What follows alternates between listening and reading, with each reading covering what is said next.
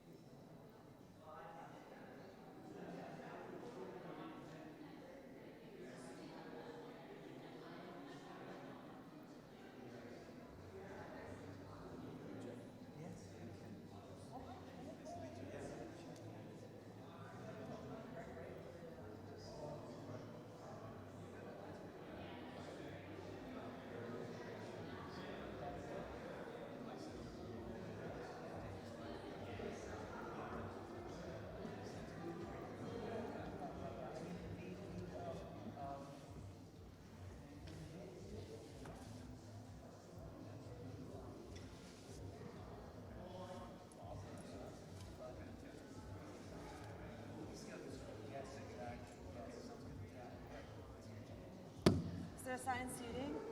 No, there isn't assigned seating. And what I just thought I was going to do is, we want to keep it very conversational. Yeah. And I think what I'd probably do is just kind of start by asking each of you to try to identify the moment when you admitted to yourself, maybe I've got a problem. Not necessarily stop it, maybe I've got a problem. And what that meant in terms of your approach to recovery. And we'll go from there. Anywhere you like. I'll sit here. Okay. Because I have a feeling I should. I was told it's not an assigned seating. It's not assigned seating. Back in school. Yeah. Hi. Oh, I'm sorry. Oh, what is it? Oh, you have that. Okay. Cool. Thank you. Oh, it's okay. Oh. And what's your name? My name's Elena. I'm a writer's media student. And Oh. I'm going to be, that's all right, I'm going to be this for a Oh, yeah. Okay. Great. And you were there last night? Oh, good. Good. Yeah.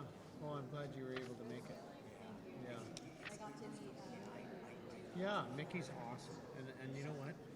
I think she's got a lot to offer, and she can be a good voice. You know? So, good. Are you going to connect with her? for sure, yeah.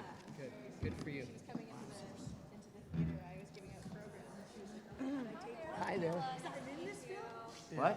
Kayla? Hi. Mom said I missed her. That's your assistant. Oh, hi. Okay. Hi. Oh, that's Yeah. awesome. When you Thank you. see a cane, then you want to give the person a minute, then extend. Yeah, it. that's good. That'll be the process. Yeah, see ya. Okay. Had the Governor General and not his yet wife fixed were that. there. Yeah. Opened it up, yeah. I'm kidding. And the dog. The dog? Yeah, their dog as well. Because I was There saying, was a dog there. There was a dog there. yeah, that was their dog. Yeah. It's the Governor General's. Oh, was it? Folks, if you want to take your seats, we'll start the first discussion in today's event, Transfixed, Addiction in Television.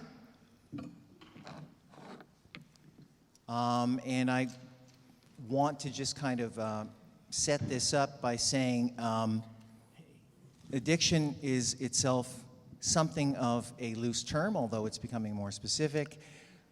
We're also using television in a rather general sense because television was once a very specific medium, and now television is available to us everywhere, all the time, as much as we want.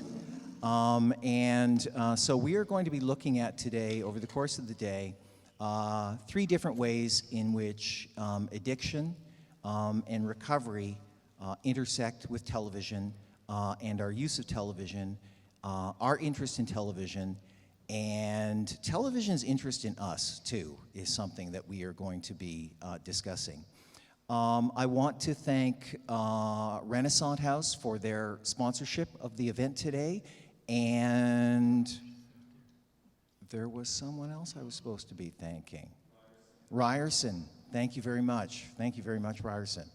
What we're looking at today, what we're starting off with, is a discussion of something which has become sort of more common, I think, in the last 20 years, and more common than ever, which is the phenomenon of facing recovery, facing addiction, trying to get over it while in the public eye.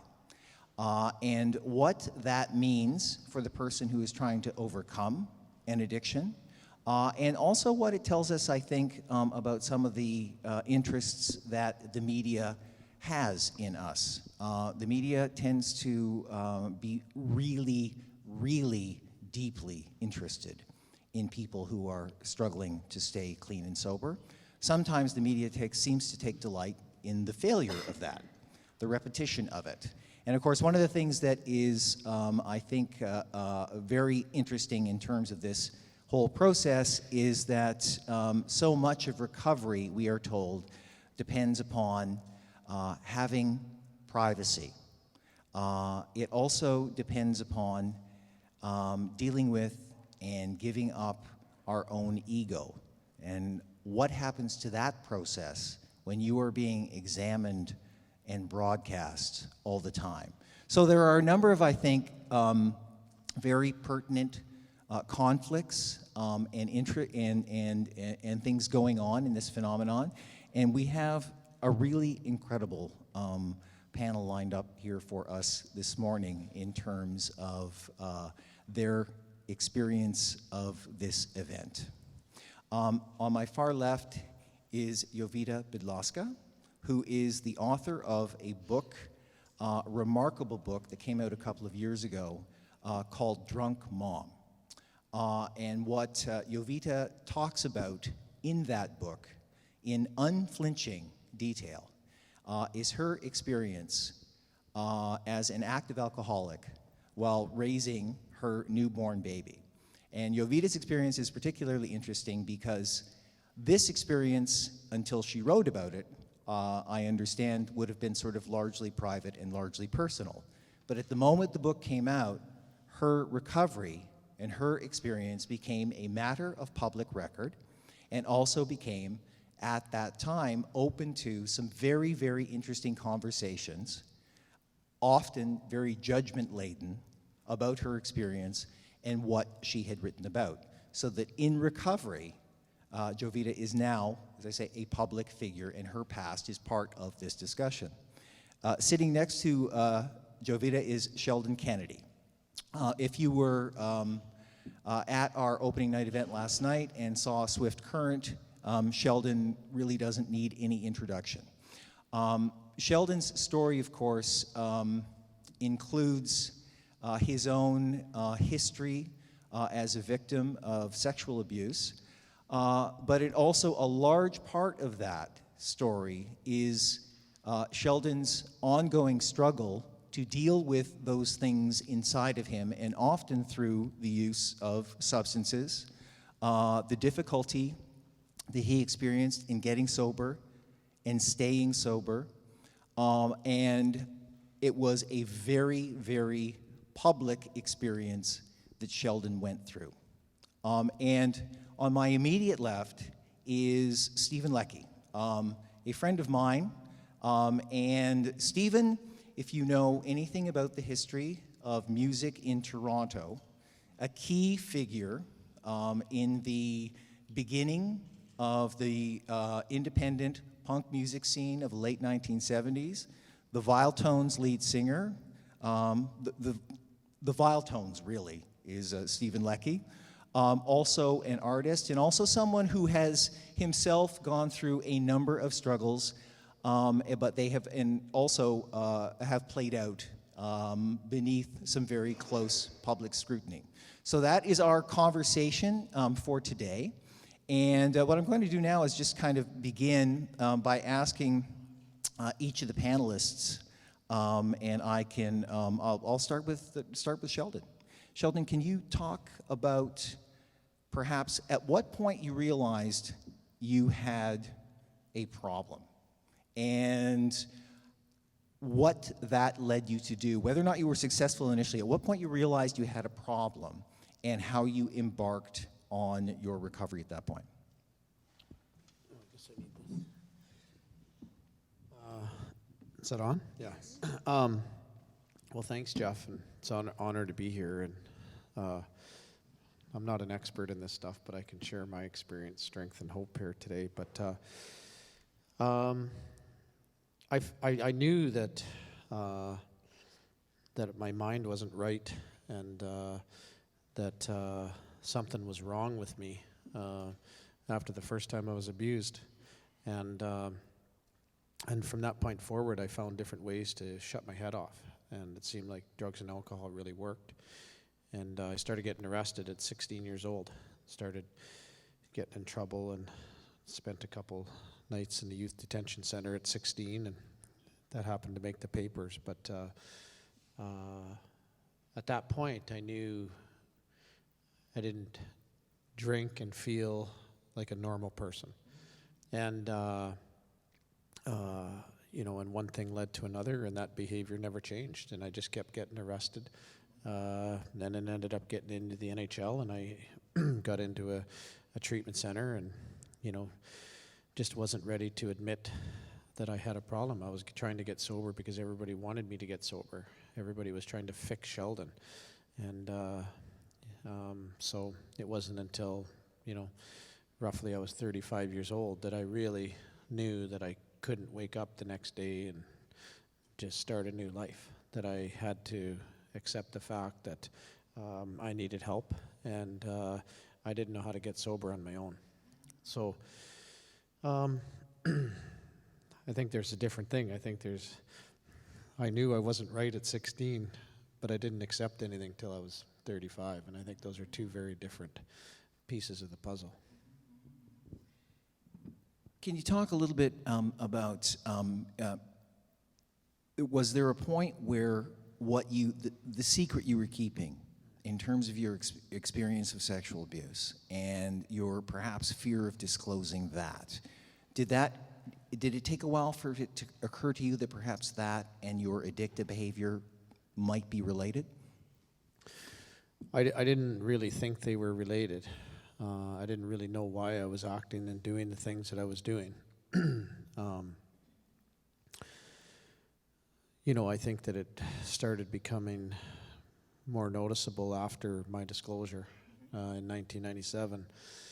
I was just trying to hold it together, and everybody wants to talk about hockey with Sheldon and so forth, and I would keep telling people my headlines is, when I was playing for the Red Wings, was wing lands in treatment center again, wing lands in jail again, Wings player off to the psych ward last night, Wings player off to long-term mental health facility, right? If we can just get this player sober, we can do more. Nobody, I was in all these facilities, nobody ever asked me more than, or looked at, all they wanted to look at was the addiction, period.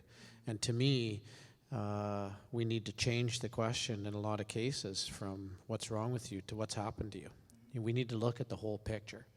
And that doesn't minimize the fact that I go to a lot of meetings. And to me, that's the maintenance part of all of the above for me, right, today. But, I didn't connect the dots on that until I actually disclosed my story, and then it started to make sense. And then I started looking at the science around it and the impact of trauma on the brain and developing brain as a child, and where that leads to, and it made it understandable for me, because I always felt it was my fault. And the reality is that, what happened to me wasn't my fault. I didn't do anything to deserve it, and it left the scars that last a lifetime. I understand them now.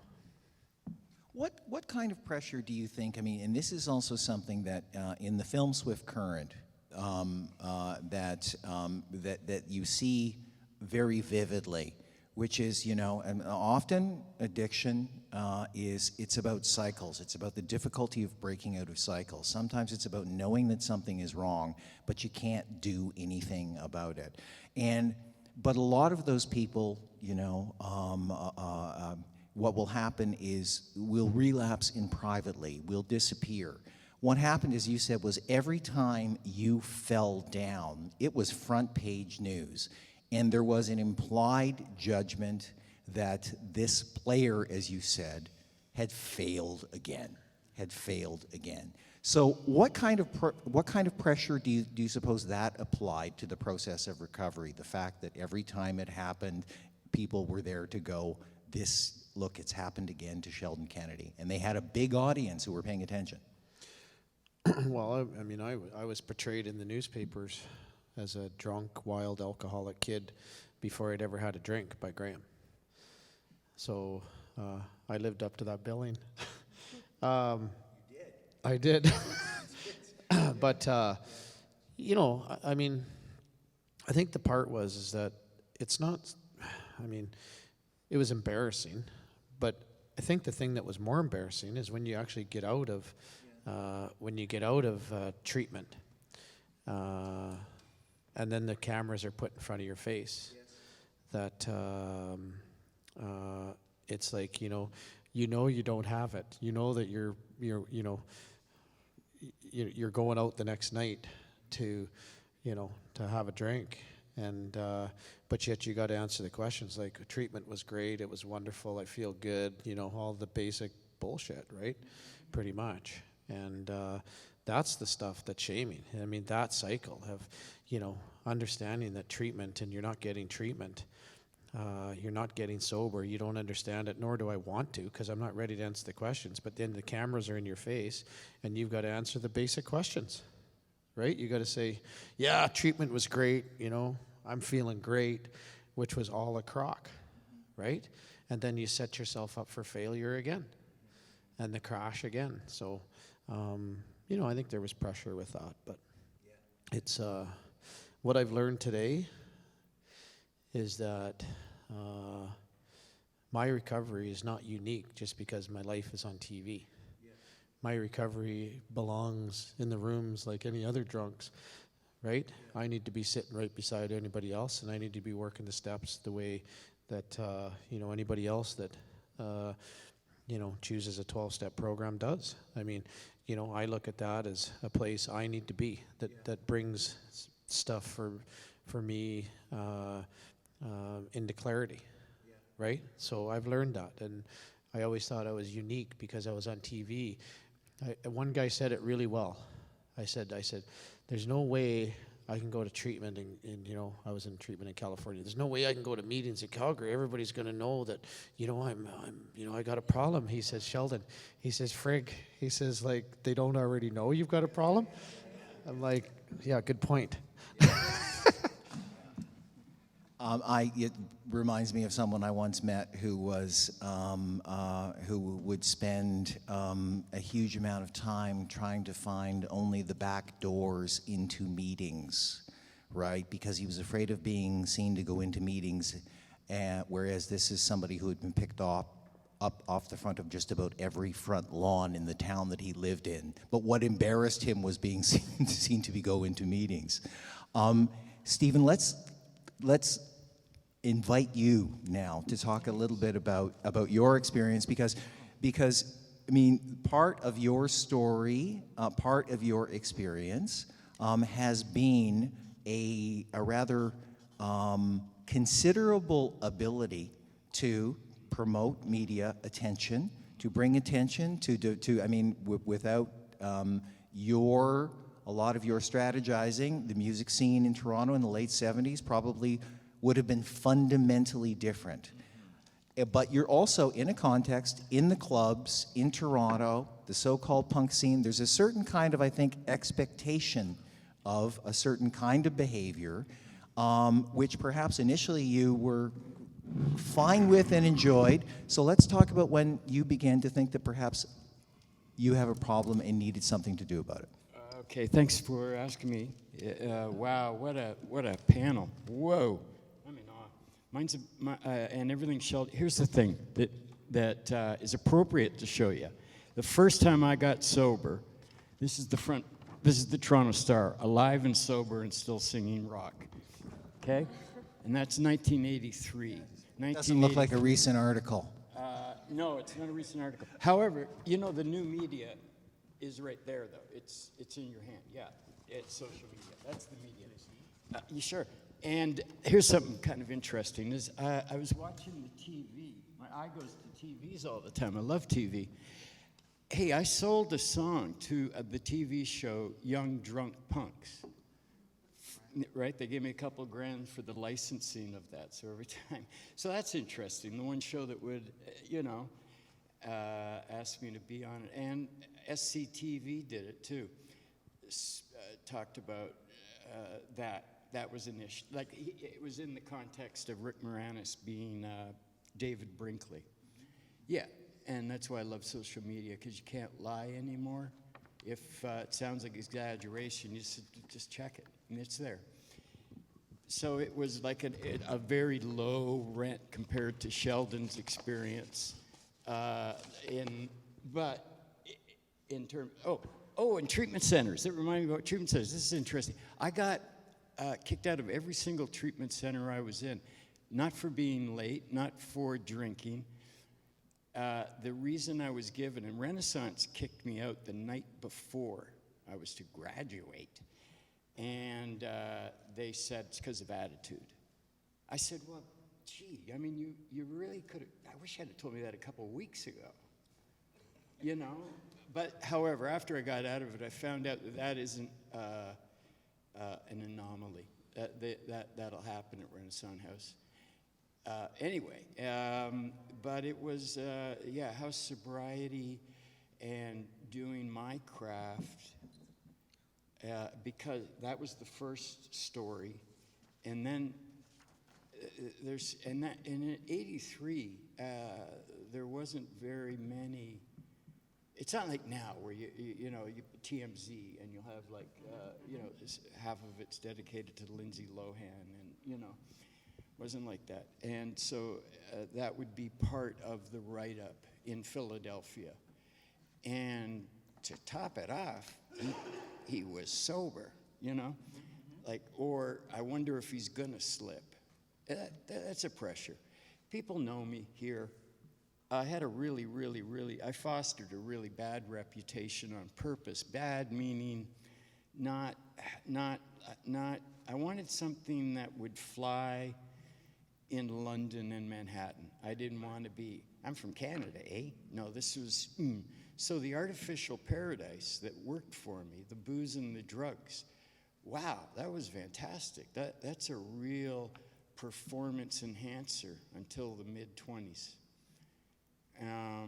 And it just cold cocked me, and for some reason, I've got a disease now with this cane, multiple sclerosis, but that's the card I was dealt, and that's fine. It's a drag not to be able to ride it, but, do certain things.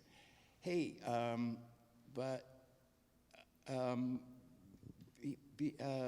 being sober, or I forgot my point I was almost going to make, but it's, and TV and how that ties in. I thought, I'll tell you, my hero for that issue was Chauncey Gardner from the movie Being There. There's a guy who's addicted to TV. In fact, that's all he did. But when he got on the Tonight Show through a series of events and everything, the most simplest thing he would say was interpreted as, wow. Like he would say, the garden needs watering.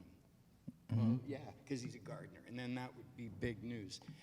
So I would start getting interviews where that was part of the thing of it. And it was really hard. I had after music, I opened a gallery and a clothing store in Queen and Sherbourne, and I would have people come from Manhattan that would tell me there's not a block like Queen and Sherbourne down there. I mean, it is really truly, you're taking your life in your hands at night. I haven't been there for a while, but yet I opened a gallery there around 20 years ago and stayed for 5 years.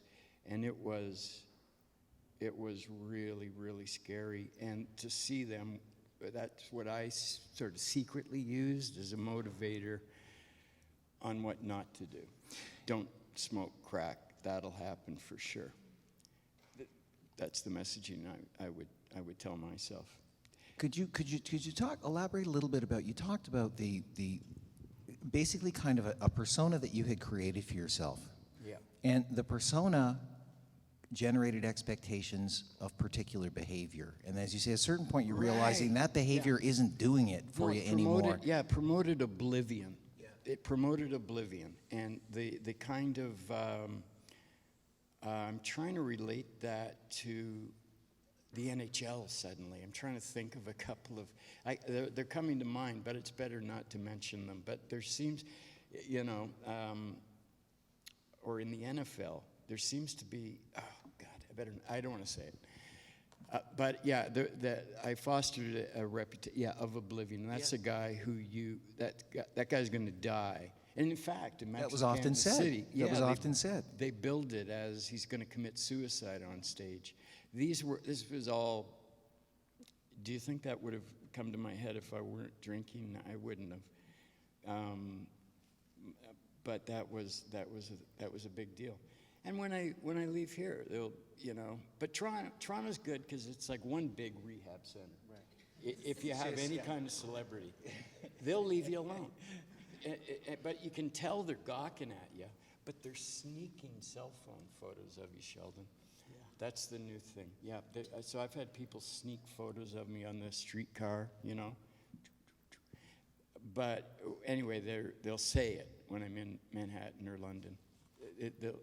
They see on the street, oh, you do this rock and roll, this punk thing, and that's that. Well, as I say, it's what we're talking about is that often what happens is the media addresses you, and it has its own expectations. It has a kind of, because it likes to speak in particular familiar narratives. So if you have been cast in a particular role, you are you're the rough guy on ice, you are the suicidal punk, then that becomes as much, I would say, in some cases, a trap as anything else. And I want to now invite Jovita, because her experience is rather different. And what I'd like you to do is to talk a little bit about, this is probably stuff you've covered a lot, but we need to get there, which is your motivation to write Drunk Mom, to go public with something, as you learned later when you went into interviews, that many people felt you shouldn't have talked about. And so the public dimension of your experience actually comes after you recover, after you've written the book. Tell us about the motivation to write the book and how the response to the book influenced your recovery. Sure. First of all, thanks so much for having me here. It's a my great pleasure. honor. So I have to be honest, because the motivation was not to be a public person and talk about recovery, and it was quite cynical in the beginning. During my drinking, I started writing a novel. That's what I told myself, and this, I think, shows the extent of denial that an addict has. So I was writing about this mother who drinks. And my denial was that I was taking notes of what was happening in my own life. So I would sort of write down, conversations that I had with people. And when I went to rehab, I told myself I was going there to do research on my book, the fictional book that I was writing. So I elevated myself above all the other poor addicts who were there, because they had to be there, because, of court order, or because they wanted to get sober. So that was kind of the first motivation, was just to have a book out. And then right before it came out, I met with my literary agent, and I came out to him because I was sober at that time, and I said, it's not a novel. It is a memoir, if anything else. So we need to clean it up and take out all the parts where I, embellished a little bit and things like that, and make it a true story and tell this story, because I've never read this story. I've read some addiction memoirs, and there are a few where, there are children in them. I think Lit is one of them.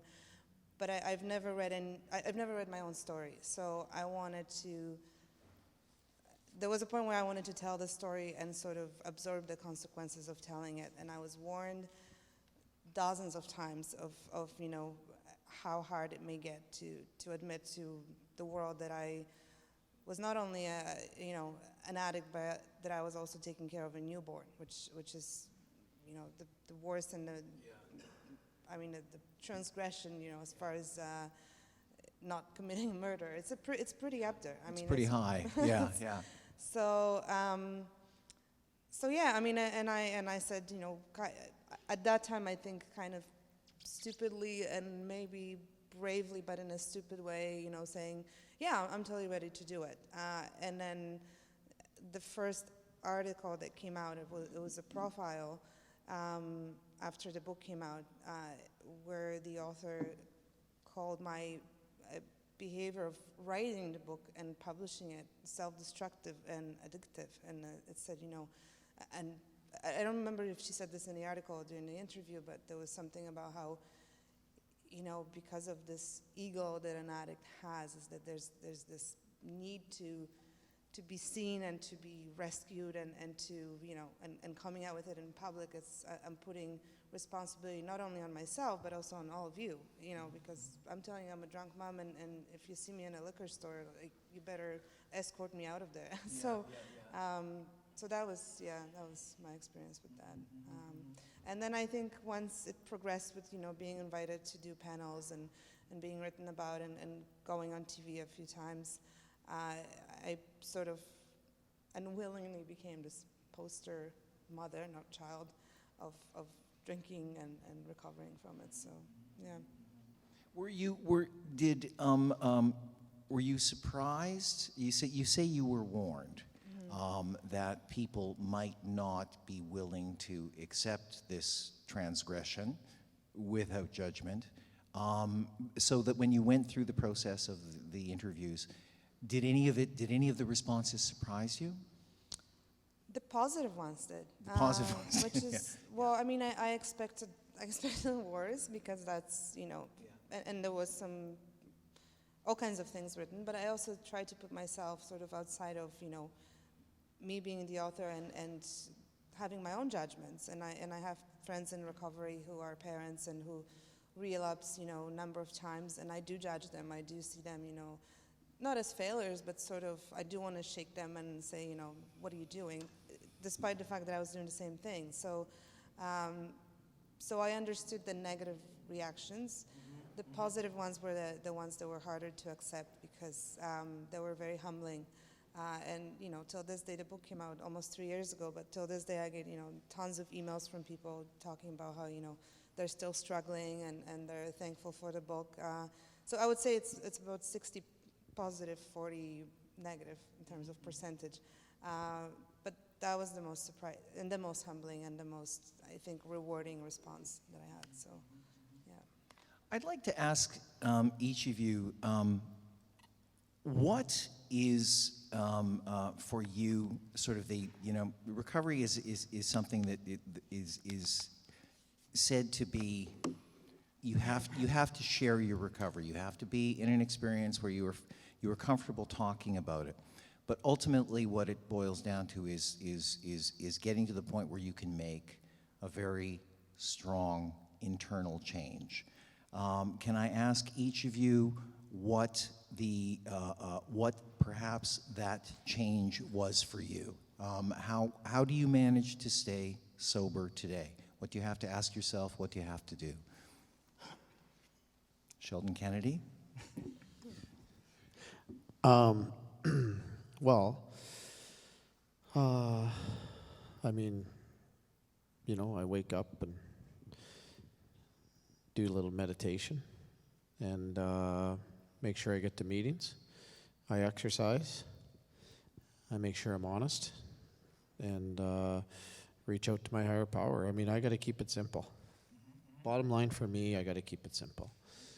And, you know, I haven't had a desire to drink or drug in a long, long time. And, but that doesn't mean my life seems unmanageable at times. And my mind, so, you know, I personally need to keep it to the basics. I try to show up at meetings. I try to stay connected to, you know, my group when I'm in Calgary. Either by phone or, you know, by getting in. And when I'm not in town, I get to meetings outside of town. So, but that's what I do. Because to me, you know, if I look at, I need help living, right? I'm a very fear-based person. And ultimately, you know, fear can freeze me and run my life if I don't manage that. And, you know, so it's about creating some tools, having some tools, some basic tools that I can use at any given time to, you know, get through life on life's terms. I mean, that's the way I look at it. But, you know, to me, recovery is a journey. You know, my first, you know, at least 5 years of recovery was very chaotic. A lot of anger, a lot of shame, a lot of guilt, a lot of chaos. Trying to figure it out and hanging around long enough, you know, to actually You know, be able to have living sober be normal, because for a long time that wasn't normal for me. Being you know, so and you know, I mean, I just think that, you know, the honesty is critical. Being honest with the way we feel. I mean, you know, I lived with, you know, suicidal ideation for the majority, well, I still do. You know, and what recovery's done is, it you know, the longer I'm in recovery and the more I give and put into recovery, the longer gaps get between those thoughts. And, you know, it's, and I find that, you know, as soon as I'm honest about that stuff, whether it's the, you know, feeling, like these feelings are back about suicide, or the feelings are back about whatever it might be, as soon as I'm honest about that, it loses its power. I don't need to go to a specialist. I don't need to go, you know, I just need to be honest, right? And own up to that stuff. And when I do, I found that for me, those things lose its power from consuming me. So, you know, I just think that it's practice. This whole thing for me is practice. You know, get up in the morning and keep practicing to be better. And I want to be the best I can be. And that isn't just going to happen and one day I'm fixed. To me, that's a journey, you know, and so that's the way I try to look at it. Stephen, let's talk about that attitude that had you shown the door of a number of rehab centers. Did you have to adjust the attitude, or did you have to maintain the attitude and make the recovery work within it? How did that work for you? Yeah, I was actually using a couple. I went to 2 rehabs as a holiday, and I knew it. I wonder if they could feel that vibe off of me. But some of them are kind of like paradise. And I knew the drill since '83, since, you know, the first time I had gotten sober. You know, I got a handle of it and was in for a couple of years and then relapsed. So it's you know, and what motivates me now, what you had asked Sheldon, is to keep sober, to stay sober. If there's something to replace it with, is an awareness that I didn't have before of just make your dad proud. My dad gets really proud because Grandpa was an alcoholic. And so that's good. As a matter of fact, you know, this ties in. It's a little different. Oh, the only people who hate when I use social media and say I'm sober are AA Bible thumpers. They hate it. Well, that's just your ego. I go, well, you know, a lot of kids are showing up because they heard I'm going to be here. I was just, Chris has my phone, but right now, if I typed, I'm at that panel speaking on recovery and other things in that area, it would get triple digits, I swear to God, within like 20 minutes. Yeah, I did a show at the Phoenix last time I played. It was, you know, packed and everything. It was, you know, the Phoenix, and it was August 15th. And I actually, and we're sort of into the 5th song. When that was over, I asked someone in the audience, "What time is it?" And someone said, "Blah blah blah," but it was after midnight. And I said, "Well, I'm X amount of years sober today. And this is also the date Elvis died." I got a bigger applause for being sober than at the end of the thing. The pendulum has switched. You know, they look more like Jim Morrison than Bill Wilson. You know, and do you know what I mean? I just mean in a kind of in an attitude, and the straight edge culture, which is massive in the States, are, you know, it's like punks.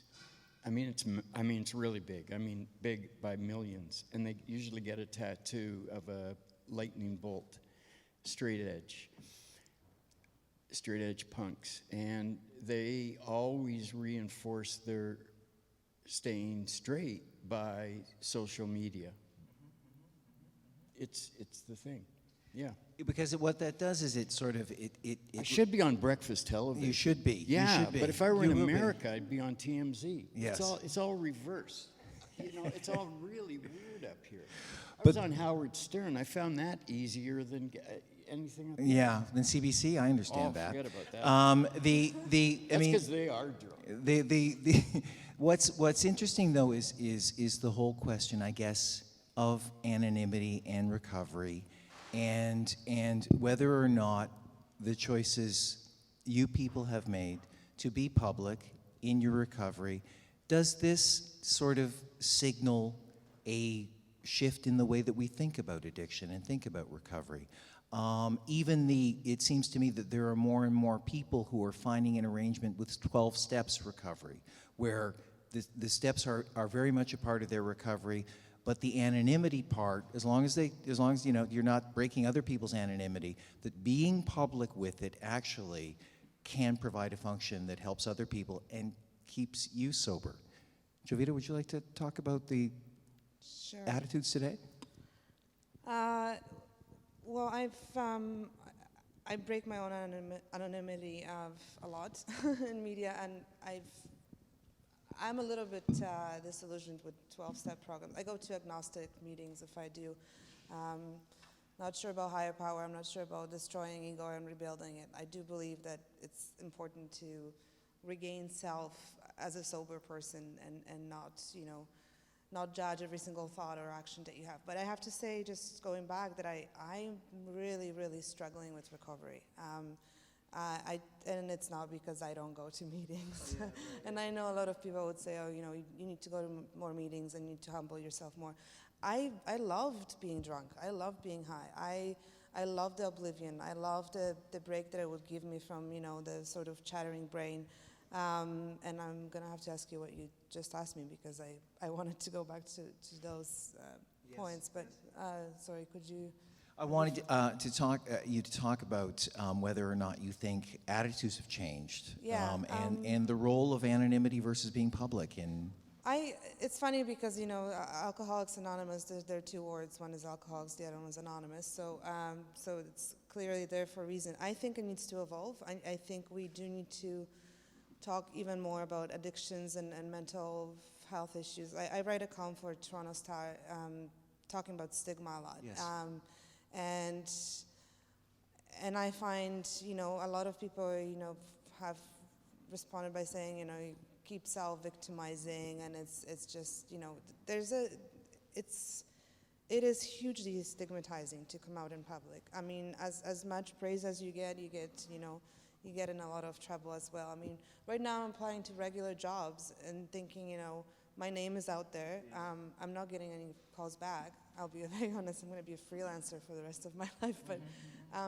But I find it's still very difficult. I mean, it's good when public people like you two guys come out and sort of are poster people for recovery. But and then there's also this sort of someone mentioned Lindsay Lohan. Like, there is a glamour to being a drunk and an addict and being reckless, and we praise that as much as we praise recovery. I mean, there's a show called Intervention where we just watch those train wrecks and kind of, I used to do that when I drank, and it's and they're not. I mean, for me, they served as entertainment, not as warning. Like, it was, So I think there needs to be more, but it's always saying, we need to talk more about it. I have no idea if it changed. I mean, and the 3 years since the book came out, I haven't really seen a lot of change. I mean, hopefully I'm wrong, but I don't know. Sheldon. Well, I just think, on that, we had this discussion yesterday, Jeff. I mean, I think that we need to talk about recovery. We need to be reaching out. Right? I mean, it's not about blasting somebody else out of the water about their recovery, but why should I be shamed to talk about mine? Yes, right, yeah. And you've got a platform to do that. Yeah. And, to me, the only caution that I have is that you know, is you got to walk the walk. If you're going to be talking the talk, you got to be walking the walk.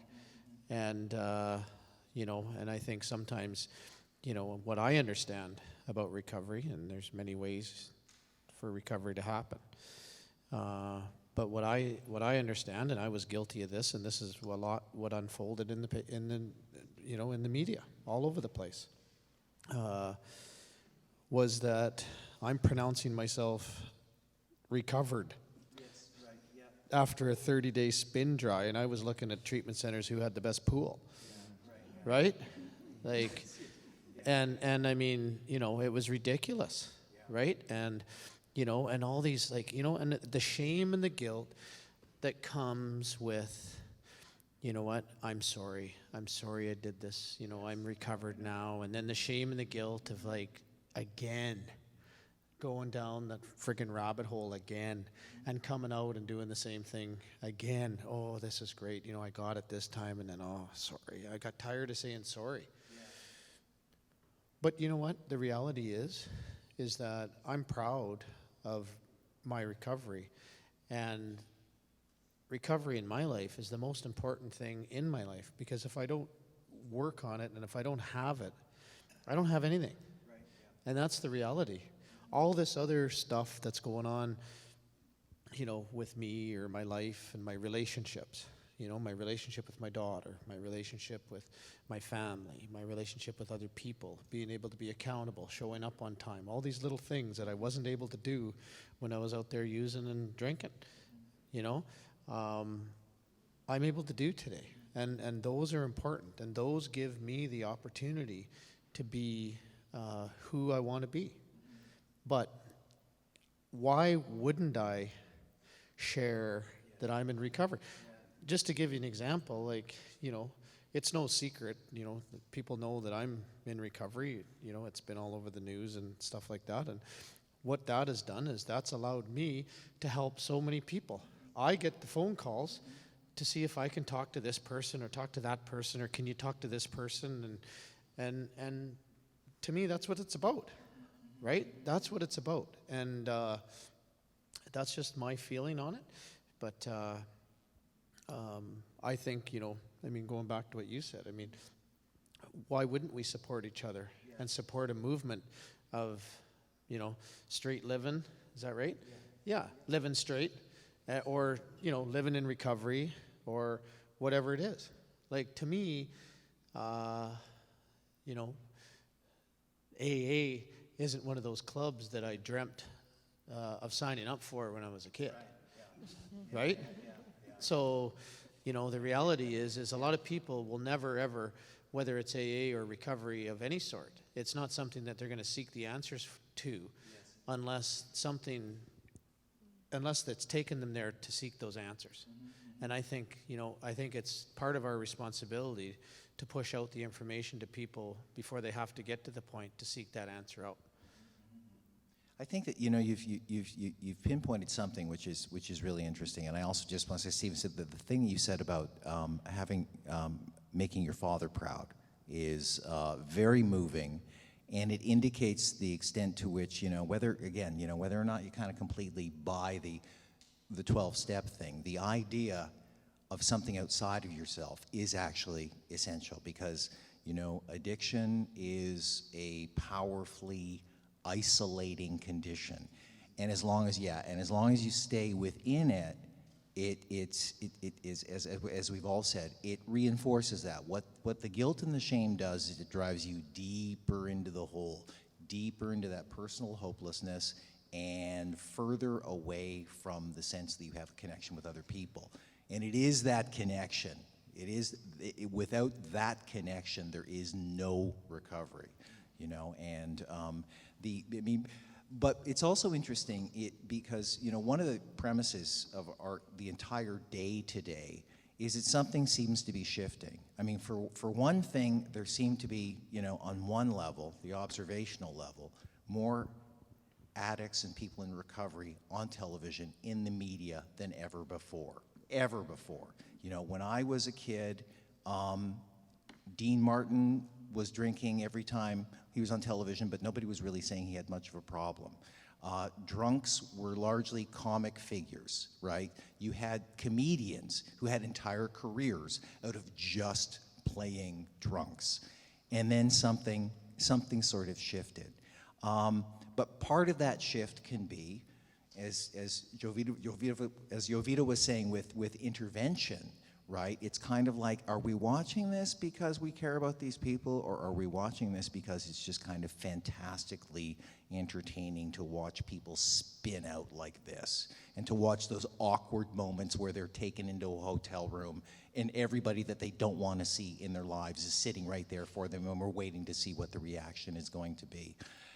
Have there been significant changes? Where do you think we are today in terms of the way we think about addiction and recovery? Well, she has changed. Yeah. For that reason, in your living room, where we once saw that guy Foster something. Foster Brooks. Yeah, it was. There was a certain or you'd see Morrison slurring his way through an interview. That's the way it was in the 70s. Well, 70s was Son of Sam. You know, it was, the whole world was different, all in the family.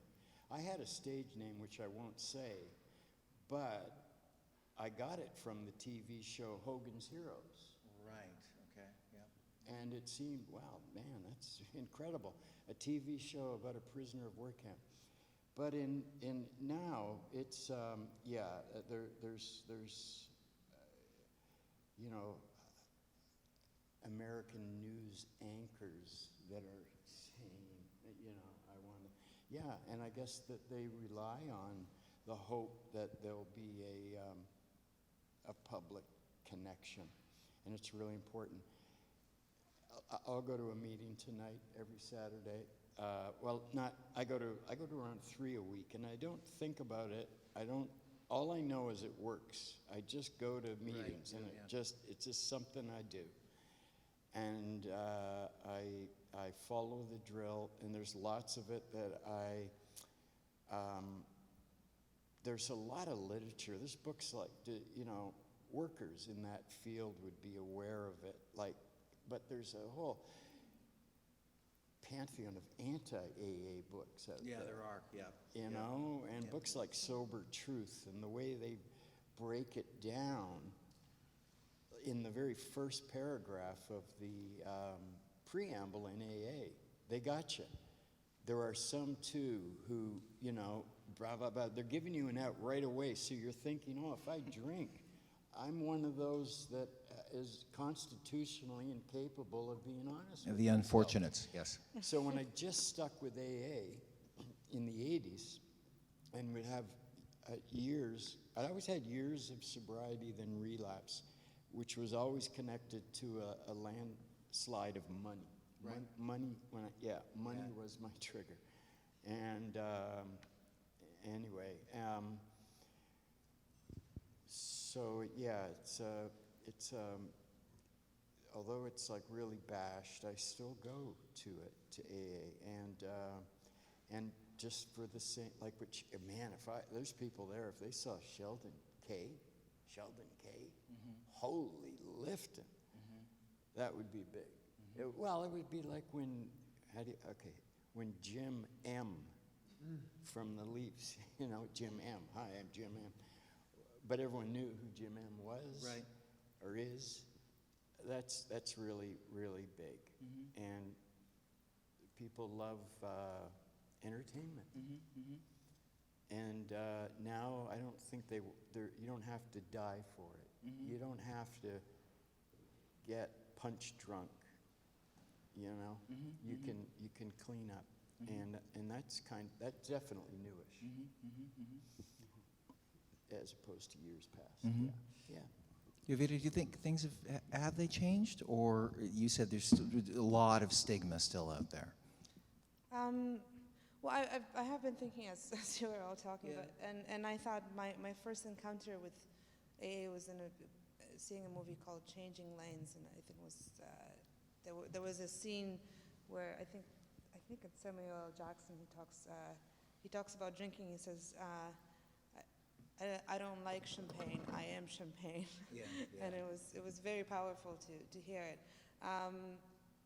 But I mean, I think it's a very individual, decision to. I would never hate. I mean, I would hate to be, promoter of AA because sometimes it worked for me, sometimes it hadn't. And I wrote this year in January about a major slip that I had. So, as I said, being a public person and talking about recovery is a huge responsibility, and I chose to write about it because I wanted to show that it's not a straight path. I mean, it's Right, you're yes. kind of all over the place, and there's a lot of things that personally bother me about AAs that it seemed to be they're chosen people who get sober and people who want it just as much as the person who managed to stay sober who die from it. So it's kind of that's my conundrum when it comes to AA. But it is. I find it is kind of glamorized in media too, as much as I don't know if it's in this. There's a show, House of Cards. I don't know if there's Yes, someone yeah, who's an House of Cards, alcoholic yeah. there. So it's we have these cool people who are going to meetings, and that's always good to see. I mean, I remember going to meetings and seeing, especially during TIFF. I'm not telling anyone to go to a meeting to meet a celebrity, but you do meet a lot of. It's a good place to get autographs. Yeah. And you see them and you think, oh, okay, well, it's I'm in a club or whatever. I mean, I don't know. It's there's so much that recovery is, and I find that one thing that it's not shown is that you really do need a lot of support outside of meetings. Yes. You need your family. You need your one of my biggest struggles was that once the book came out and I was supposedly recovered, not recovering. I had a lot of people around me say, that's it, it's taken care of, but it's not true. I mean, you have to you need to be constantly supported. That's why we have Al-Anon meetings, not that everyone loves them, but there are, it's a very isolating, Yes. I don't call it disease, I call it condition, but it's a very isolating condition that it's chronic, and that you need a lot of support for. I mean, I'm just to share, I mean, I do go to this agnostic meeting. I have a therapist, addictions therapist. I take medication. I get all the support that I can because I don't have the personal support, and that's very important. And I think that's one of the things that could perhaps be shown more in media and in popular culture. It's not just the meetings. There's Yes. more. Yeah. So. I mean, I think, and we can turn it over in just a moment for any comments or any feedback. I know part of my own experience, and I'm a recovering alcoholic, is that I realized that a lot of my experience was because I did want to fight with the program. I really resisted the fact that there was a kind of a universal program that somehow described me. I was too arrogant to accept the fact, to accept that. But I think the other thing too was that I realized that sort of my own addictive alcoholic personality, my own ego was I was always looking for things that said, but that's not you. You don't belong here. And so weirdly, not weirdly, actually, it's predictable, but what I came to understand was that I was using what I thought were my intellectual objections to the program as essentially a justification to keep getting drunk. So my fundamental choice at that point was, okay, do I make an arrangement with the program where I can take things from it where in fact there are essential truths that do apply to me and help me stay sober and ignore the rest of the stuff? Or have I failed at AA and AA has failed me and basically let's go back out? So it's really kind of interesting, but staying sober for me involved a very kind of long, complicated process of understanding the extent to which essentially I could bullshit myself, and that's profound. I have a huge capacity, massive capacity for that. So I just think it's very interesting to talk about, I think sort of the 12 steps, amazing, but I think making your own arrangement, as long as it's based in honesty, as Sheldon said, as long as it's based in complete honesty, the extent to which you believe you're being honest with yourself and know your limitations, that you can actually stay sober and not necessarily be that poster person that you spoke of, that was spoken of. Well, I just, that was well said, Jeff. And I was having this conversation last night because, you know, if you look at the NHLPA, which is the NHL Players Association Behavioral Health Program, they get a bad rap from the players that come out and say, it didn't help me, it didn't get me sober. Well, how are you going to win unless somebody accepts their own responsibility to do the work? You know what I mean? And I mean, you know, so it's like,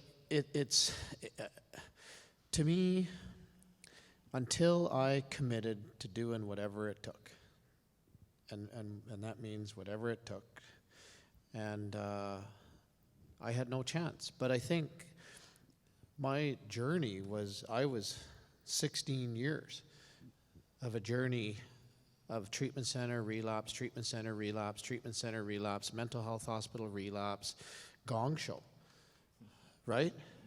You know, and every time, you know, right from the time I was 16 in 1983, right? And I was first, you know, got arrested and got put in youth prison or whatever it was for a night. Right from that point, the seed was planted. The seed kept getting planted for me. And every time I went to treatment, it was, you know, I learned a little bit more. And every time that, you know what, it slowed me down a little bit because I was on a path to die. Yeah. And then it brought me back here. And then it gave me another run. And then, you know what I mean? Yes. And it kept giving me that chance to live again until finally this thing caught. And I think that what we need to do is make sure that we try to keep people when they come in the doors of wanting to get sober, whatever that is. I go to meetings because it works, exactly what you said. But we have to make sure that it is a welcoming environment in case somebody does go back out, because the fear of admitting and being honest about a slip, to me, I think that is the most critical piece, is to make sure we're welcoming. I agree. When Always, that slip unconditionally, happens. yes. And anyway, that's just my piece, because I see it all the time. We see these young people coming in, and it takes them out almost. Yeah. It almost like, I mean takes them out as far as like out. And because of the fear and the shame and the guilt that they failed at recovery too. Right? Yeah. And so I just really think that, you know, that piece of it is critical. And sometimes I see, you know, it's like the club, right? And if you're not like, I don't know, I like to go to the clubs, and there's many different clubs, AA clubs.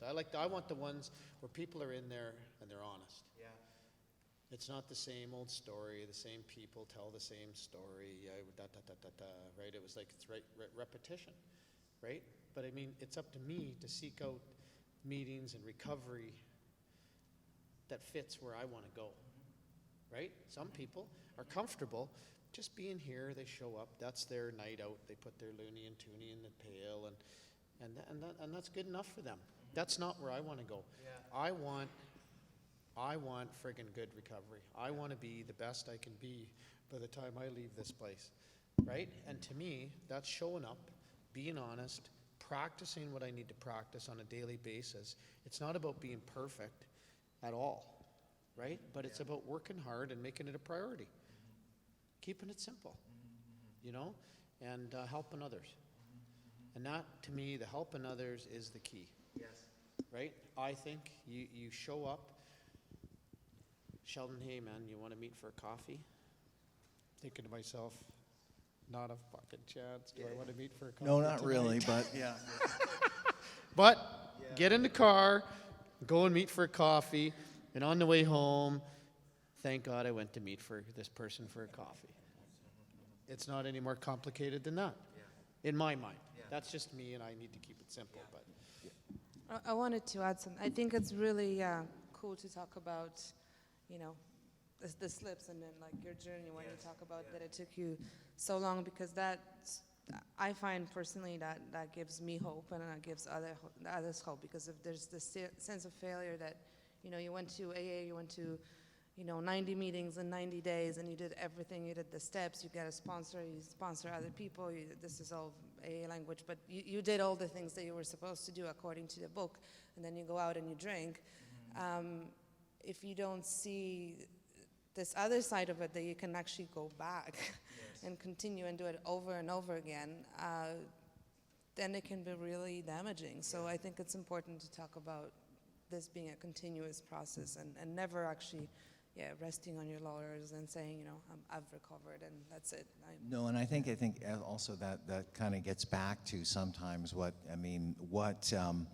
a lot of our media, our culture loves to do is to have resolution, to have the suggestion of happy endings, that you reach the goal on the hill and the sunshine is there and it's over, you've done it. But I think for me, and I'm getting the strong impression from everyone on the panel this morning, that it is a reckoning that no, it's ongoing. It's like it doesn't have to be a life sentence, but to use your word, Jovita, it's a life condition. It's a life condition and requires that kind of whatever daily arrangement you make, right, that gets you to the end of that day as sober as you were when you woke up, and with a desire the next morning to do the same thing. And once you've accepted, too, that there aren't happy endings, there aren't mansions on the hill, there aren't, but that's all right, because it gives you an opportunity to help other people. Stephen, do you want to say? I was just thinking, the Second Cup franchise was started by a Skid Row alcoholic from, you know, the Allen Gardens. And you talk about keeping it simple. I mean, he really keeps it simple. In a couple of interviews I've seen of him and at meetings, he said, I started it at the beginning because I noticed there wasn't a place that we alcoholics could go after a meeting and just order coffee. Wow, what an entrepreneur. And then that led to the Second Cup. They're all over. So there is definitely, Sheldon's, I can't add a thing to it, but I'll try anyway. But yeah, it's this thing of, you know, by helping others, it's a karma thing. And it does have this effect of strengthening my resolve and sobriety, because I'll go, well, yeah, I guess I did, quote, help someone, but with no agenda, not mentioning it. It's got to be something that no one's aware of, you know, that no one saw or something. And there is, the payback for that is my life. I don't know, alcohol, what a monster that is. Wow, I've done every drug I can think of, and that alcohol is the only one. Why is it that suicide always comes in? Other drugs don't seem to do that, you know, and I do, like, anything, anyway. So by helping others, you might not even notice that it's helping yourself too. Yeah, so that's good. Yeah. Good deal. I'd like to turn it over now. If anyone has any, we'll start right there. Hey there. I have a question. I'm a person who sits back and I kind of try to watch and look for commonalities and common patterns. And the one thing that I see the three of you looking for, which is honesty, which is truth, is people we learned, when we were put on this earth, we all had instincts, we all had intuition, we all knew how to do life. So in the last 100+ years, the things have just fucked up totally. Ever since we started using our brains for everything instead of our instincts. So I've been looking into this. And I look into the brain, and I look at that little pineal gland, that gland between the two hemispheres, the left and right hemisphere. That's where our intuition, our instincts, our capacity to love, our capacity to show up to know what truth is, to reach our higher consciousness, which everything is under attack from AA meetings and the spirituality. In France, you can't say the word God. It's becoming illegal. Guess what calcifies our pineal gland? Fluoride. 70% of the world's water supply now has fluoride in it.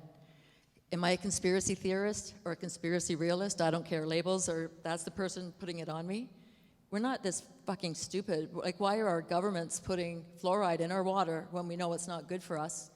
And it's dumbing us down. And I think that's part of the reason why when you look at people watching TV shows and you look at them watching people suffer, they don't react.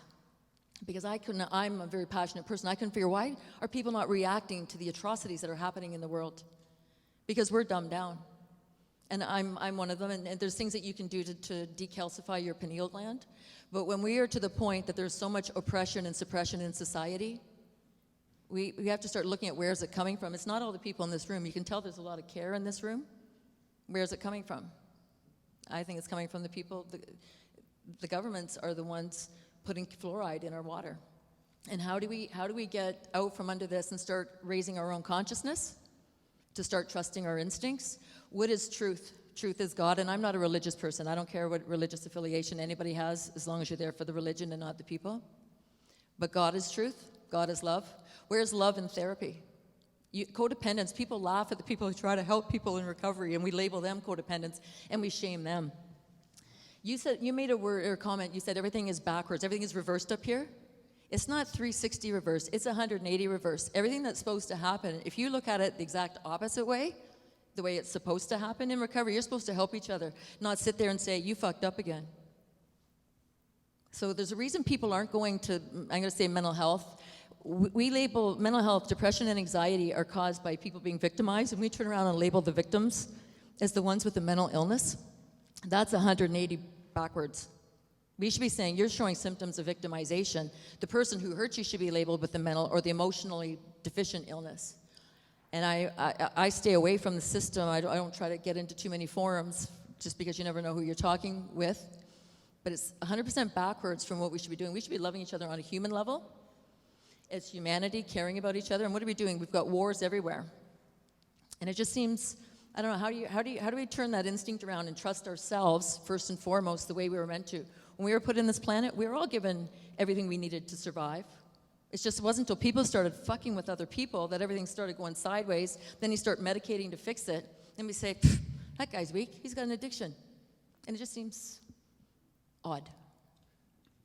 Thank you. Thank you. Response, panel? Respond to that. Well, you know what? I really need to keep it simple. And you know what? I need to know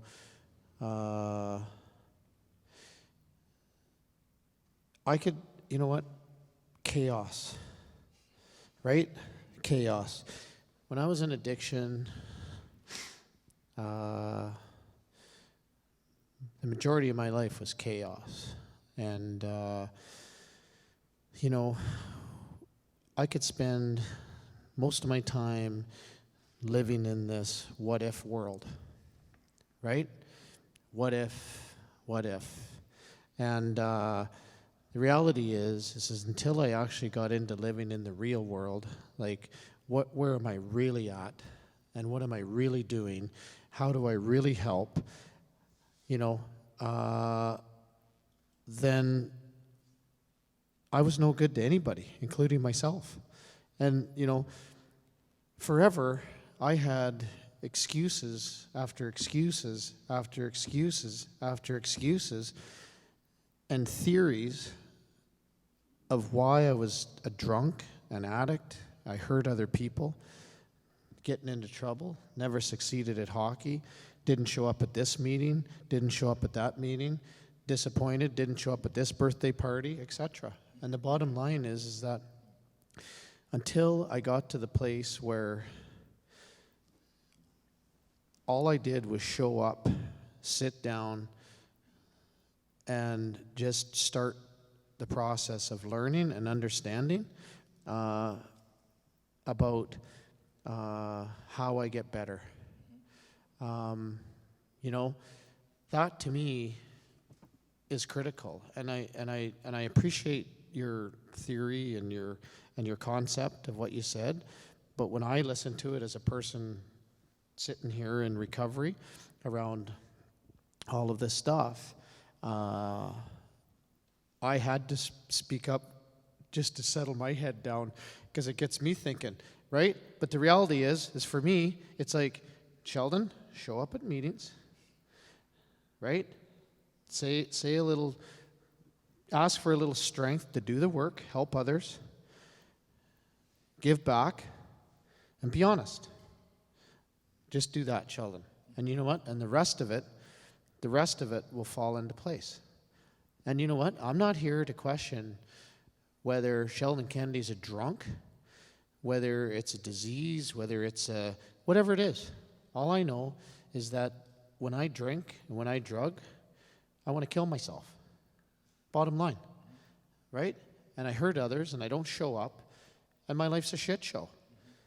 So why would I question what the hell it is? Why would I do that? Right? So, for me, I finally found something in my life that works. And it doesn't mean that hasn't evolved and changed a little bit and got better and, but the reality is it works. And I won't question that, even though my head wants to. Yeah, of course, yes. Right? Yeah, I think that's what I need to do. I need to do that. And when I do that and I put myself in a place, I think better, and I can actually understand the bigger picture in a lot healthier way and understand the direction that we need to move in. I think, a lot of us are also chaos junkies. And the reason we're chaos junkies is because when our heads spin out of control, then we only have one solution, and that's our addictive or alcoholic thinking, right? So creating that sense of chaos, creating that sense of hopelessness, of being overwhelmed is also something you have to be very careful of, because very quickly your mind will go to the point where there's only one way to make that stuff go away. That's, so, Kavita. Oh, I just wanted to add that the why is not important at all in recovery. I mean, I have a chapter in my book where I'm driving with my ex-boyfriend, and he asked me, why is it that I drank? And I list, I don't know, I haven't counted, but there's about 70 reasons. Yeah. And there is no reason. I don't have, there's no genetic component in my family. Neither my parents, ever drank. I had some trauma in my teenage years, but the why is not important at all. No. Because we can understand it, we can take it apart, we can look at brain chemistry, we can look at anything, and it's not going to recover you. No, it's not. Just because you know about cancer, it doesn't mean you're going to get cured for cancer. No. That's it. Ken.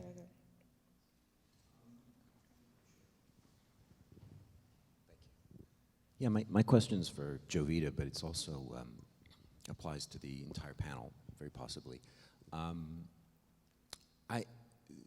The narrative of recovery, recovery is a process, but it's also a narrative and an industry. And one of the things it seems that it demands, and has been evident from the panel's discussion today, is that it demands that in some ways you bear a tremendous weight of personal responsibility for the addiction, that it begins and ends with you, that the personal is a very big part of the way that narrative operates.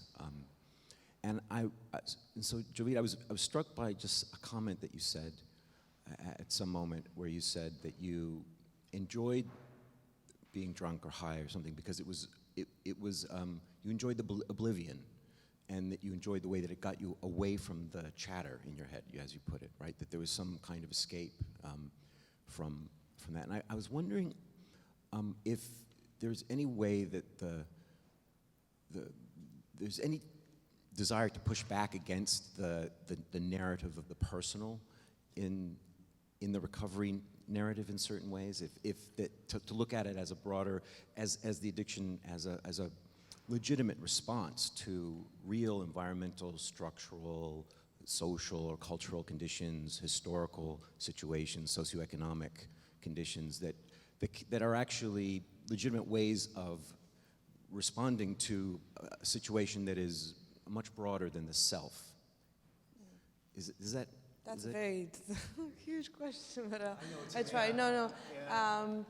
I think the only, if there is responsibility of talking about it publicly, is that you can only tell your own story, and it's as you can tell, each one of us has a different story and different paths. So I'm not sure if you can and I don't know if that was your question. If you can generalize as to, I'm not entirely. Causes that make you drink and being socioeconomic, people hurting you, and you don't know how to handle your emotions, so you numb them out. Is that what you're asking? Yeah. I mean, I don't know. I'm only, and I've always wanted to, stress that I'm only talking about my own story. Like, I don't want to take, because I don't know the reason for it, and I'm just sharing what I know about it and what my story was. So, No, that's. maybe. I think just wanted to say that to respond to that, one of the things I actually, in my recovery, have dealt with and struggled with is the whole question of whether or not this might be a reasonable response, right? And I think it gets back to something else that both Jovita and Sheldon said, which is that ultimately it doesn't matter what's going on externally if your reasonable response is going to kill you. If your reasonable response is going to kill you or is going to continue to make the lives of people around you painful, then it's by definition an unreasonable and unacceptable response. But I have, over the years, not so much struggled with that myself, because I kind of had to get over that pretty quickly, but I have spoken to a lot of people whose biggest problem with recovery is that the world is an awful place and I can't look at it.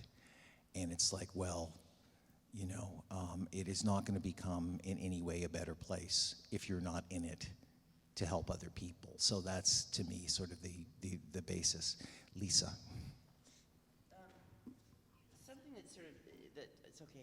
Something that sort of scares me about what we're talking about, and something that I've experienced before, is getting thoroughly drunk and then feeling really suicidal. And I wonder whether or not that is a side effect of sort of alcohol poisoning that we don't talk about. Mm-hmm. We don't talk about that if you've had too much, that you can actually, it can just trigger something to say, I don't want this anymore, I've got to stop this, I'm going to end my life. Is that an experience that a lot of people have with, say, overindulging to the point where your cells are saturated and you're down for the count, and suicide comes creeping in? Is that it? Because it's not listed anywhere with alcohol that it can cause suicidal ideation. Certainly we hear that all about pills, but we never heard about alcohol. And I'm wondering how common that might be as a serious side effect of alcohol. I have a part in my book where I talk about wanting to kill. I mean, I look at subways, oncoming subways, and I think about. But this is related to me not being able to stop drinking. So that's, I think that's a separate issue. But alcohol is a depressant, and it's certainly, I think, and this is just my guess, but I think at some point everyone has this idea of like, I'm sick of this shit, I want to end it. Yeah. So when you drink, I mean, and if you, I certainly tend to have probably more of those thoughts than your average person. It seems like not a bad idea and not a terrible idea. It's, I talked to someone, I wrote an article recently about suicide, and I talked to someone who's in recovery, and he talked about how it seemed like a relief. It seemed like, I don't have to wake up with this, whatever I'm dealing with, because you usually drink over something, or you drink to get any sort of, relief from your everyday life. So I think it's a very natural thought to have if you're, in sort of state of active addiction. I've never, I say, I enjoyed alcohol and I enjoy getting drunk and all that stuff, and I had lots of negative experiences.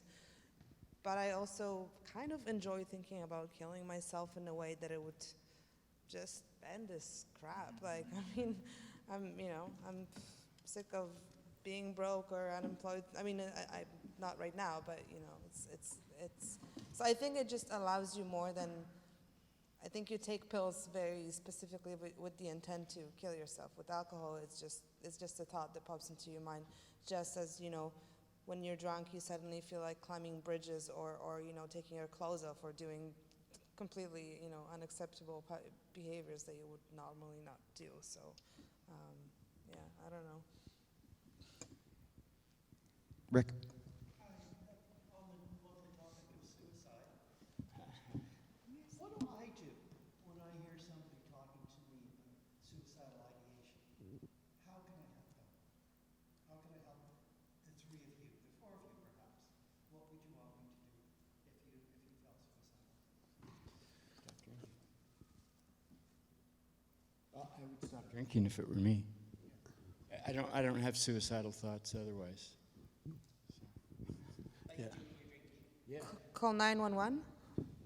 Yeah. I mean, I'm not joking. I mean, I worked for the stress line for a couple years, and then I was kind of, that's how we were trained. It was like, unless you're a qualified professional, I mean, if it's a friend, you know, you just sit with them and you have a tea and you try to talk about, you know, I mean, the way we were trained was like talk about nice memories, like going camping or, you know, taking a warm bath, but that only takes you so far. But so, I mean, 911 is something, you know, you would do if someone had a plan and was literally leaving, you know, to do it. Other than that is, unless you're qualified, I don't know. It's not a. Well, and that's a good point. And I think that, you know, most of the time if people are bringing that up, what they're really saying is, can you help me? And I think that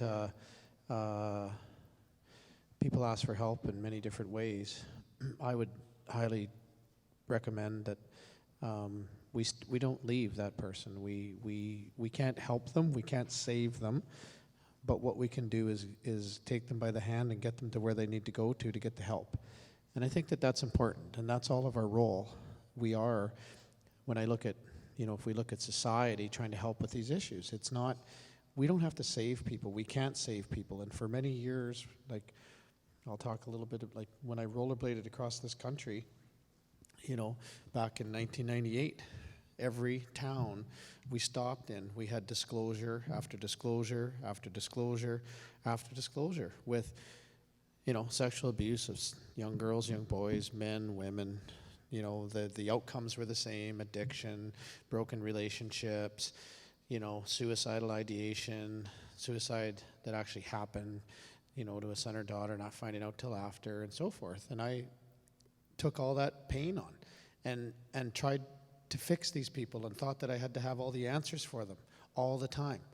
And what I've learned over, you know, what I've learned through, you know, trial and error is that my job is to listen, and my job is to maybe make a phone call and to you know, whether it's transit, whether it's, you know, driving them to a place where they can get help and make sure that that help is the proper help for that person.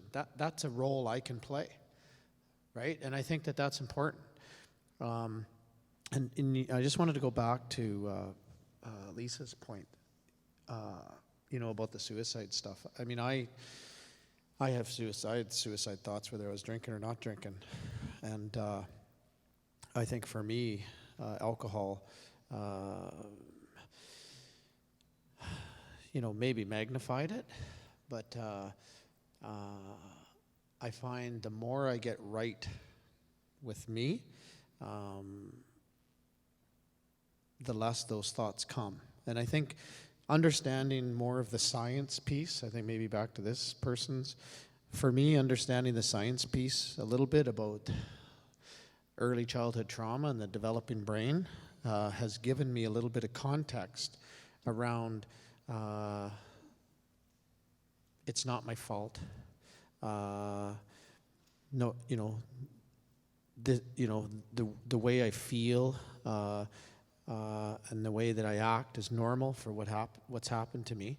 It doesn't lessen the fact that recovery is critical, but it gives me a clear understanding and paints a little bit of a picture around the invisible which a lot of us have a hard time understanding. And I think that that's important, right? That context is important. And really understanding the fact that, when we talk about, the apple don't fall far from the tree. What is the apple don't fall far from the tree? What is scars last a lifetime? What the hell is that shit, right? We have good science that tells us those things. But that's all it is science, right? And it gives us some context around maybe why we feel the way we feel. But to me, I know what works in recovery for me, and that's what I stick with. But the other stuff is just about growing me in recovery by understanding this stuff a little bit. And, it doesn't give me a way out. It doesn't give me an excuse. All it does is give me more tools in my toolbox, which I think that's what we need to keep gathering. I want to have a full toolbox by the time I'm out of this place, right? One of those big Mac ones with the big radio, the stereo system, you wheel around. Maybe I can get one remote control, I don't know. And we all want that. We all want that. Yes, sir. Yeah, thank you very much. The sense of, I'm sorry I came in late, but the sense of despondency that came over me 5 seconds after entering this room was that there are so few people here. I expected the place to be packed full, and I'm amazed at the paucity of attendance here. So really, it's people, last night my wife and I went to Roy Thompson Hall with the Monk debates, and it was packed full. And basically that was sort of entertainment, sheer entertainment, two people arguing against each other. And I'm a physician, and I work in the prison system, and I've worked with addicts for my entire life, and I don't know how in the hell it starts, and it's extremely difficult to cure. I must say, I'm not going to say any more, except I have a bit of an issue with this lady here who has issued a comment about fluoride and other F words that came out quite nicely. The fluoride, and I point to an issue called, a medical thing called single factor causalgia. I think the brain is more complicated than just to be affected by fluoride in the pineal gland. So I can talk to her about that after. Yes, and that's not, no, we're not going to.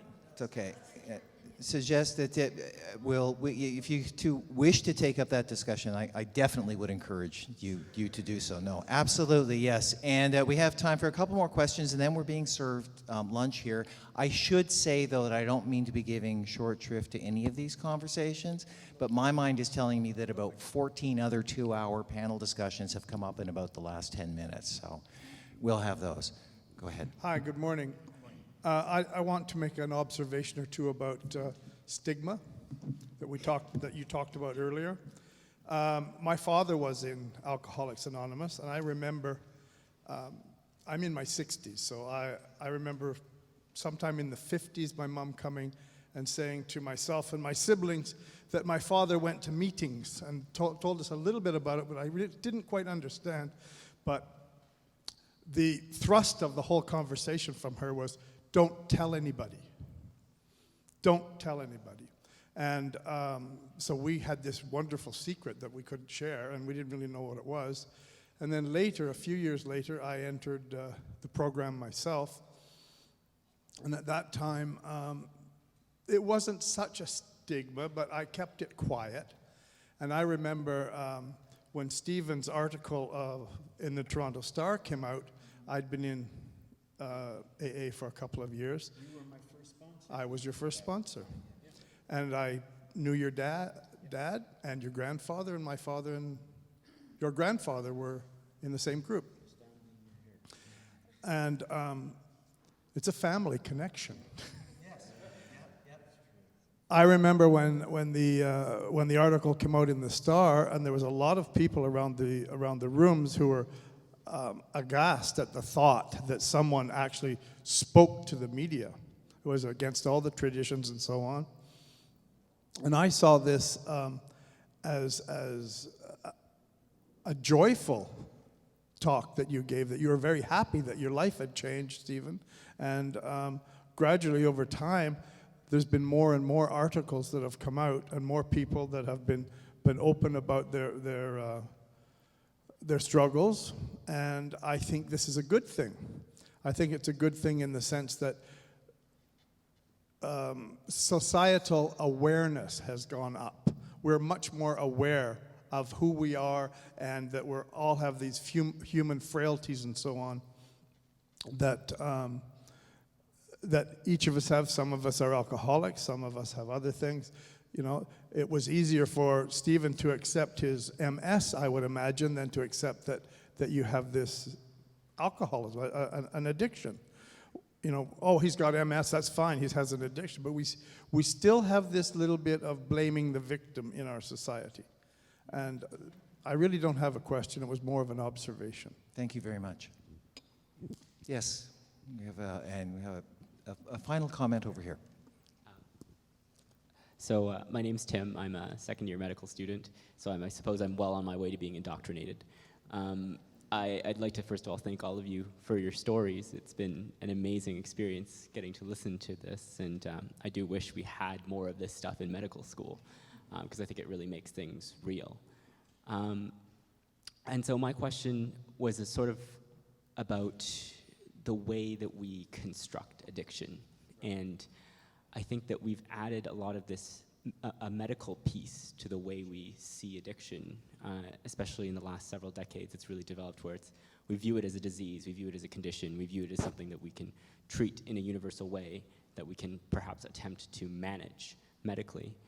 And I'm wondering how each of you has experienced squaring that with the whole piece about personal responsibility and honesty, and how that journey is personal and for each of you. So that would be my question. More sort of scientific ideas and models than ever before about addiction. Some suggested, some still theoretical. Does it matter in terms of our personal experience? Sheldon mentioned it just in passing a couple of times, but diet. I wish in AA they would talk more about things like that. But anyway, well, great. But diet, a change of the types of foods that was eaten while we're drunk compared to food will make a massive difference. Sugar is a really seems to be a really helpful thing. I mean, and exercise. I was just going to say that. More, but you obviously do. Well, exercise I think is important. It's really important, but you know, trying to understand addiction, right? I think that they say the medical community, no wonder they dislike the alcoholic or something to that effect in the big book. You know, because alcoholics are constantly lying to MDs. You know, and there apparently isn't much training in the area of that in medical school. That's just what I've read, and in the area of pain. Anyway, that's all. Mm-hmm. You know, I think that the like what you're talking about, like if we look at, like I know there's, one of the studies out there that is, 72% of women that were that entered into a detox program. Out of those 72%, 75 of them had experienced child abuse, early childhood trauma as kids. What's the link between trauma and the impact of early childhood trauma, suicidal ideation, mental health issues, addiction, and so forth? And to me, that's, there's more and more science that's coming around that, and I think that there's a, to me, it doesn't take away from the healing process by understanding some of the science that's new around these issues. But I'll just give you an example of what we do. We do all the child abuse investigations in Calgary. We do 125 child abuse investigations a month. We have 4 pediatricians that specialize in child abuse. We have 25 psychiatrists, psychologists. We have the whole Calgary Police Child Abuse Unit, which is 30 investigators. We have the RCMP. We have the Crown Prosecutor's Office. We've got 35 child and family services workers. And we have this secondment from the Ministry of Education. We all work together. We've got written memorandums of understanding amongst all the partner agencies. And we've changed legislation in Alberta for us to allow conversation to happen in the best interest of the child. Every case gets triaged every morning with a doctor, police officer, social worker, etc. We have data opened up. We have all the files opened up between the health file, child and family file, police file, and we've collected this data because what we wanted to understand is what is the presenting issues that these children are presenting when we see them. And you'll see that you can get the information in the back. I left it there. But yes, we investigate child abuse, right? But from that point forward, we're dealing with sexualized behavior, self-harm, suicidal ideation, addiction, violent behavior. That's the presenting issues. The majority of these kids are 4 to 7. So to me, when we look at a lot of this stuff, we have to somehow look at the whole picture. We can't just focus on addiction, right? We can't just focus on suicidal ideation. We can't just focus on mental health. Most of the time, it's connected. 1 or 2 or 10. And to me, I think when if I want to try to simplify it, how do we paint the picture of the invisible damage to be more understandable of all of this stuff, and to be able to draw maybe a line to how these issues somewhat connect. And that doesn't lessen how and what treatment is. I think that treatment is the ability to accept. It's no different accepting probably MS, right? I'm sure you could fight that and fight that and fight that, and it wouldn't be too pleasant to keep fighting it. So I don't think addiction is any different, right? Until you get to the point of accepting that I don't respond to alcohol the way maybe other people in our society does, I'm never going to be okay with it. So I think that's where the self comes in. The self comes in as a place of accepting the fact that this is who I am, and this is the way I react to this stuff. And once you do that, then you find all different types of ways to make yourself better. And that's, could be 12 steps, could be whatever one chooses. But that's just my perception. I failed. I was in 8 treatment centers with some of the best doctors in the world. I was in long-term mental health hospital down in Rockville, Maryland with, psychiatrists all over the place. I was, psych wards on both hospitals, right? And it wasn't until the fact that Sheldon Kennedy took responsibility for my part and, what's going on in my life that things actually changed. We can manage, we can numb people out with medication, but is it really going to change until we commit to change, right? That's just, my views on that. But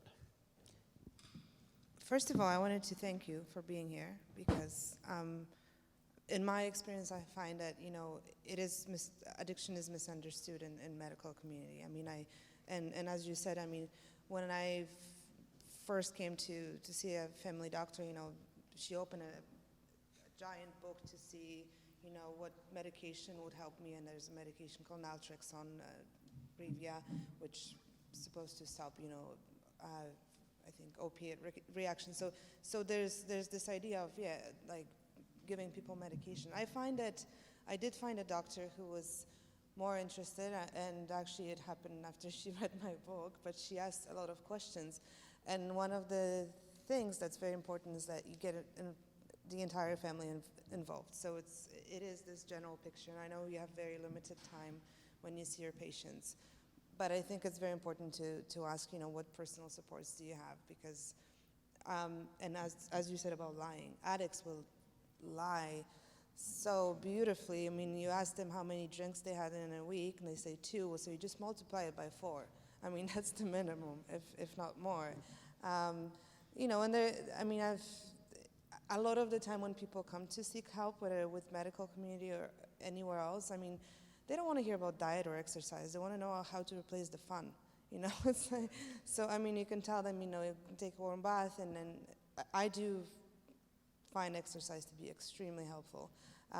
With diet, you have to be a little careful because people tend to replace one addiction with another. So there's also this idea of, overeating suddenly being treated as addiction. There's some literature about that. And there are a couple of books I just jotted down. There's a doctor called Mark Lewis who wrote a memoir where he sort of examines his, neurology in terms of what drugs he did, and kind of he tries to take apart, how the brain reacts. It's very interesting.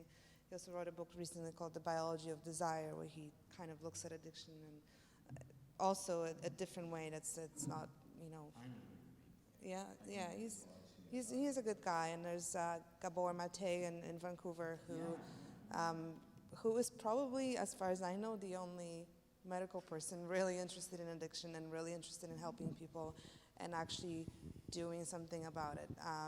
But again, I mean, I sympathize with medical community because I know how extremely limited your time is to sit And yet with an AA addict. was co-founded by a doctor, unfortunately a proctologist. But you can't have everything. Perhaps if he was, it's in good hands, a doctor, starting this, wow. This I mean, that's where people go first. Bill Yeah. Wilson, let's do this. That's a doctor, but he specializes in, I would. We need to wrap up. Yeah. We need to wrap up. That's the first part of today's symposium on television and addiction, but it's obviously nowhere near the end of this discussion. It's just the beginning, and as I say, there were probably a million other entire panels and books that were suggested over the course of our discussion this morning.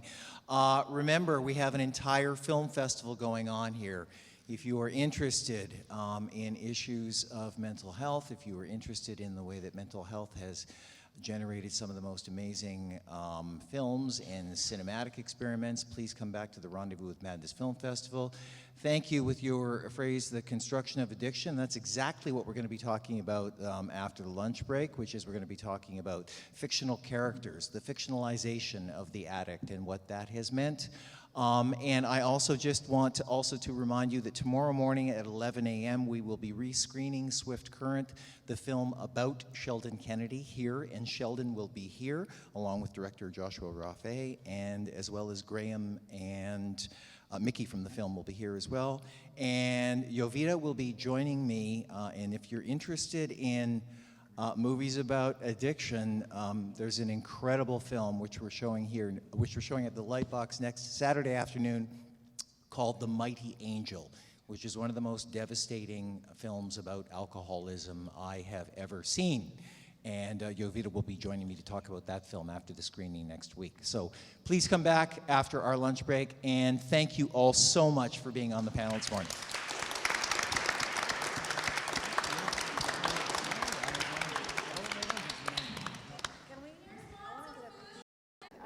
I find it really difficult to think outside the paper. I know, it's you still wanna be disarming. prepared and, It's like, and that's our culture of presentation, Yeah, right? exactly. You answer questions, but you have the thing on the table. It's not like a free-form thing. That's not what You have we to do. have some, for me, So like I'm a little bit like, I guess it's good, but I feel like a little fish out of water, don't you? A little bit? yeah. And I think the fluoride question kind of threw me off too.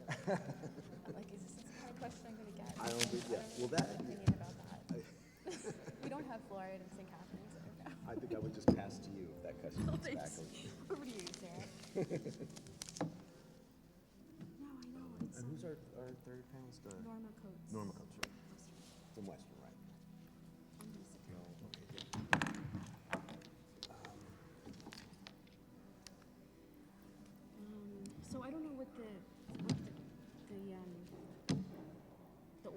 we should go in? I think if it's the same as last time, you saw that. You were here, right? Yeah. So I have a feeling Jeff might just like kind of interview each of us. Oh, you think so? I don't know, I'm guessing. Like, Because he told me prepare 10 minutes. yeah, I did, and But I he did didn't it. tell Norma that, so I'm not sure. Yeah, what I'm a that little means. fuzzy on the. And that's what's When I fun. realized it wasn't going to be a paper, I was like, oh, okay. panicked. Then I'm just panicked, but I just like wrote down some notes or things. So. Mike's trying because you are live on the web stream. Oh. Oh, okay. Yeah. Surveillance already. I'm sure we can still make it so you're on. Not as well. Not as well. Okay. Where is it streamed?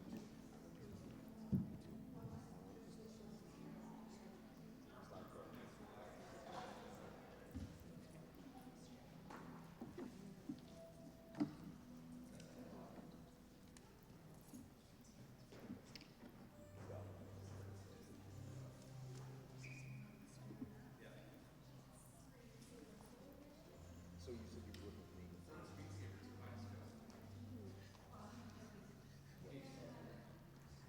Something I still have.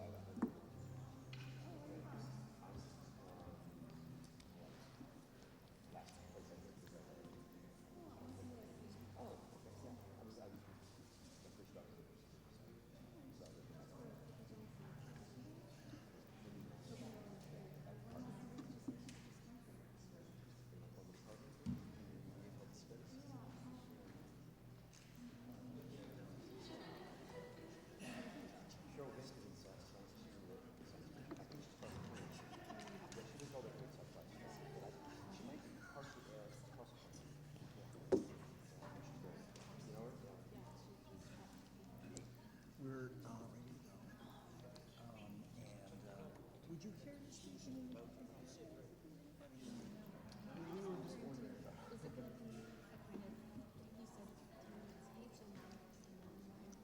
Yes, yeah. But even within that, we're flexible. The only thing I'm not flexible with would be morbid. But less. Yeah. Yeah. Yeah.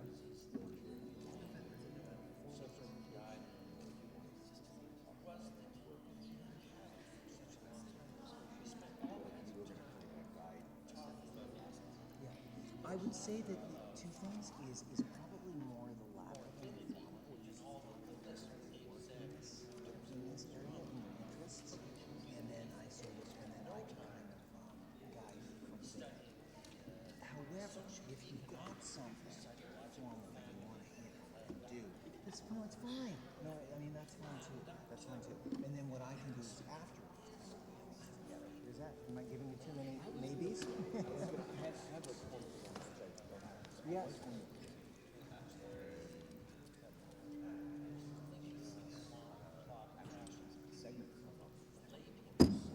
Right. We could. I mean, I don't know. You have this. I have it. You know, I have it. Yes. Yeah. You know,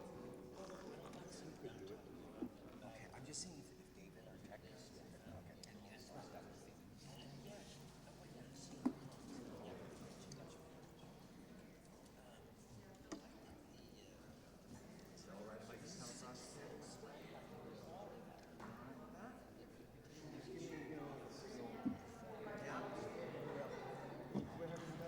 whatever, yes.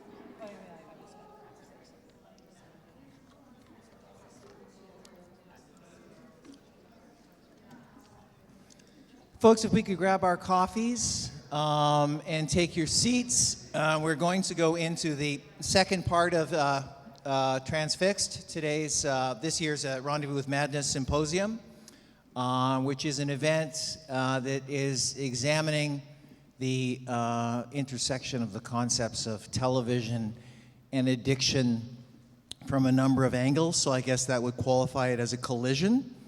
So today is a sort of a choreographed collision of ideas. And we began this morning with our panel had to do with the public addict. And Sheldon Kennedy and Jovita Brzlocka and Stephen Leckie were here to talk about the experience of recovering in public, recovering in an era of intense media scrutiny and interest in addicts and alcoholics, what may be behind that interest, but also from the inside, what sorts of challenges that poses to someone who is trying to recover. One of the things that we also agreed on, which leads us into this panel, is the idea that is the concept that on a certain level, we have never seen more, it seems to me, addicts, recovering alcoholics in our media and in our popular culture than ever before. Certainly it seems to me that even just in the last 20 years, it's increasingly difficult to turn on a television program that isn't set anywhere in the last century or so that doesn't involve 12-step meetings, attempts at recovery, addicts, and this is certainly, as far as my own personal televisual experience is concerned, relatively new. I grew up and it was Dean Martin and Foster Brooks, and that was about it, and Otis the Drunk, Mayberry RFD. What we're going to be doing in this panel is to talk about the fictional addict. We're talking about representation. We're talking about how the addict is constructed fictionally for popular culture, why that might have changed, if it has, how it has changed. And I'm going to begin by introducing the panel, and because this is the second panel in, and my memory is good for one panel only, I'm going to consult the program book. I would like to begin by introduce, on my far left is Ken Rogers. Kenneth Rogers is an associate professor in the Department of Cinema and Media Arts, School of the Arts, Media, Performance, and Design at York University. Sitting next to Ken is Sarah Matheson. Sarah is an associate professor in the Department of Communication, Popular Culture in Film at Brock University, and co-editor of Canadian Television Text and Content. And sitting to my immediate left here is Norma Coates. And Norma is an associate professor of music and media studies at Western University and a recovering alcoholic. Yes, thank you very much. I invited our panelists today, based on their interest in the idea of representation of addicts and alcoholics in popular culture, to basically proceed in a way that they felt sort of most comfortable, which was to either speak about a particular issue, to speak about a particular character, to speak about a particular program if they wish to. And what I'm going to do now is give everyone sort of between 5 and 10 minutes to make their comments. Then we are going to discuss, and then it will be, the collision will continue as the rest of us leap in after that. So let's start with Ken Rogers. Thank you, Jeff, and thanks for inviting me to this terrific symposium and screening series. I suppose I'll begin by talking about where I come at the problem of addiction from in my own research, which is on the issue of attention. I wrote a book about the question of how attention is an expanded problem in modern society that is intimately connected to media technology, both as it's represented in media forms like television, but also in the way that we engage with increasing forms of technological infrastructure in our everyday lives.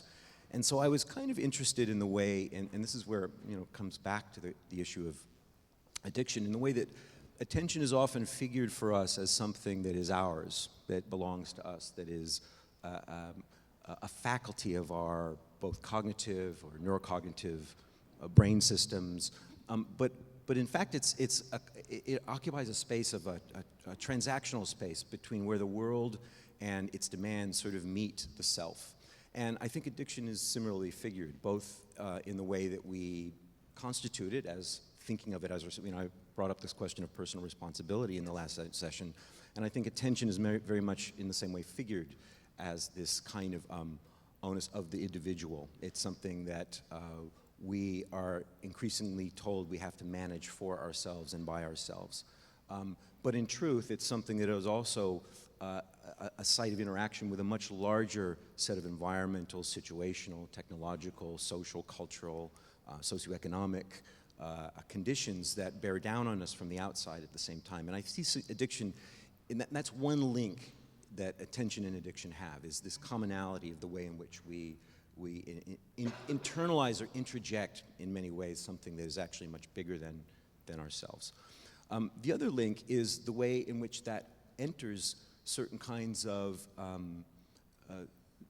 medical, scientific, and psychological discourses that then try to mediate and manage that through pharmaceutical intervention, in the case of attention, through technologies of capture, for example, these little devices that we carry around, or the television being the classic one, but really going back to the cinema, issues of attention and the cinematic apparatus are very consistently in the early part of the 20th century. So this is another kind of link where these two things are in common. In fact, the great pragmatist psychologist William James, who wrote quite extensively on attention, also wrote in a parallel way about the importance, both pedagogically and individually, to develop certain kinds of habits, good habits versus bad habits. And in many ways, the discourse of the habit is part of the discourse of addiction as well. I mean, we even refer to forms of addictions as habits, and that we have to replace our bad habits with good ones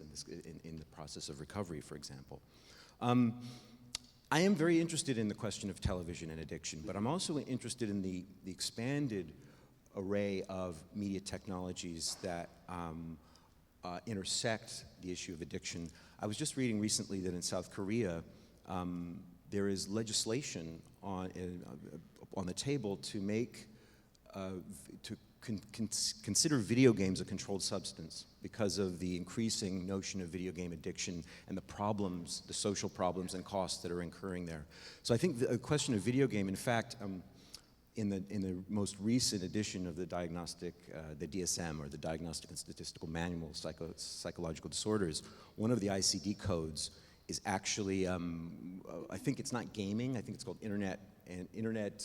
compulsive internet use or compulsive internet addiction. So you see the notion of media technology actually infiltrating or inserting itself for the first time in the kind of medical, the American Psychiatric Association, very powerful medical organization, is recognizing media technology as a kind of controlled substance in the first way that can be treated, that can be managed, that is a kind of disorder, much in the same way that a condition like OCD or attention or depression or these other issues.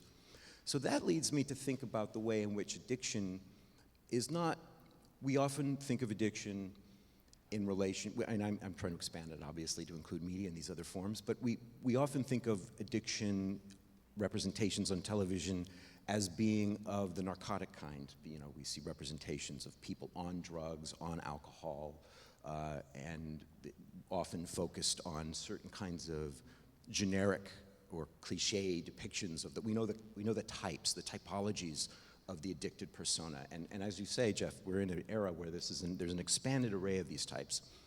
But I think there's another way to think about, and I'm kind of lost my train of thought there, but there's another way to think about the process of the cultural representation of addiction being part of a larger history of pharmaceutical and industrial pharmaceutical modernity.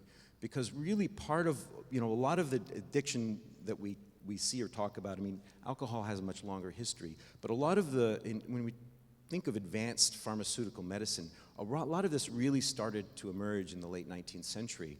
And new forms of addiction and the management of that through big pharmaceutical industry that are producing the very drugs that are both the cure and the problem in many cases. I mean, cocaine was first marketed in the late 19th century as a remedy for morphine addiction, and then later heroin became a remedy for cocaine. And so there's ways in which at any given moment, the very same drug, depending on your context, depending on how it's sanctioned through particular social, economic, and let's say forms of knowledge production. I know this gentleman in the front row is a med student, so hopefully he can help us a little bit with the advances in the medical discourse around this. But it produces, one of the things that medicine does is it produces knowledge about what addiction is, but it also produces legitimacy for an industry to distribute certain kind of narcotic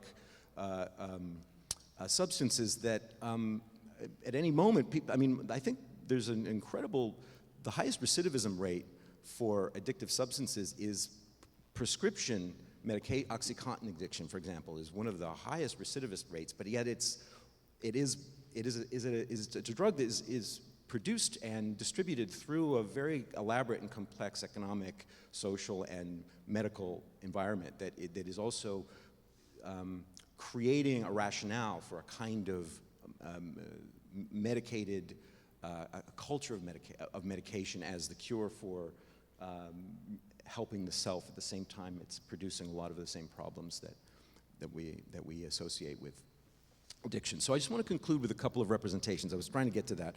On the technological side, there's a great show. I don't know if any of you are Broad City fans. If you watch the show, it's kind of an answer to Girls. There's Abby and Alana. No fans. Okay, Broad City. No. Okay, it's a great show. It's a great show. It's part of what I would call. This means you can say what you want. Anything. Whatever I want. I love the show. It's a great show. I'm sure somebody out there in the streaming side of this has seen the show, but it's a great show. It's part of what I think there's a great sort of tendency of female-driven, like kind of new genre female-driven comedies. Amy Schumer, Girls, this kind of thing. So it's one of these shows. I think it's a particularly good example of it, where these two women are kind of trying to navigate being young millennials in New York, trying to stay alive, staying afloat. And they're always. It's not so much that they're addicted to drugs per se, but the media technology is. There's a way in which in the show the media technology is always interfering with their capacity to fulfill their aspirations, both professionally, their love aspirations. They Skype, they're almost umbilically connected. And so there's this way in which there's a great one of the episodes they are hanging out together on the couch, and they both have their computers, and they get sucked in by clickbait, and they start going to the 25 things that how coconut oil will solve the world's problems, or look at these child celebrities and how they look today, and they get kind of sucked into this vortex, and they sit there for about 8 hours, and then realizing that they've forgotten that they start Skyping and they start talking to each other on the computers, forgetting that they're actually in the same room. It's kind of it's very funny. You have to watch it. So there's a way in which, and this is incessant in the film, in the show. They're always kind of being drawn out by media technology, and it's interfering with their capacity to kind of live the aspirational or make this sort of transition into adulthood. And I think there's kind of something interesting generationally going on there about media addiction and a kind of cultural form that is both an industry that's calling out to them, but also preventing them from keeping them in a state of arrested development to a certain show. The other show I want to mention is the show that I've watched and taught recently. I think is very interesting, called The Nick. I don't know any Nick fans. You're not a Nick fan? Okay, a couple. You're a Nick fan? Okay, good. A couple of Nick fans.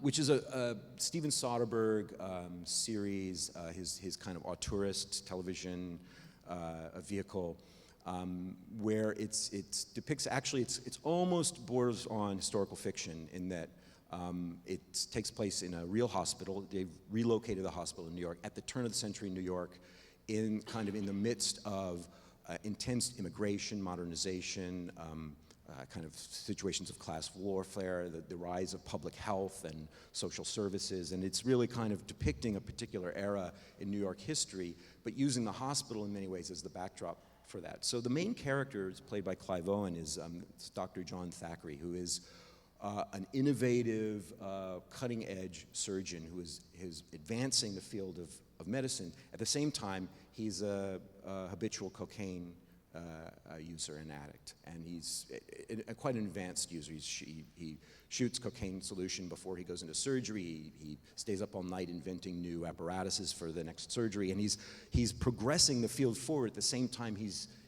dissembling as an individual, and it's a very interesting tension in the show.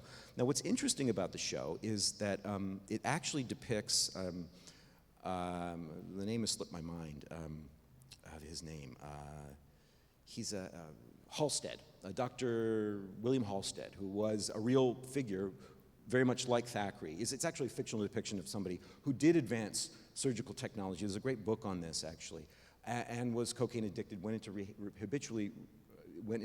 rehabilitation because cocaine, this is before the FDA, before narcotic substances were regulated. It was very much part of the culture of doctors at the time to use themselves, their own bodies, as a kind of testing ground, and in many ways advanced the field of medicine in these incredible ways. It was one of the founders of Johns Hopkins Medical School, et cetera. At the same time, it was cocaine in some ways that it created a boost of performance enhancement. Not in many ways, not unlike many ways in which people take psychostimulants today for all sorts of performing enhancing capacities.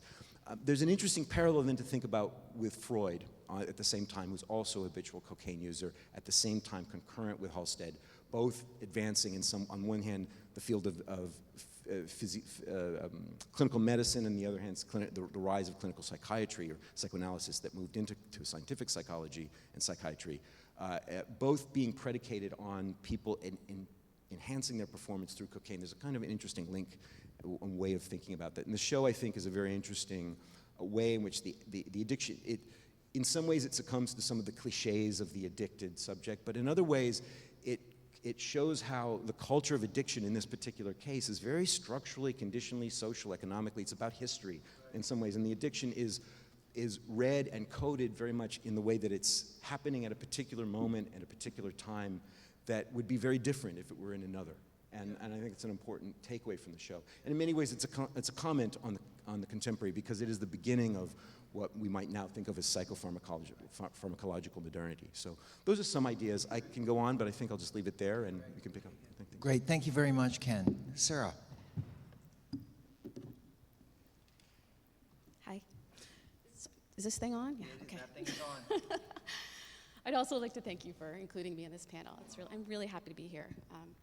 And I want to pick up on some of these issues you raised around representation and also some of the things that I was thinking about around representations of addiction and recovery narratives really dovetail in interesting ways with some of the things that were coming up in the earlier panel. So I think there's a good kind of synergy between these two panels. So just to start, like thinking about fictional representations of addiction, and these televisual representations really help us, I think, work through the meanings of addiction. And I think a lot of us begin to sort of know what addiction means by watching these television shows that kind of explore these issues. So it really shapes our understanding of addiction. And media representations can, I think, change our view of addiction, or they can reinforce existing stereotypes. They can glamorize, sensationalize, reinforce stigmas, and so on. So there are lots of ways that television kind of operates. And when I was thinking about the programs that we're talking about today, and some in our discussions about what shows we might want to talk about, shows like, well, the two I want to talk about are Nurse Jackie and Shameless. But also shows like Mad Men, The Wire, Breaking Bad, these kinds of programs, and the way they deal with issues around recovery and addiction. I first thought about how are these programs kind of different from programs of the past, as you mentioned, the way television might have represented or dealt with these issues in the past, and how are they different from shows found elsewhere on television. So, basically what makes them especially deserving of our attention and our discussion and our analysis. And I think the shows that interest me most are the ones that resist some of the conventional narratives and cliches that are commonly associated with addiction and recovery stories. The programs that try to kind of break from the tropes that typically structure the stories. So for example, in the past, these kinds of issues might be dealt with in kind of sensationalized message films of the made-for-TV movies, for example, that deal with it as a social issue and really kind of rely on that problem solution format. And then also a really familiar way to deal with it, like in sitcoms, for example, would be the very special episode. So, if some external character flies into the narrative and they have an issue that they need to deal with, and then that's resolved and they leave, and you never see them again. So, I mean, that was a very common way of dealing with it, containing it within a single episode. And then there are a lot of current reality shows about addiction and recovery. And in the earlier panel, there was some talk about Intervention, which is probably the most notorious kind of program right now. And what strikes me about that show is that it really follows a rigid formula, and a very rigid pattern. So as you mentioned, the formula, each episode begins with the addict who is sort of required to perform his or her addiction for the public, for the audience. And then there's a staging of the intervention, and then then they go into treatment, usually at some sort of beachside, luxurious treatment center. And then we get this epilogue that says whether or not they have managed to stay sober. And so each person's story is kind of contained within this, rigid narrative structure. Everybody's story is told the same way. And even though there's this kind of diversity of problems and issues and things that are going on, they're all kind of sort of organized around the same narrative pattern, and also advocates the same approach, the narrow approach to recovery. And in fact, we don't actually see the recovery process. And more focus is put on the kind of sensationalized aspects of that. And one of the most insidious parts of that show, I think, are the ways that addicted people are required to perform their addiction in order to kind of receive this gift of treatment at the end. So it's very problematic in that way. And so the dramas that I wanted to talk about and that I'm interested in are, we can be kind of grouped around the idea of quality television, shows that are, we see on HBO and Showtime and other sort of premium cable channels. And what I found in some of these dramas are a kind of resistance, as I mentioned, to these established formulas and a more complex engagement with these issues. And the complexity, I think, is also related to serial narrative structure. So these are stories that develop across episodes and across seasons. They're not limited by rigid formulas. They're not, just contained in a single episode. And so what we get in many cases are shows that present this, arguably richer, more complex, kind of deeper exploration of characters and their stories. And also kind of dovetails with that idea of this, what we were talking about in the first, what the panelists were talking about in the first panel, that kind of cyclical nature of addiction and the ongoing idea of recovery is really, suited. The serial narrative suits that sort of story. And critics have also identified some common themes and recurring tropes that are found in addiction and recovery narratives, and one of them is the so-called redemptive myth of the nuclear family. So the idea that recovery and redemption is tied to this idea of kind of putting the family back together and kind of reconstructing the nuclear family. And then another common device is telling recovery stories as love stories. So using the kind of romantic narrative to tell those stories, and then the ending, recovery is tied to the successful reuniting of the couple or the kind of breaking away from dysfunctional relationships and beginning a new kind of love, those kinds of things. So there are these sort of common ways that these stories are told, and many of the programs that I find interesting kind of resist those sorts of cliches, that they engage with, I think, these issues in new ways and tell different stories or tell those stories differently. And sometimes the addicted person doesn't get better. Sometimes the families aren't put back together. Sometimes the relationships, aren't mended. And I find that particularly interesting. So one of the shows I wanted to talk about was Nurse Jackie, and I don't know how many of you are familiar with Nurse Jackie. Right? So for those of you who are not familiar, she's a nurse. She's a middle-aged woman, a nurse, a mother, a wife. She is also addicted to pills, and in the first season she's having an affair with her pharmacist, with the hospital pharmacist who's supplying her with her drugs. And as the series develops, her marriage falls apart, she loses custody of her children, she almost loses her job, and her career is in peril.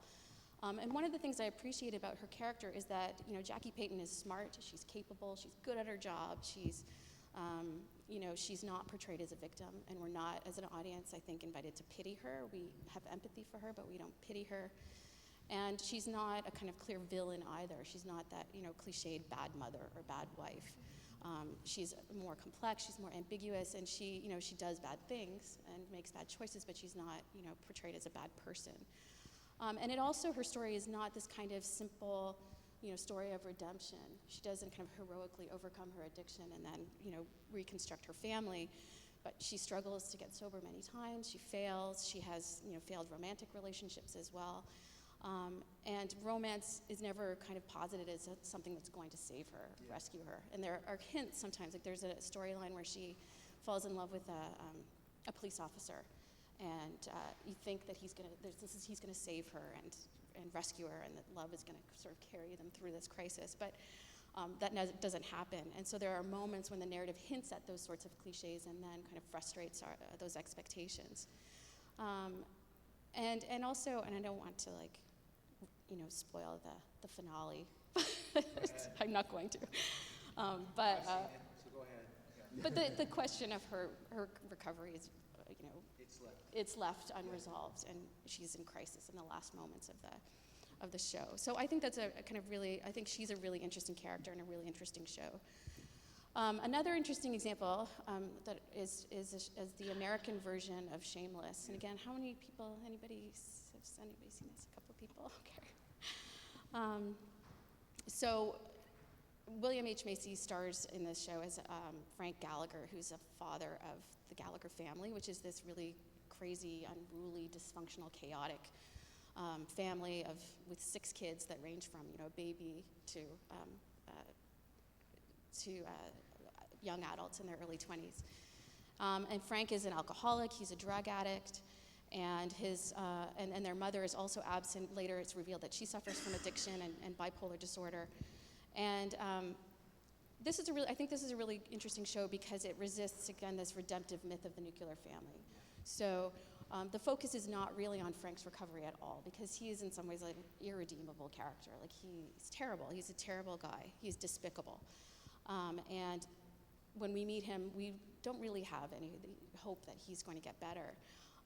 And there's going to be no intervention. We know as an audience that we can't expect that. And there's no pleading for him to stop. So when we meet the family, they're well past that, which makes it an interesting moment to kind of join them in their story. And so the focus instead shifts to the family and to the kids, and really explores in a detailed way the effects of addiction on the family. And each of these kids kind of embodies a different kind of portrait of how addiction, because it affects kids.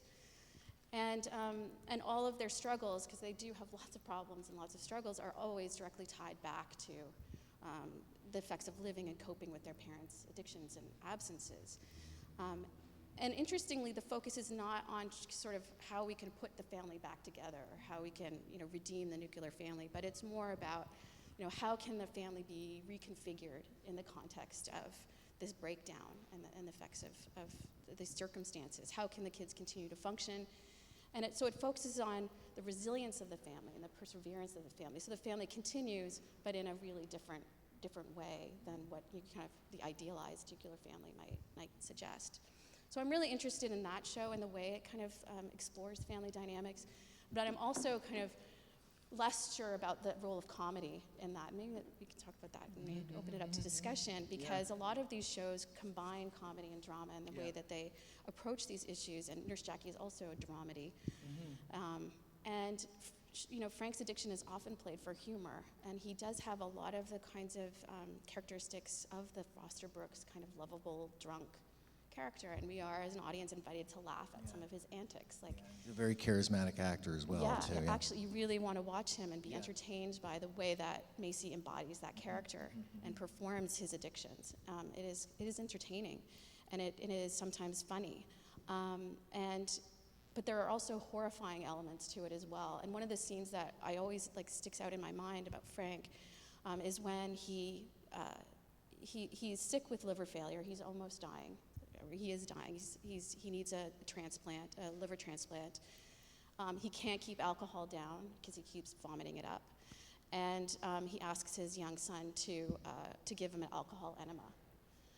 And it's a horrifying scenario.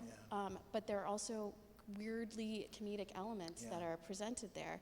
So there is this sort of comedy and tragedy and kind of the sort of horrifying elements that all combine to create a very unsettling, I think, experience for the viewer. Are we supposed to laugh? But this isn't really funny. And so you're not really, you know, with the Foster Brooks kind of lovable drunk, you're like, aha, you're so funny. But with this one, it's kind of like, how do I understand this character and respond to what I'm seeing? So, you know, both of these shows I think are interesting in that they give us a lot to think about, and characters that are rich and stories that kind of are ongoing and complicated. But there are also kind of moments where I'm not sure. Right. Yes. Anyway, that's Okay, great. Sarah, thank you very much. I'm already thinking we should just kind of cancel all the screenings for the rest of the week and just keep Just talking watch about more this. Jackie. Yeah, just all go and watch TV somewhere. Yeah. But we're not going to do that. Norma, I think you're probably already on. Am I on? Yes. Okay. Hi, this is wonderful being here. And unlike my other two panelists, I took the recommendation to not prepare anything quite literally. But I did jot down a few points. I mean, one of the reasons I introduced myself in my bio as an alcoholic, and I was going to say, hi, I'm Norma, and I'm an alcoholic, is that it comes back to something I heard. I came in, I did not really catch the panel, I caught the questions about, you know, still the idea of shame around alcoholism. And as an academic, I'm sure I'm not the only person in academia who is an alcoholic. Most of us, I think, are still practicing, many of us. And I'm probably the only person to ever go through grad school without a drink, which is kind of amazing. But I think that shows, and when we talk about mental illness these days in university, there's, at my university, Western, there's a huge program about, you know, we really have to be on top of our students' mental health, but we never talk about drinking. And so, and I was thinking, you know, listening to my two co-panelists here and thinking about that conversation, I know we're supposed to be talking about, you know, representations of addiction on television right now, and I do want to speak about that. But also, it's interesting to see what isn't being represented. And frankly, I think that the more I think about it, I think the kind of increasing number of representations kind of brings me back to, now I'm going to get academic, Michel Foucault, who basically, his whole thesis in the history of sexuality that, you know, that the more we talk about sex, the more it's being policed, the more the individual is being policed, that, you know, we are living in a very repressive era. And I think the more we see depictions of alcoholism in the media, the more we are being policed. And what I mean is, yes, we have shows like Nurse Jackie, and other, I believe House had an addicted doctor. I never watched it, but it's one I should. You know, we're kind of othering them. You know, we're looking at just depictions of these people drinking, but we're not thinking about the use of alcohol everywhere else on TV. You know, for example, anytime someone has a hard day, they come home and they pour a ginormous drink of wine. I'm thinking of another one of my favorite shows, The Good Wife. And there is talk about, is Alicia an alcoholic or not? Where do people hang out? They hang out in bars. Scandal. What does Olivia do? Huge, ginormous thing of wine every night. It's interesting, it's always the women with the huge, ginormous glasses of wine, too. But, you know, hearing the conversation earlier where someone said, well, what are the social issues? What are the messages?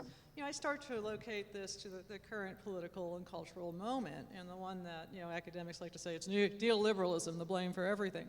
But of course, under the idea of neoliberalism, the individual takes care of their own problems. And you start to think about, you know, the social ramifications of that. If we are continually seeing alcoholism and addiction and other types of addiction in the media, on television, in celebrity culture, I mean, rehab is the new black, right? You know, anytime you need a celebrity makeover, oh, I've got to go to rehab. Everyone goes to rehab. You know, what does that do about, what is that telling us about all the people who are struggling with addiction out of structural issues, who do not have a nice upper middle class lifestyle, who cannot run into rehab? they become more invisible. We see less of them. So I think, when you think about the economics of television, great shows like Nurse Jackie, they're on Showtime or HBO. The very expensive television for the upper middle class. On network television, still 100% advertiser supported. It's been a long time since you could advertise alcohol on television, but you can imagine that this person who is drinking that large glass is having something nice. So in a way, it's circumventing that. It's once again depicting the lifestyle.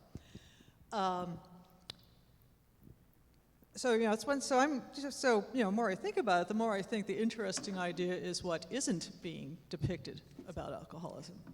And yet, what is being normed as the correct relationship to it, or addiction, for example. So that's one note. I was very interested in Nurse Jackie for other reasons. First of all, Edie Falco, anything, I could do Edie Falco doing bird calls, I would watch it.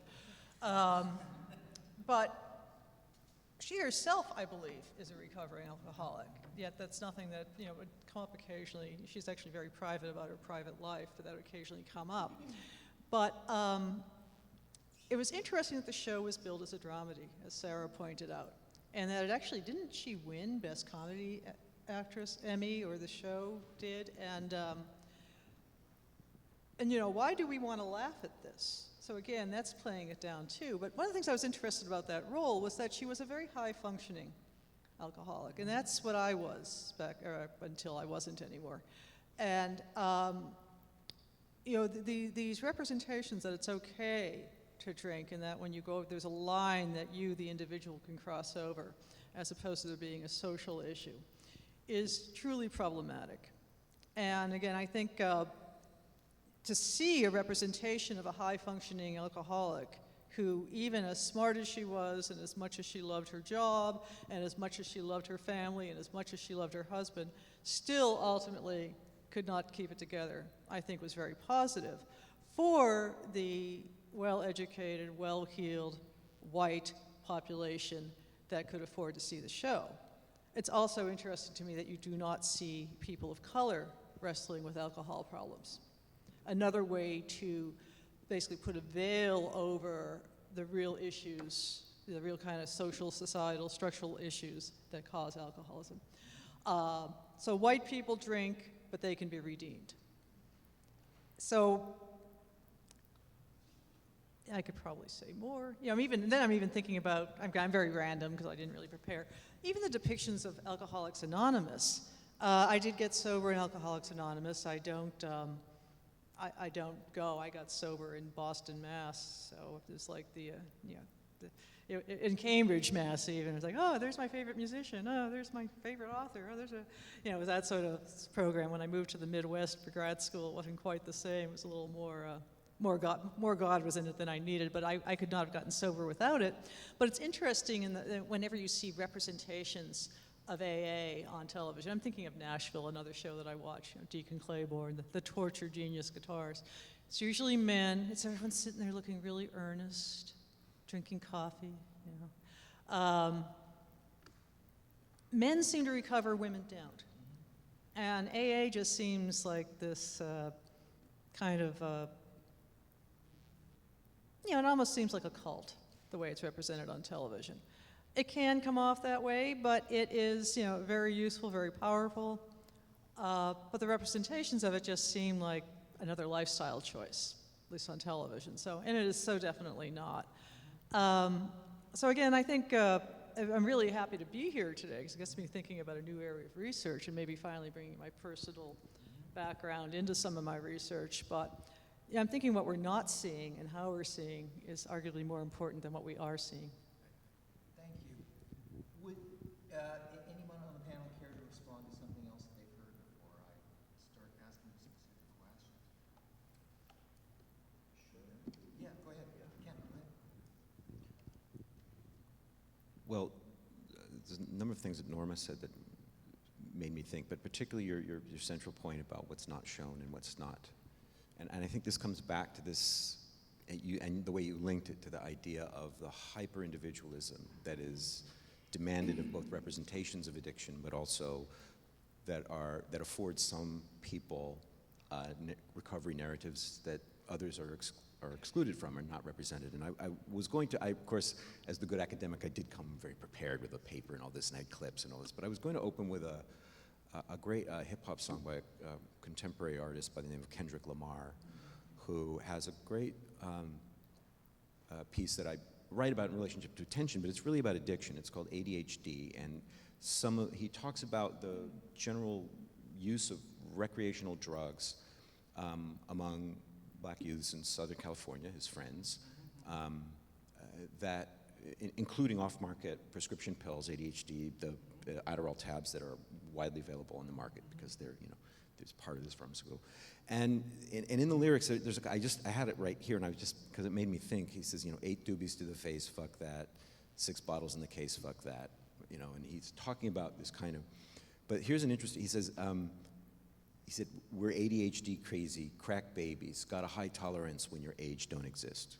And there's a way in which what he's doing a very interesting pivot is he's taking a cultural diagnosis that is generally there to benefit upper class white youths, because most of ADHD diagnoses are of white males, boys, to give them in some ways enhanced capacity within educational systems, more time on tests, enhanced performance-enhancing drugs, et cetera. I'm not saying that the disorder doesn't exist. I'm just saying that is the target case. And in many cases, there are interesting depictions of the way in which that filters out into a larger cultural phenomenon to come back to television representation of Desperate Housewives, season 1, Lynette Scavo, the housewife who starts taking her son's ADHD medication is a way of coping with the pressures of white, middle-class, suburban, stay-at-home motherhood, right? And so the psychostimulant is a way to enhance that, but then she gets addicted and it becomes this cultural problem. And Lamar there's something he's saying we're taken out of that circuit of economic exchange and access and all that, but our addictions they're not on the map in that same way, in certain ways. So I thought it was a really pertinent point, and it comes back to what's flawed about this incessant focus on both the individual and, as Sarah was pointing out, the familial kind of, the way in which the family becomes always imbricated in the recuperative mechanism. It is always sort of with recourse to the family that the moral question of stigmatization, of how are you a good family member, does you have family support, do you find an alternative family? But the family question is always at the center of that. Everything comes back to the family. It never looks outward to the structural. There's some cases that do. I think you mentioned The Wire. I think the case of Bubbles on The Wire is a case. I think in certain different ways, I think Thackeray and The Nick is an interesting, different case, both privileged but also looking at a larger ecosystem environment. So I just wanted to follow up on some of Norma's comments on that way. And I don't think I watch as much TV. I mean, I watch certain shows, but it does seem like non-white families are not allowed the same redemptive narratives on television. And it's more like a structural issue, but it's an individual issue ultimately, and it's because the mother's crack or addicted, and this is why the kid, but there's no redemption. The family is actually part of the problem. Because it never is part of the problem with white addiction. No. Well, but the initial jumping off point for this whole discussion was an observation, non-scientific observation on my part, that there seemed to be a lot more of these. We're spending a lot more time watching people in recovery. A lot more of our television characters seem to be struggling with addiction. It's you don't have to do as much explaining to people these days about 12-step meetings. They probably know what 5 of the steps are already, whereas they wouldn't have. But is that necessarily true, or is it just the kind of television? I mean, I'm a television snob. I don't watch anything until 15 people I rely on tell me to watch it. So I'm going directly to stuff which a certain peer group is telling me is going to be interesting to me, and for the most part, I can rely on that, and it's good. But perhaps the presumption itself is a little bit presumptuous. Maybe are we seeing more of these characters, more of this experience?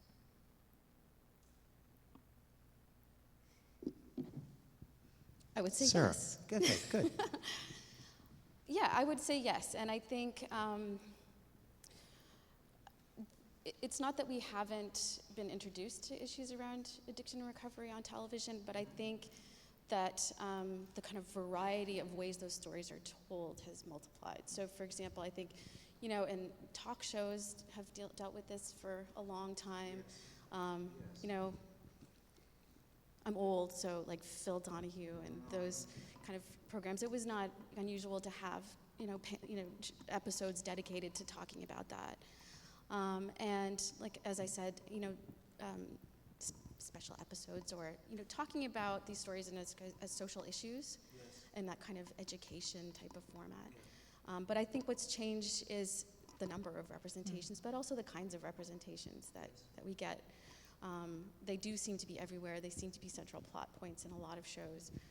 And then in the context of, quality television, I think those programs, some of the concerns of soap operas have been sort of transported into these sorts of shows, and soap operas were places where those kind of stories were dealt with too. So I think it's a kind of development of quality television and those sort of complicated soap opera type narratives that are developing. And also the kind of freer environment maybe of those sorts of channels that introduce issues in perhaps more kind of frank or graphic or even sensationalized ways. Or they can accommodate less conventionally resolved or unresolved narratives. Absolutely. Yeah. Actually, I think historically, wasn't it the Stephen Bochco shows in the 80s? They were the first to kind of bring the kind of soap opera open-ended narrative to prime time, and I believe that he had both in NYPD Blue and maybe in Hill Street Blues, the protagonists were alcoholics, yeah, for sure. But I don't think they ever went into the meetings as they do now. So there's an interesting connection, that kind of soap opera narrative, and quality TV is a term that's risen in media studies, television studies in the last 10 to 15 years to talk about. Well, ever since The Sopranos, actually, to talk about, why is television doing better work than film, and some, more complicated television and more complicated narratives. But, in a way, I think, and also television tends to reflect the views of those who are writing and working on it. And so we might be seeing representations because, rehab is the new black. Yeah. And I mean, I don't want to put it, again, I'm someone who, thank goodness, got sober once and has stayed that way, even though I sometimes would like to not be. Though, television does reflect those who work on it, and those who write for it, and those who create it. And, if this is what's happening in that circle, this is what we're going to see on television, in a way to, attract the folks that they, like them, that they see out there. I mean, it's, I don't want to say it's a bad thing to see these characters. They are, and face it, an addict is an interesting person, I mean, a certain sort of, addict can be characterized, but, what addicts are we not seeing is something that we equally need to think about. I think, one of the things that is interesting to me is that and often I thought the program that probably nailed this more honestly than any other program I've seen was Nurse Jackie, in fact. It embedded into that character the fact that she is a not only a gifted but an absolutely irredeemable liar. Until you get to a certain point, if you've been watching that program, where no matter how much identification with Edie Falco you have, you're not even sure. By the time you get to the last couple of seasons, it's like, I love that about it. It's like, I don't trust her anymore. I'm still watching the show, and I don't trust her anymore.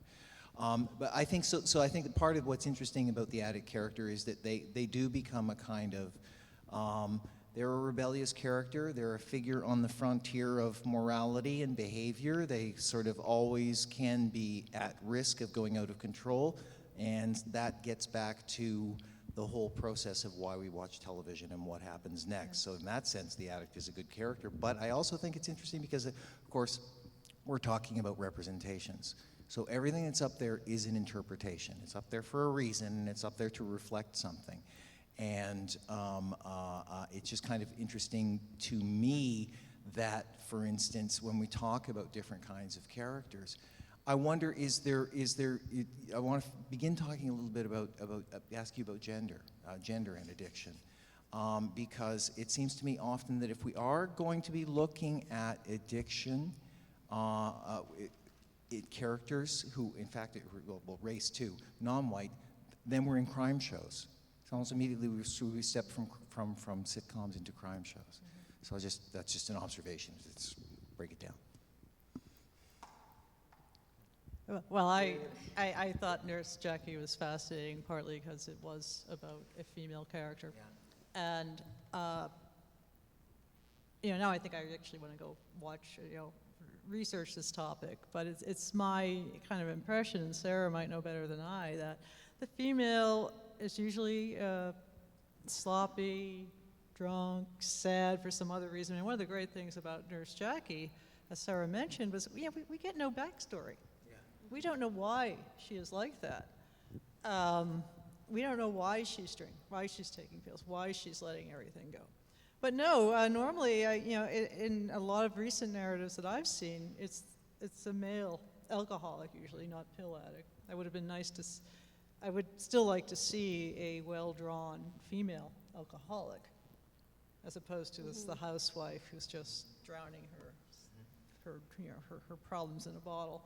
That was an interesting take because the idea of the addicted woman starts in the 50s. The mother's little helper era, and the bored housewife taking her Milltown and overdosing on it in order to survive the suburbs. Whereas Nurse Jackie is obviously very high functioning, very talented, very gifted at other things than lying.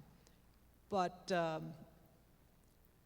it did, so we don't know what motivates her. That's one of the interesting things about the program. But I'm racking my brain, trying to find a female character who isn't just sloppy and bored. And it might be Alicia in The Good Wife, if they take her there. And I saw some rumor on some board that they might, but I haven't seen it yet. But I know that fans are always talking about how Alicia always seems to be pouring a big slug of booze. And I really do hope they bring her there. Right. And I hope they don't screw it up. Well, I'm kind of coming back to the question you asked before that about, more or less you're asking if, let's say there is an uptick in this kind of representation. Yeah. So the question that leads from that is, well, if that is the case, then why? Yes. Why is that happening now? What's going on in the cultural sphere now that we have this demand, this need, this market, whatever it is, for these kinds of representations? And one way of approaching the question is to invert it, to say, well, is it, what are the quality or the nature of the representations of addiction? Or you could also ask, how, in what ways are we addicted to forms of representation? What role do we play? What role does television and its ever-proliferating formats on social media networks, in multi-platform distribution, in Netflix, and all of these models, what's happening in the culture at large that maybe these narratives are speaking to that isn't necessarily, in TV studies, we're way beyond the kind of the reflection theory kind of idea that, well, there is more addiction in society, therefore we have more depictions of it. We're not in that kind of realist mode, but it still may be a symptom of something, right? It could be the question of the confessional, that this is, an intensification of discourse around addiction at a moment to clamp down on it in some way, to reform it, that there's a problem in the social space, and the representations on television are part of that.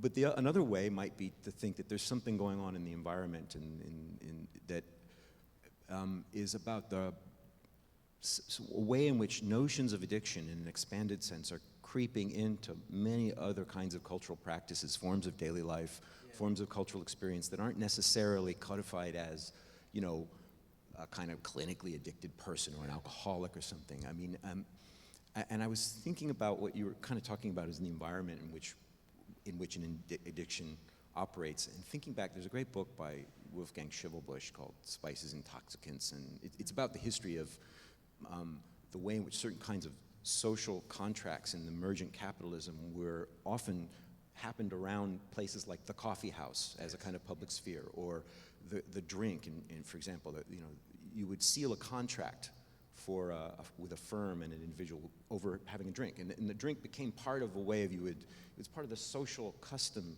of sealing a kind of contract. So the way in which addictive behaviors are embedded in kind of our larger cultural context that we need to participate in. We have to in many ways.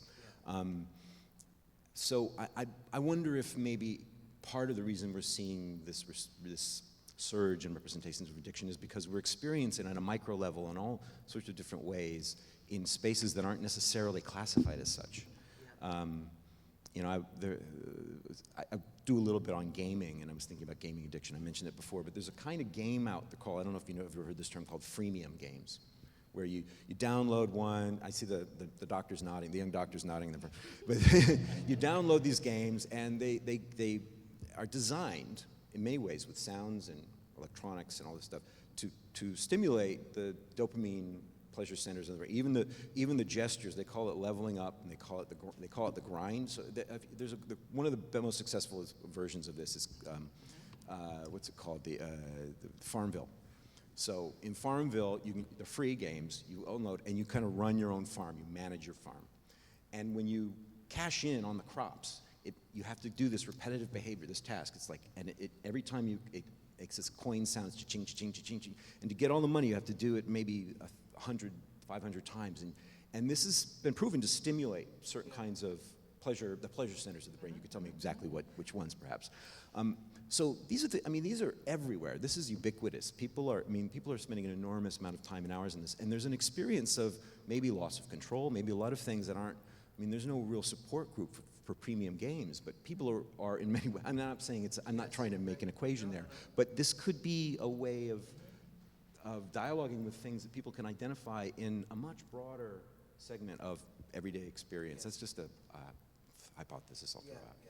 Well, it's interesting. One of the things we're going to move on to in the next panel is the idea of addictive behavior and our relationship to pop culture and technology and that kind of, which is very interesting to me. The other thing that something else I wanted to get your feedback on, and then we're going to turn it over and invite other people here to contribute.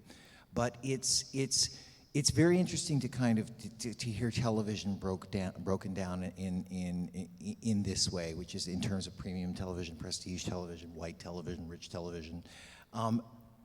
But one of the things is that I'm also, even with that distinction, I see a lot more of it in television, for example, than I do in going to popular movies. So there also seems to be something inherent within the medium of television that is either more interested in addiction, less frightened by addiction, more accommodating to addiction. And maybe that's just as simple as the ongoing nature of it. But it also seems to me, or is it the domestic nature of television, but it does seem to me that I'm not seeing, I don't go to as many 12-step meetings at the movies as I do on television. Well, Someone else wants to go first, because I tend to mouth off a lot. Maybe I'm being reductionist, but I think a lot of it has to do with economics and scale. Television is a more intimate medium. Well, right. Actually, sometimes when you have a 70-inch screen on your wall, it's not that intimate anymore. But I'm trying to think, are there independent films that don't get well distributed where this is? But I think in far the way, more likely. Hollywood yes, these are. days, unless Batman has an addiction, or James Bond suddenly can no longer have all those martinis. I haven't seen them all. I think it's basically Hollywood large screen economics. Can you tell that sort of story and make the sort of money you're supposed to make to recoup the money that goes into it on the first weekend? But I'm not really a film person, so I can't. I'm sure there have been some, well, I'm trying to think of Leaving Las Vegas about 20 years ago, Nicolas Cage film. That was a big hit. Yes.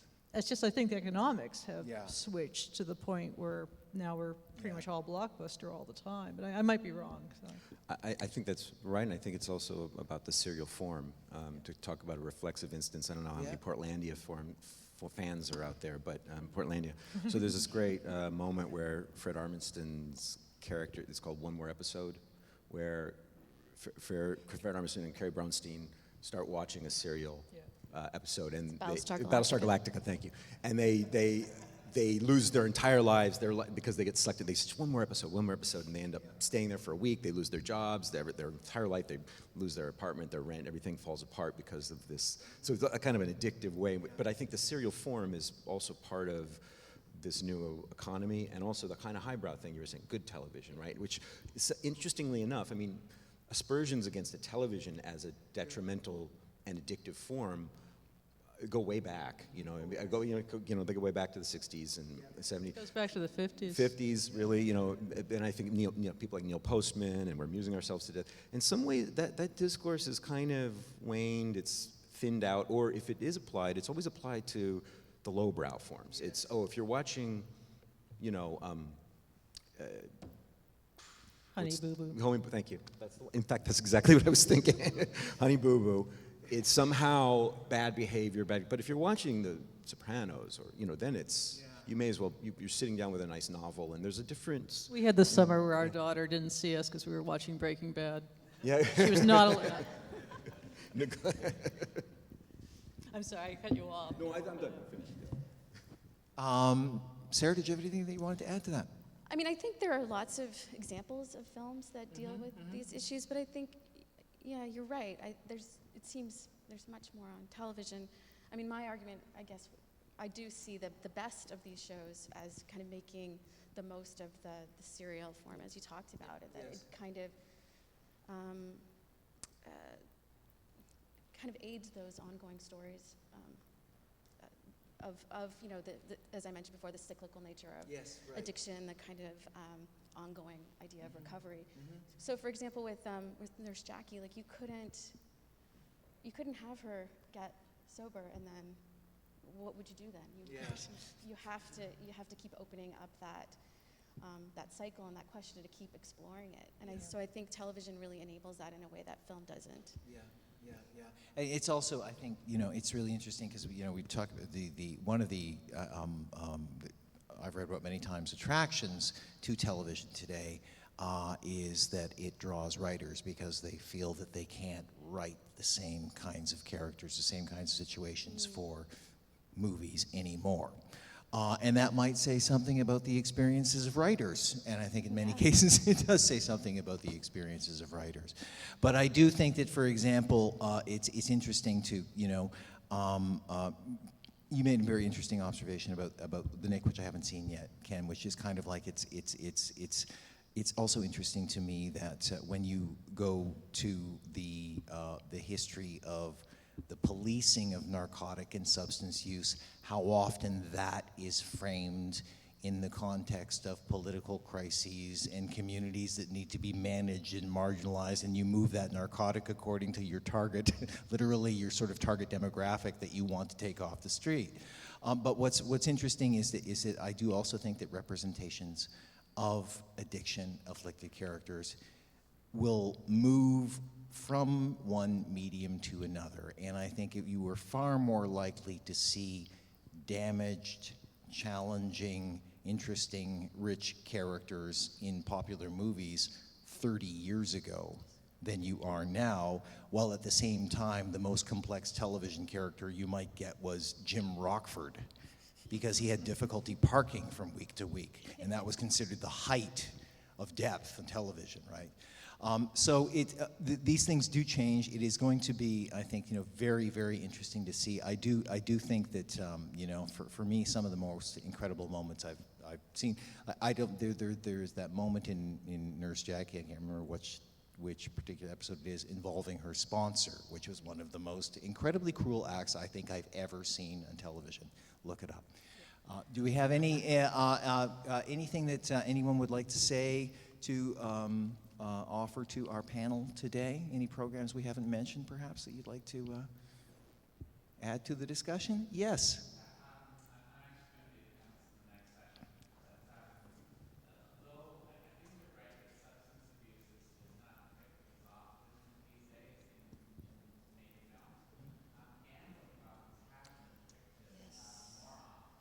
That's interesting, yes.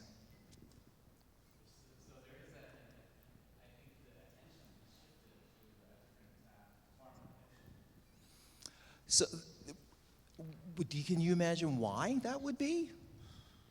Well, I mean, part of it is because I'm sorry. Part of it is because of the legalization of gambling across America. It's much more. It's of much greater interest to the media. Right. Certainly, as a researcher in this field, I've been constantly bombarded with questions by the media, interest in particular in poker in the last few years, or Yes. internet gambling. So there's a great deal of interest, and this is showing up in terms of movies as well. That this does come up in movies. It comes up in television as well. I think also there's still a glamour to it, especially when you're going to Las Vegas to lose your life savings. Right, yeah. Thank you. That's Nigel Turner, who will be on our next panelist. Could I respond to that? Yes, absolutely. Well, I think that actually goes along with something I said early on about norming and keeping, behavior in range. I mean, as gambling is legal and there are now people making money from it beyond the gambler, there are obviously, I don't know enough about the online gambling and legalization, but the casinos and things, really, you need to keep, to mainstream it, you need to put in, to represent instances that are sometimes outside the mainstream as deviant, to bring them back in order to keep the practice going. I'm just curious to see if, as marijuana gets legalized in more places, how that's going to be dealt with, and how you now keep, the people who want to continue to make money from it have an interest in making sure that representations of it are, representation, that there now is a deviance when it's legal. And this is what I think we might be seeing, is that, yes, let's put problem drinking, problem gambling as deviant, and we won't question the fact that you go to the casino every weekend. Deviant but not criminal. Yeah, deviant but not criminal. Not criminal. And there's another interesting pivot on the question of responsibility in the self, right? Because it's not, the moving target of criminality and narcotics, gambling, marijuana, all these things is a very interesting other part of this whole conversation. But not just criminal, that, if you're gambling every weekend and you're losing your nest egg, that makes me think of, what was it, Albert Brooks Lost in America, and his wife goes to Vegas and loses a nest egg. If people start losing their nest eggs, you're going to start blaming the casinos, but you want to keep the blame on the individual, so you make the behavior deviant and say, well, normal people just go to lose a couple $100 and it's fun. You played at your own risk. I mean, and maybe one of the reasons the gambling is emerging too is we're living in a much more boom and bust cycle where people's livelihoods, the housing side. I mean, maybe I'm talking more in terms of the States, Canada's less of this, but you see this now with the petrol economy here. There's this sense of precarity that's increasing around the casino-like nature of finance and the way that meddles with our lives. So perhaps gambling representations could also be reflecting that a bit. But I just want to say something else on this question of criminality really quickly. It links back to the issue of stigmatization and the history of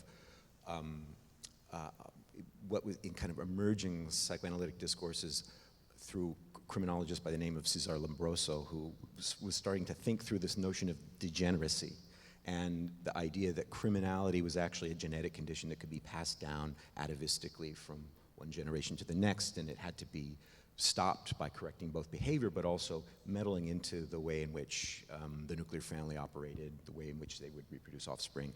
And this idea of the family in many ways goes back to that 19th century and the criminality around that. And it's precisely the idea of degeneracy, or the degeneracy theory, that gets inserted into and attached to the representation of the addict at a certain point. To be an addict is to be a degenerate, and that actually comes from a much larger history of criminality, which was trying to fix and measure bodies, and in fact Bertillon and others were trying to use this science of crime as a way of measuring what a criminal face might actually look like in typologies. So I think those kinds of that history of physiology, of the idea of the image of the addict, and its link to criminality is another interesting part of where the history of stigmatization comes from. I'm ambivalent on the question of destigmatization today, but I do think that it has this history that goes back to the criminal nature of the addict, or the criminal history of that. So. Yes. Okay, well, Go ahead. I was going to pick up on that, Jeff. I was just, the stuff with gambling, I got thinking about medium specificity and thinking that, when it comes to film, gambling can make for exciting cinema because you can build up to the big moment, the reveal, so there's lots of rapid cutting, whereas, in television, you're dealing with a very different medium. And, I think of films where addiction has played a part. The one I think, Alex Cox's Sid and Nancy. The first half of that, when punk is vibrant, that film is electric. It just zips along, it's colorful, it's bright. Once they spiral into this, addiction, that film just slows right down. I mean, I've shown it to students, and they're just bored silly for the last hour and a half because the film is barely moving. It's languid and slow, but it really captures it. Whereas, the stuff that was being said about television, I mean, you've got these more complex narratives that you can kind of build in there, but I kind of wonder then, does addiction become this kind of shorthand in some quality TV for character complexity? Is it a way of othering that ties into this stuff around race too? Here we have characters that the mainstream, largely white middle-class audience is familiar with. They have jobs, they're in, roles that we recognize. How are we going to other them or make them slightly different or interesting? So it's a means of giving complexity, and because of the serial nature, you can really draw this out in much longer time than the 2 hours or so of film that has to be fast moving. So gambling maybe becomes the And you're right, it is. I mean, gambling can be presented as sort of intensely, cinematic. There's Martin Scorsese loves gambling. He loves filming gambling. I don't know if he gambles himself, but again, because it's got that kind of charge. And to get back, it was interesting to, when Ken was talking about attention earlier, I couldn't help but think of, to me, some of the most interesting and rich cinematic accounts of addiction are also very giddy experiences to watch. And I think of something like Requiem for a Dream, which is an incredible movie about addiction, but also it conveys a kind of high itself, a kind of an eyeball contact high, from watching it. And I'm very interested in the notion of sort of attention.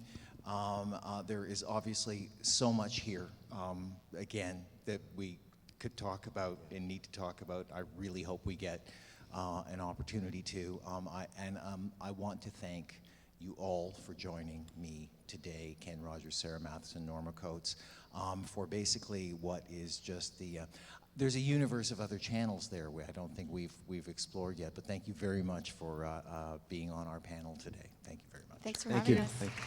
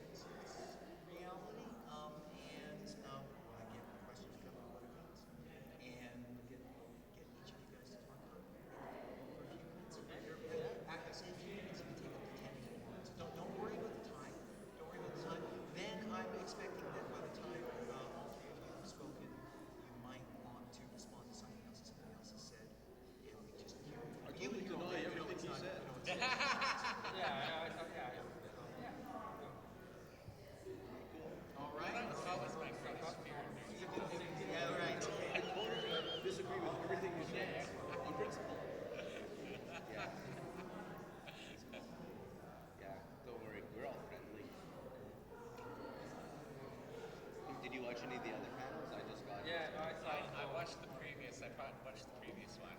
Got here. It's good.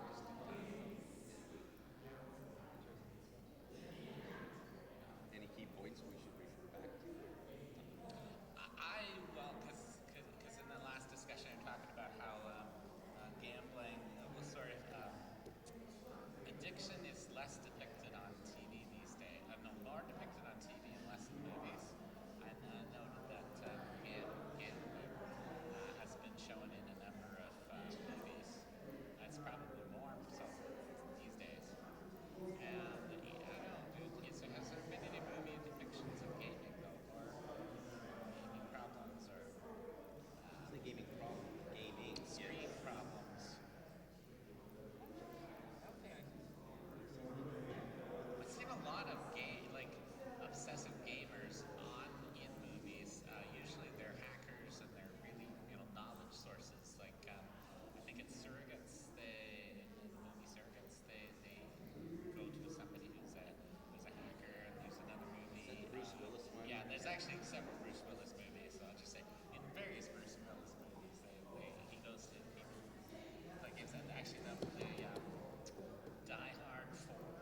He goes to a gamer, but they're always depicted as knowledgeable hackers. They don't show the downside of gaming.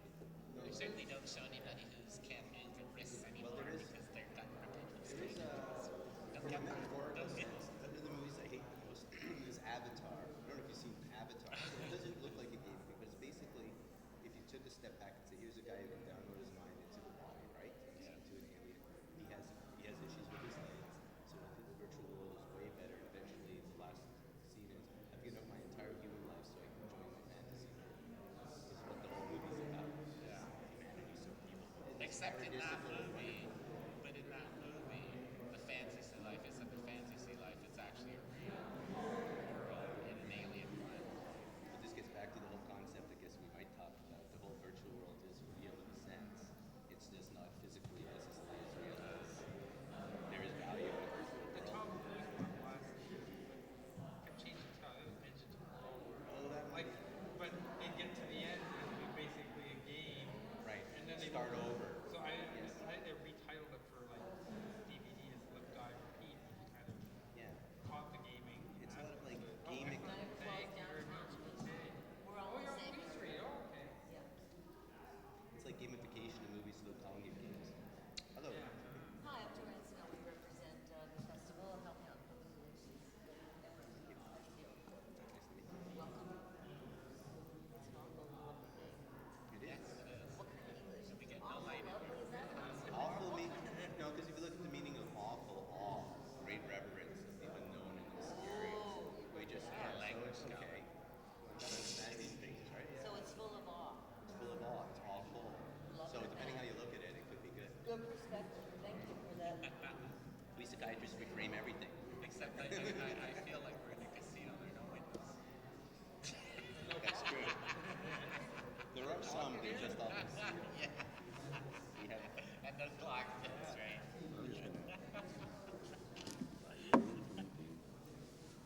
Oops.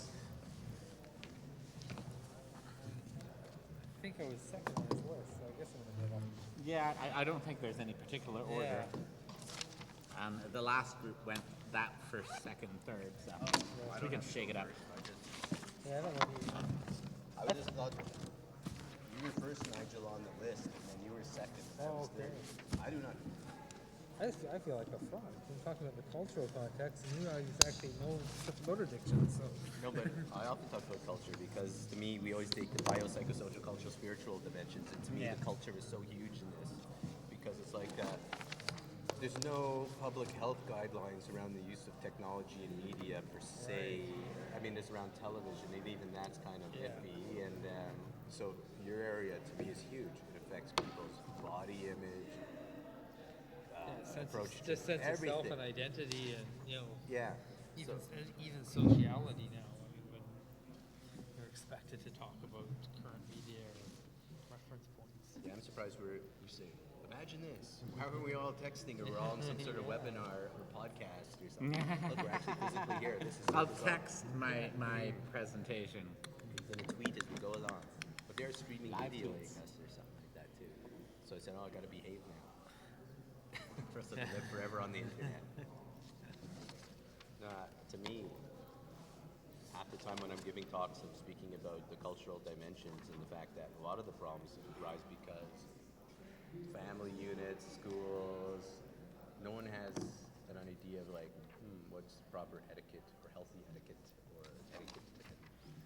It just deviates our society. So those who are vulnerable start getting into more and more trouble.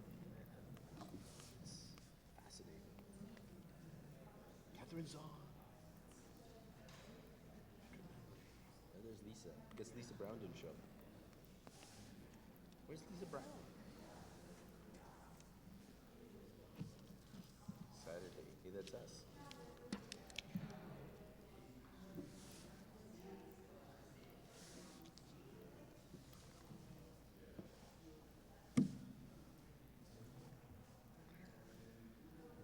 Where'd everybody go? Was it a lot more people before? I think a few more in there, but they may be still drifting around. Snacks.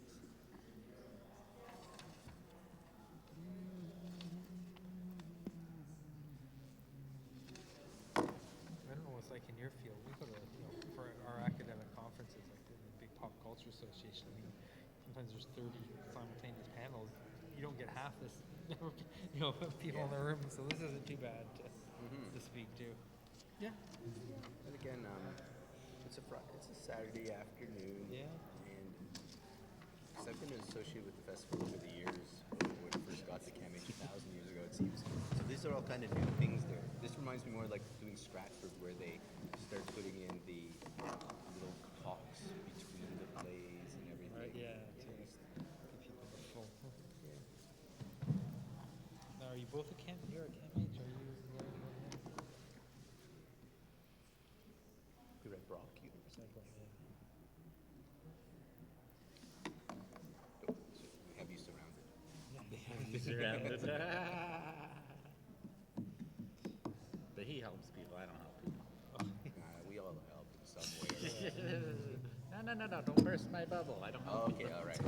That he hinders. Great deal. Hinders. There we go. What's the specific area you work in? Well, I started off in child psychiatry, got sick and tired of my supervisors when I was a resident saying, well, this is treatment-resistant depression. Go, no, the guy's drinking 20 beers a day. I think that's something to do with it. So then I went into addictions and started youth addiction services at CAMH 1,000 years ago, it seemed. But I'm only there part-time, and as I was growing along, I said, I'm going to focus down, because we've got tons of calls on youth gamblers, youth gamers, internet users.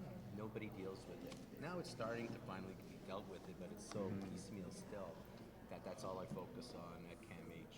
The gaming, yeah, definitely very piecemeal. Gambling is much more established. It's, Right. But for youth, it's Not for very youth, old. yeah, Well, the interesting thing about youth is, and this is where I guess we can talk about youth have gravitated to games versus gambling, because they're designed to help prime people to gamble. And all the gambling stuff's being embedded into the games without being called a gaming. And there's a convergence too with the games becoming, with the gambling becoming more like video games, and the video games adding random components. Yes, in-app purchases and a million other things. Yep. Fascinating. Very fascinating. Well, I think of games I have play. I mean, there's one that's just a simple platformer where you negotiate, but when you get to the end, every single time you're given a slot machine to pull to win extra turns. Right. That's Even like kids, like Webkins and all the little talking animals have they have wheels of fortune and all that. But because you're not playing for actual money necessarily. Right. It's suddenly You can unregulated. get away with it then. Yeah. Yeah, But there's the regulations are murky at best. They'll get there in another 10 years or so, but they get so much hand over fist. I think there's conflict of interest somewhere. If the government took 1%, you know how the gambling programs are all 2% of the slot machines? I'd say if they gave us 0.5% of all online activities, we'd have billions to do treatment. Of course, that's also conflictual, I suppose. It's very serious. Hey, you got a speech. I know. I told Well, I you before, prepared he said notes. He said 10 minutes, and I thought I would work 10 minutes with chatter. I prepared notes too. I always do. Whether I follow them or not is different. I just kind of wandered in and said, you guys go first, then I'll just go like they said. Yeah. Well, if you get stuck, you can always do a magic trick. That's true. It's like, look over there.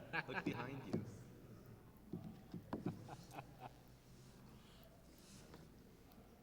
He actually is a very entertaining speaker. My opinion. I try. I just can't stand didactic only without a little bit of interactivity once in a while. Only because I always worry about my audience not being connected. So they might be going, aren't you going to be quiet? Well, usually when I lecture a class on gambling, I usually put on Elvis Presley's Viva Las Vegas every now and then. Sudden wake-ups.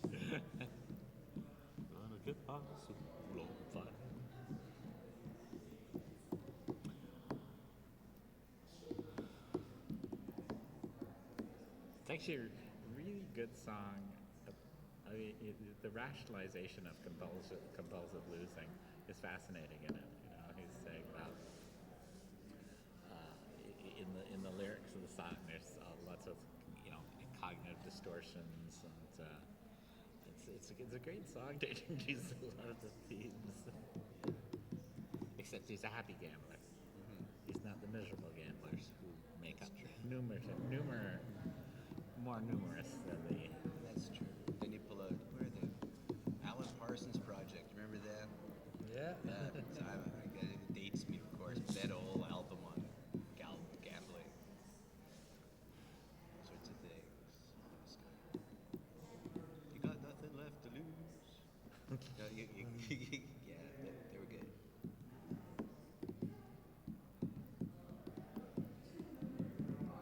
So I guess maybe in the as the afternoon wanes, people wander. Yeah. Jeff's not back yet either, so That's true. Bored people. He's on the street, yeah. He's like, get in here, listen. It's important. Yes, there's actually a whole cluster of people standing outside smoking.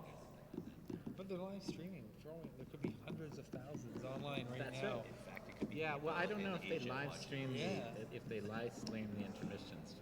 I think they would, or would they switch it off? Well, hopefully they put a sign up. We will be coming soon. Countdown or something. And like scenes from the previous. Yeah, previous episodes. Yes, previous episodes. Yeah. Last time. What are we called again? We have a title to this. Netflix. No, Transfixed TV and Addiction. Netflix. Netflix. That's actually very clever.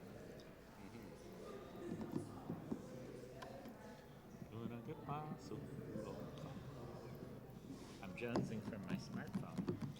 There you go. The addiction occurred already. Yep. Okay.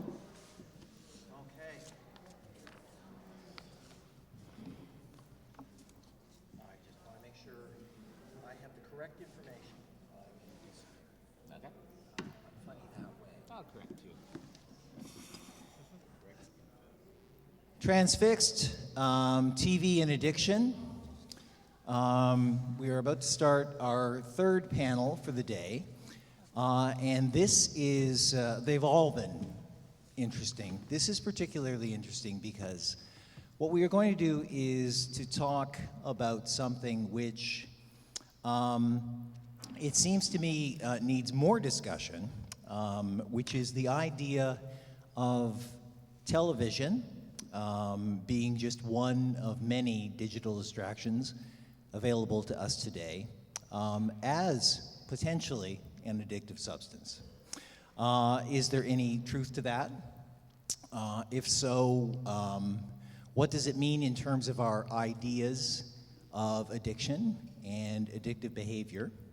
And where might we be in terms of our thinking about that phenomenon? I have on the panel today three people who are going to be speaking to this issue from different perspectives, and I will introduce them to you right now. Sitting on my immediate left is Nigel Turner. Nigel is a PhD, an independent scientist at CAMH. He has spent the past 20 years conducting research on addictions, mostly focusing on behavioral addiction such as gambling and video gaming. Sitting next to Nigel is Scott Henderson. Scott Henderson is chair of the Department of Communication, Popular Culture, and Film at Brock University in St. Catharines, and co-editor of Canadian Television Texts and Contexts. And sitting next to Scott is Bruce Ballin. Dr. Bruce Ballin is an associate professor of public health and psychiatry for the U of T's Faculty of Medicine and adjunct professor for the University of Toronto University of Ontario Institute of Technology's Faculty of Health Sciences. So what I'm going to do is I have asked each of the panelists to be prepared to speak for a few minutes in terms of their own perspective on the notion of television itself as an addictive substance. And then we will turn it over to have the panelists react to what they've heard the other panelists say, and then we'll pick up the discussion from there. And Bruce, if you wouldn't mind starting, getting us going, we'll go. Okay. Greetings all. So I guess the question is television addictive? Well, again, it's interesting because television seems to have evolved over the last few decades into an interactive medium more than it used to be. There's been studies done before with media awareness campaigns and so on about how television does have the ability to cause problematic interactions with people. I hate the word addiction. I am an addiction psychiatrist, and I hate the word addiction because it conjures up many different images. I would say definitely there's problematic use of television, but is it always an addiction? Maybe, maybe not. But I'll ask you this. You just went through a panel, I understand, about all sorts of images on television and so on. If I throw a word out at you, I want to throw a word out at you, and I want an image to pop into your mind. The first image that pops into your mind, is that okay? You ready? Here's the word. The word is addict. What was conjured up in your mind? Anyone feel like sharing? Concern. That's the visual image. What did you see? A visual image. The first thing that popped in your mind with the word addict. I know what most people usually see. Or is everyone, oh, no one usually throws things at you, huh? You always throw things at the panelists? Oh, yes, sir. I saw a person near the end of their life, very Disheveled. Alleyways? Yeah, anyone see like a needle, drug marks? Yeah, and again, it gets back to how did that get into your head anyways? You obviously have come out here because you're probably more into mental health and addiction issues in society, trying to battle stigma, and yet these stigmas are implanted in our heads anyways. Where did it come from? Well, usually the media has implanted it in our heads. And it's only by becoming aware of it do we actually have a chance to actually overcome these things. I usually put an image on in a PowerPoint slide of that particular picture. Do you know how I usually get my pictures for PowerPoints? How I would do it? How do you, anyone ever make presentations? Yeah. Googles. Google. You ever heard the term Googling? Yeah. Do you know Google is just one of many search engines? So you actually do a search engine, but Google, and people usually say I Googled it, most people's brains are being affected that they think the brand has become a verb. And they said Google. Does anyone know what Bing is? You've heard of Bing, right? But no one ever mentions Bing, it's Google. So again, the TV and media is influencing you. Whether you become addicted to it is something else we could talk about as we go along. But I should just say, I work at CAMH, and we have a whole program for youth and transition youth for gambling, gaming, internet use.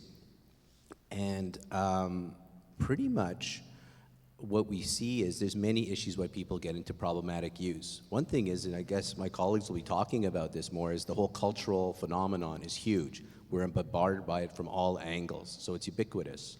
But the thing is, what I see, and this is tertiary care, people with anxiety, Asperger's disorder, trauma, depression, often will use things of media to help regulate how they feel, escape things, dissociate from it. Is this an addiction? Not necessarily, but if the use keeps happening, that they're using this particular form of escape or treatment for themselves that has become second nature, it could be considered an addiction, and we can talk more about that. But to us, it's more about looking at a person as a person and looking at all the complexity behind why are they being driven to watch TV? Why can't they stop it? What's so powerful about it? Are there certain types of shows versus other shows that are more capturing people's attention than others? I'm not even going to talk about video games and so on, which is a whole other kettle of fish, but if we get into the whole concept of screen times, the whole overlap that you watch a TV show, they make it into a movie, then they make a whole game out of it, or they make a game, then they make a TV show out of it. There's so much overlap from a multimedia perspective. And as we go along, if we want to get more into the whole concept of media, interactive media, it has more power to ensnare people's minds and interact with people's mental health issues. So again, is it addictive? It can be. Are people vulnerable to it? It can be. Here's a question for you too, especially with youth. Do you know why youth don't drink as much alcohol but use more cannabis before age 18? According to some of our studies. It shows that in our OSDA study, it's like the Ontario Student Drug and Health Use Survey, youth will use cannabis up to age 18 more than alcohol. Then suddenly over 19, I should say, and then after 19, they're all using alcohol more than cannabis. Do you know why? Yes, sir. Exactly, easy access. So you gravitate to what's easiest to go to. What's easier than cannabis and alcohol in our current society right now? Technology. Everywhere. And if it happens to be something that can act just like these other substances in terms of helping people escape or modulate their feelings, and they might start at age 3 or 4. And again, as we go along and talk about games and online things and people getting primed almost into addictive behaviors, there's something to consider. I mean, I give talks on this that go on for days, so I'm not sure exactly where to go. I'm actually going to leave it to you as the audience to help guide us where you want to go with this and what's most important to you, because it's such a vast area. So that's all I want to say to start with, and then I'll hand it over to a colleague. Scott. Oh, okay. Well, I wrote stuff down, so I'll read a bit from this, and if I drag on too long, Jeff can just yell stop at me. But in his recent book, Post-TV, Michael Strangelove makes the claim that television has a long history of trying to control audiences and limit choices. Now, of course, this control takes a number of forms. I mean, there's regulation, media ownership, through to scheduling, and aspects like program cancellation. And that always calls to mind enraged fans writing the network about the loss of their favorite show. Now, a canceled show with a decent audience is just as likely to return via Netflix or Amazon or one of the other niche services. So these technology-driven transformations would seem to be driven by notions of consumer choice and a greater freedom given the consumer, which takes Strangelove's notion of control away from the television industry. Of course, things are never that straightforward. Simply on the industrial level, the former media conglomerates have either transformed into new media conglomerates or have been replaced by the dominant players like Amazon or Netflix. In terms of consumer choice, it may well exist, but it may be creating new forms of control with specific links to television, or I think more aptly now, screen addiction. I've been struck by the ideas, and I guess I'm a latecomer to this, but Barry Schwartz's 2004 book, The Paradox of Choice, Why More is Less. And even though Schwartz was writing well before the age of Netflix, his arguments about the problems in consumer choice are quite compelling. Perhaps I think they're made more relevant when we consider our current age as what I like to call an age of immediacy. And I borrow this from another writer, Craig Ireland, who's addressed what he calls the subaltern appeal to immediacy. immediacy. And Ireland points out that, at one point, immediacy and experience were a means for the disenfranchised, for those on the margins of society, to assert their identity against the status quo. It was a way of, moving away from the factory floor and going out to see a band and having a great time and feeling, yes, I'm really connected here, and this is who I am and what I want to be doing. Right? It's our, Ireland argues we kind of shifted away from that, and now we're disconnected from our place in history and maybe unable to form a solid identity, given perhaps the plethora of choices we have. Essentially, neoliberal cultures made immediacy and choice central to our established roles as consumers, and crucial to perhaps the control television can exhibit over us. In simpler terms, when Ireland points to the initial promise of immediacy, we might be talking here, as if I sort of said, living in the moment, allowing oneself to be free of the constraints of the workaday world and enjoying a unique personal experience. So to connect Ireland to Schwartz, I think we exist now in a world where those fragmented, unique experiences or choices no longer free us, but instead entrap us. What Schwartz refers to as tyranny. I like how he describes this. He says, as the number of choices keeps growing, negative aspects of having a multitude of options begin to appear. As the number of choices grows further, the negatives escalate until we become overloaded. At this point, choice no longer liberates, but debilitates. It might even be said to tyrannize. So Schwartz recognizes choice as central to autonomy, and undoubtedly our desires for identity are a crucial human motivator. In our current era, where so many of us feel so disempowered, and I always think of the 1%, 99% kind of raised by the Occupy movement, the need to forge an identity against a rather faceless, technology-laden global landscape takes on increased significance. So we're thus caught up in a hyper attempt to validate perhaps our own experience and own sense of self in a manner that becomes essentially addictive. So to align Schwartz and Ireland, we no longer get satisfaction from our fix, as the array of choice suggests to us that there must be something better out there, something else to reach for, or in the televisual sense, something better to watch. As Schwartz notes, there are values to choice. He says it enables people to be actively and effectively engaged in the world with profound psychological benefits.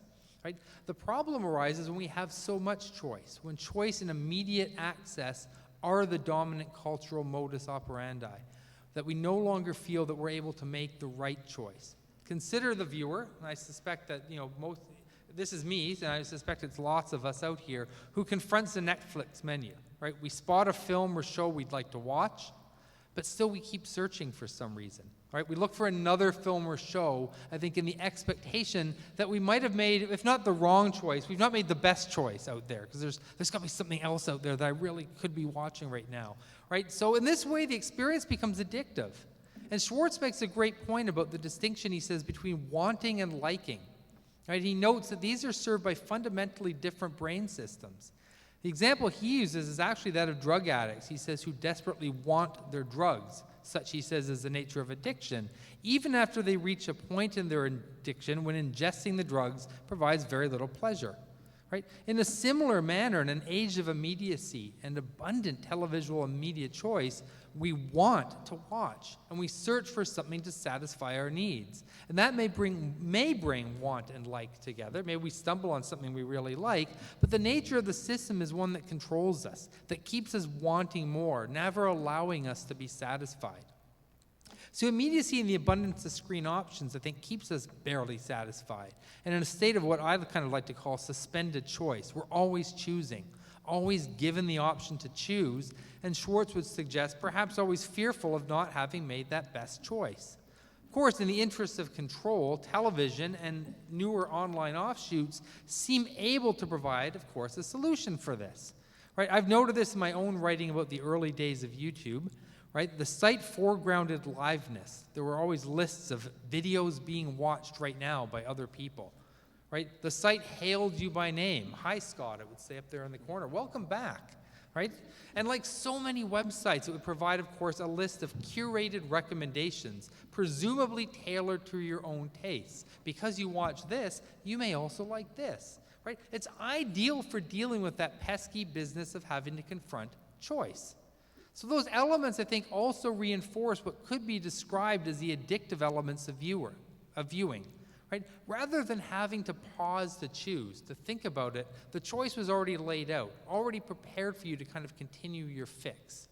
Right? Further advances in technology have just taken this further, where the next up video autoplays as soon as the previous one is complete, right? Something that's a default setting on both YouTube and Netflix, so that the decision to continue watching is actually made for you.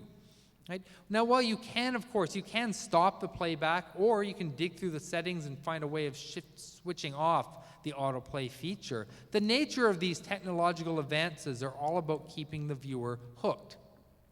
So when Raymond Williams, writing in the 1970s about what he called televisual flow, he was referencing the means by which one show or one station kept a viewer hooked, right? By shifting from one image to another in an unstoppable stream as television presents itself, where advertisements tended to merge with content aesthetically and likely demographically, right? So that the show and the ads, everything blended together to seem to be, for us. Williams was considering, of course, flow within one screen. Arguably, flow remains, but now, in our era, it shifts between screens and far more rapidly than it ever has. Right? A viewer now watches on one screen, converses with other watchers via another screen, right, through forms such as Twitter, while being encouraged often by on-screen cues to seek out other links and bits of information. So you may get little pop-ups that tell you about a product or a link or something about the show that you might follow simultaneously. Further to this, technology allows us to have television flow seamlessly from one screen to another. So the event we watch on one television, of course, we're told lots of times, can be paused and continued on another TV set or even on another device and taken to another location. So the domestic ties that once framed television are broken. Like, viewing, I think, has become part of the self, as likely to be consumed in the home as it is in a public venue or on one's own person, right? Moving now into wearable tech. Right? That's all I had. Good. So to return to my opening point from Strangelove, the nature of control has shifted. There was a point where the control exercised by media was more blatant. They chose what shows were available and when. Right? We were in an era of what we used to call appointment television, right? So the big shows were appointment television. You knew that Thursday at 9, that's what you had to be there to watch. We had to base our schedules around the programming decisions of networks, or at the very least ensure that our time-shifting tech in the forms of things like VCRs were ready to fire up at the right time. There's now been a shift to a binge-watching model. I'm struck by, when we talk of binge eating or binge drinking, we don't see binge as particularly, positive adjective. So binge watching, I wonder how we take that. But where we sign up for services and watch a program relentlessly. I mean, partly we're encouraged to avoid spoilers, so we better get there before we find out what happens to Nurse Jackie. Thanks, Sarah. Right? But often in the sense that if everyone else has seen Breaking Bad and is talking about it, we want to be part of that. We don't want to be excluded from the conversation. Right? And it's, again, ties to these identity issues. In terms of identity, our tastes and choices that come to define a sense of identity in who we are. And arguably, that who we are is being shaped by the dominant forces within culture. Quality TV, and I think Norma, I don't know if Norma's still here, was alluding to this, but quality TV has become such an established middle-class genre, intertwined as it is with binge-watching new technologies and neoliberal ideals of television on demand. It serves individual needs and individual time frames. It really reasserts our sort of sense of self-importance. So technology means we're never far from a media fix, and it's offered to us with a sense of immediacy and urgency in ways that encourage things such as binge-watching and other addictive modes of viewership. Television and screen cultures more broadly becomes an addiction that seeks to control us, to take our desire for autonomy and self-identity, right? Often, in consumer culture, through what we purchase, what we watch, what we align with, right? Forge to those choices we make, and recast us, I think, as consumers who are searching for a visual fix within what I would kind of call a neoliberal landscape that, favors our individuality. But I'll leave it at that. Scott, thank you very much. Nigel. I'll take a somewhat different approach. Now, my background, as was noted, is I've been doing research on addictions for the past 20 years at Center for Addiction and Mental Health. And it's mostly been about gambling addictions, but I've also looked at video game and other behavioral addictions, as well as substance abuse, but mostly gambling. And I wanted to look at, first consider, well, what is an addiction? Well, addiction is defined as a maladaptive pattern of use of, ideally, of a substance, which was leading to things like impaired control, using more than you intended, unsuccessful efforts to cut down, cravings, loss of time, spending lots of time thinking about it, social impairment, things like missing schoolwork, home obligations, risky use, where continuing to use when it's physically hazardous, such as drinking and driving, or where it's you know that it's going to cause harm, such as knowing that your liver's about to stop functioning if you keep drinking. And then there's pharmacological criteria of tolerance, need to use more to get the same high, and withdrawal. So if we look at those for substance abuse, how do they apply to this, whatever we're going to call it? How do they apply to other behaviors, such as TV, video games, internet use, smartphones, handheld games, tablets? What do we call this? I mean, is this a single addiction, or is it a cluster of different addictions? It becomes very complicated because just trying to ask somebody, well, do you have, trying to ask these questions becomes complicated because there are now so many different ways in which you can be involved with screen time. I think screen time is a good use, but I don't even know if that's the best use. But let's look at that. Can we apply these same symptoms to it? Well, impaired control, definitely spending more time than intended, playing games or surfing the web, being unable to stop. I can envisage, well, I mean, this has happened to me myself, where my wife says we got to do something, and I say, oh, just 5 more minutes.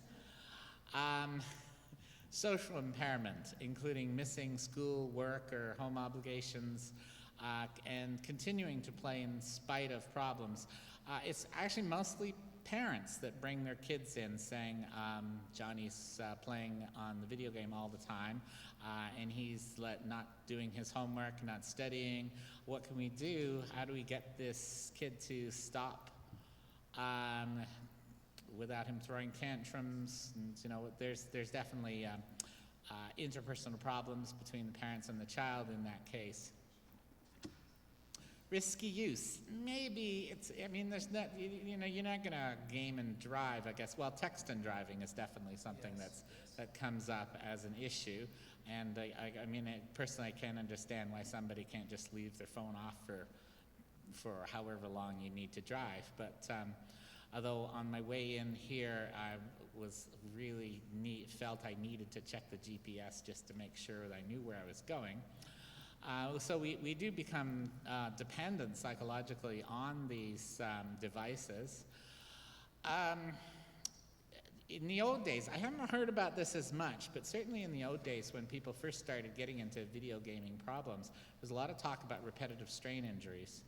I know that the game manufacturers have redesigned things to try and reduce that, but I'm not sure if that comes up. I mean, I can't imagine all this texting being good for you. The thumb must at some point stop moving. So there's a possibility of some actual physical damage from excessive use. Tolerance, increased need. You see people walking down the streets all the time, and they'll suddenly stop because they have to type in some message, some response. Usually end up causing a bit of a traffic, because we're walking, right? Walking, and then somebody bumps into them from behind because they weren't paying attention, only focused on clicking on their device. Withdrawal, cravings. For gambling, you get things like cravings, irritability. You don't get the strong physiological symptoms that you get with, say, heroin, but you do get definitely irritability and boredom. I don't know whether that happens. I suspect that happens with these technologies as well. I don't know if it's been documented because you can't get people to stop. For this first, you can't get cravings to stop. Although I must say I left my phone in my car and I'm jonesing to check my email. So those are the criteria, and it does seem to fit. It does seem to fit the criteria of what constitutes an addiction. There's difficulty in measuring it, though. There's one of the big problems is because there's so many different ways in which you can overuse technology, and there's no clear division between them. The technologies are hugely overlapping. Like you get laptops and phones and tablets and computers. You can play games on all these platforms. You can communicate with social media on all these platforms. So there's no clear division, and are they addicted to the computer or the internet or the game? When we put in this question into our CAMH Monitor, it's an annual survey we do in Ontario, and we're trying to come up with a way of measuring this problem. This is what the introduction we came up with. Use of electronic devices such as computers, laptops, electronic tablets, smartphones, or gaming consoles. Please do not count electronic devices for school or work. Now, one of the key problems is you have to repeat this to make sure that people still get it. So when the question, now, thinking about your use of electronic devices for games, social media, chatting, or other uses, but not counting electronic devices for school or work. So it becomes, there's... Yeah. There's a difficulty with, you can't, there's a difficulty with just wording this in a way that's going to efficiently get across the message that of measuring this. So this becomes a problem.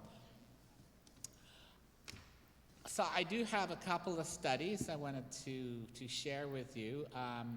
In a study by Jan Mallett and myself at KMH in 2010, we asked people who are in the substance abuse program what other behaviors they engaged in, and we found that the most frequent behavior addictions that they endorsed was unhealthy relations, followed by overeating, shopping, and then TV and internet was listed as fourth and fifth, both coming in at over 10% of the people. So these are people who are recovering from a substance abuse problem who have substituted some other behavior, and quite a few of them are substituting something. Now, at this time, we didn't really have this good definition of screen addiction. We still don't. Another study, 2012, we published, we found that 85% of students reported playing video games in the past year, and 18.3% reporting playing video games daily. Now that's just video games, so that's not counting the Facebook, other social media, or texting, or any other types of engagement with screens that they may be engaged in. And 10% of them endorsed 5 or more of these symptoms. So we were using 5 or more as a cutoff for when we thought it was problematic. 10% is a pretty big chunk of the population. And it's more common, gameplay was more common in males. It was 15.1% and for males and 3.1% for females. But that was video gaming, so it's not counting all these other ways in which people engage in technological screen time. So at this point, we have measurement issues. We have, so we don't have a precise measurement. We don't actually have a cutoff for what's a good score before we call something an addiction. And as Bruce sort of said earlier, it's not, maybe addiction's not the best word for it anyway. It's problematic use or maladaptive use, but when is it maladaptive? And at this point, we don't have strong definitions because it's actually difficult to measure, and it's so new that we don't really have a good handle on it yet. Thank you very much. Now I would like to, if anyone on the panel wishes to react to something else that they heard, go right ahead, Bruce. Sure. So again, From a clinical side, we usually just say it's a problem when it's a problem, meaning it's got to have some functional impact, you know. When you just break it down, like, is it affecting your school? Is it affecting your relationships? If these behaviors are affecting you that is causing some sort of trouble to you or someone else, then it's worthwhile looking into. Whether we're calling it an addiction or something else, I don't really care. We'll get to that as we get to work on the issues. That's the clinical side of things. But it was interesting because you were talking about choice. And again, as you said, is the choice really that big, or it's like false choice? I don't know in the bio if I'm an illusionist too, and I do stage shows.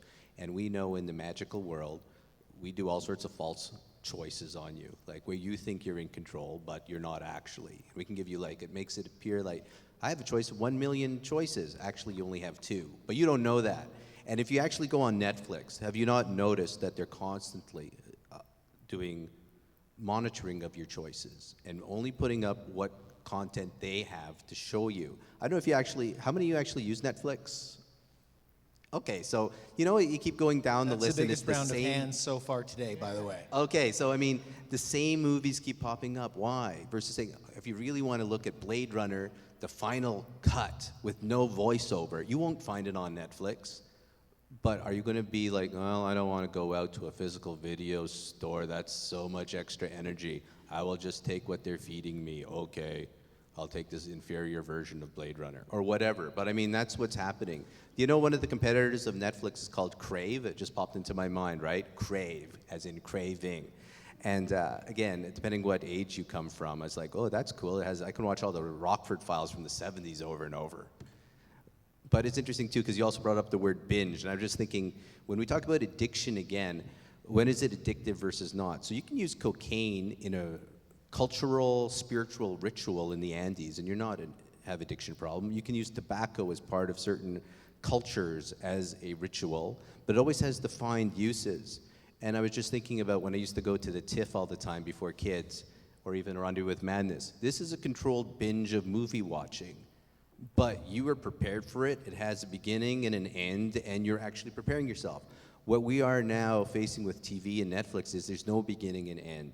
The boundaries have been chopped off, and this is where the uncontrolled use can start rolling in and make you vulnerable to addictive behavior or whatever this is we're talking about. So what was the other thing, too? Speaking about, you were raising something, too, about the addictive nature, and I was watching The Simpsons was appearing on that TV back there. I remember 20 years ago, they were starting to point out hits per minute. You know what a hit is per minute in media world? Did they talk about that yet?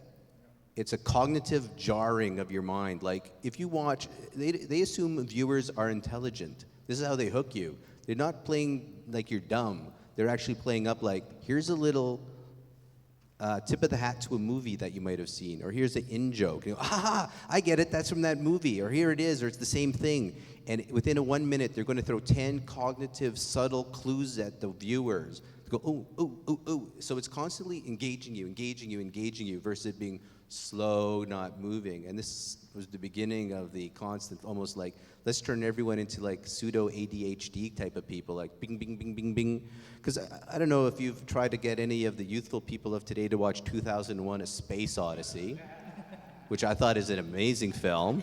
Yeah, they're just going, wow, is something going to happen? Is something going to happen? It's like, it's 30 seconds already and nothing's happened. And you go, okay, so how does this occur? It's because how the media is being created sometimes is actually a factor for how it hooks people into things.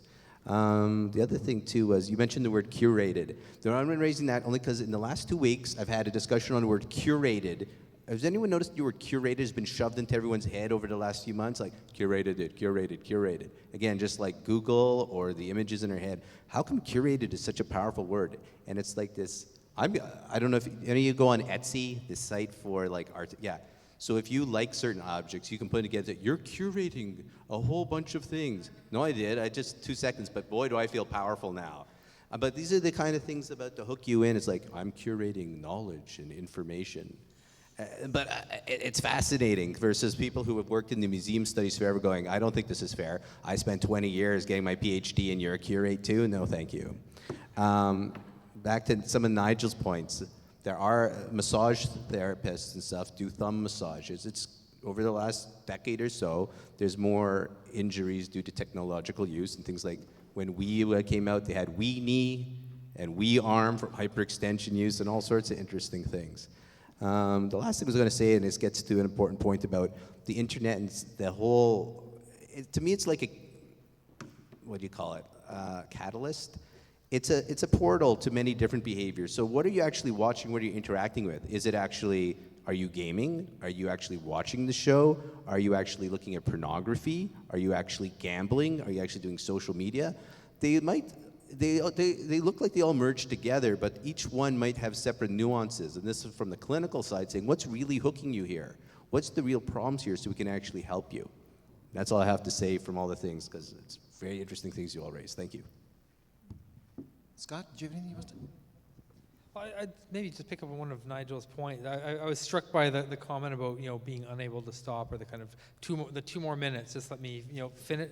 And I started thinking about. I mean, I guess maybe it's my background in kind of film studies and textual analysis. How much of that is built into text, and now gaming texts are that way. And I mean, maybe it's a question. Not having your expertise is are these games built to recognize kind of psychological responses that we have, or are they creating new kind of psychological responses? And I think of the way that games use things like save points. Like you just can't stop. And as someone whose kids are now a bit older, but they were into Pokemon, and you bring them to soccer practice or dance class or something, and they're playing Pokemon in the car, and then you drop them off, and I had to babysit this Game Boy, and I had to get it home and plug it in because they were partway through a quest, and there's no way. And to me, I'm interested in the structures of the games themselves. I mean, the often quest-based games, or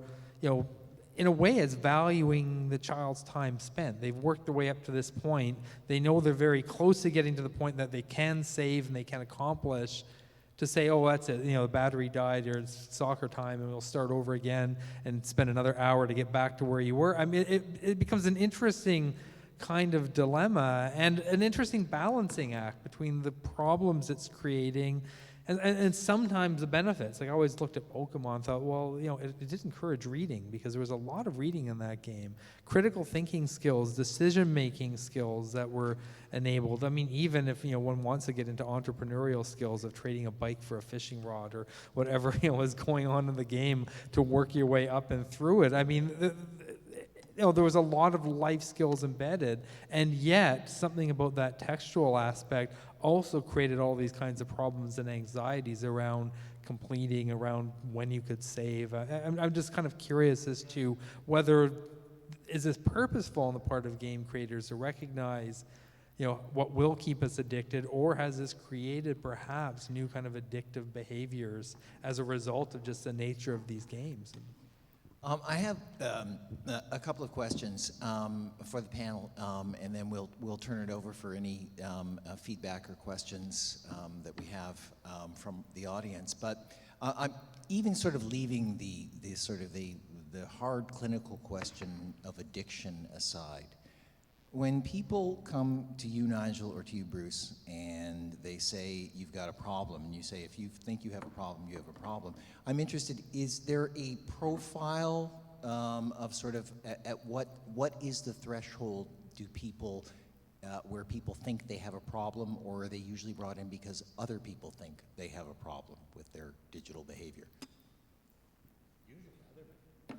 Usually other people. It's parents or that identify it as an issue. Yeah, that's what we normally see. Although we still have some youth that do come in, or people in first-year university who don't want their parents to find out they failed school because they've been playing video games and been lying to their parents. So they're coming in to get help before the shoe drops, so to speak. Right. So, but what is the threshold? Usually it has to have, again, a functional problem. A lot of these issues have been going on for years, and then families pop up with it. It's a crisis right now, but it's not really. It just they've hit their breaking point. And usually, especially when it comes to technology, it's usually a family issue, at least with the youth, because who's paying for everything? It's the family. The parents go, it's all his problem. Why did you buy him the Why did you buy him the smartphone with all the bells and whistles? And who's paying for the actual plan? And why does he have 7 different machines in his room? And yes, you took away his Xbox, but it makes no difference. You took away his laptop, makes no difference because he has his iPhone. So we have to get them involved too. In fact, we usually encourage the entire family unit to come in as soon as the problem arises to try to work on it in a systems approach.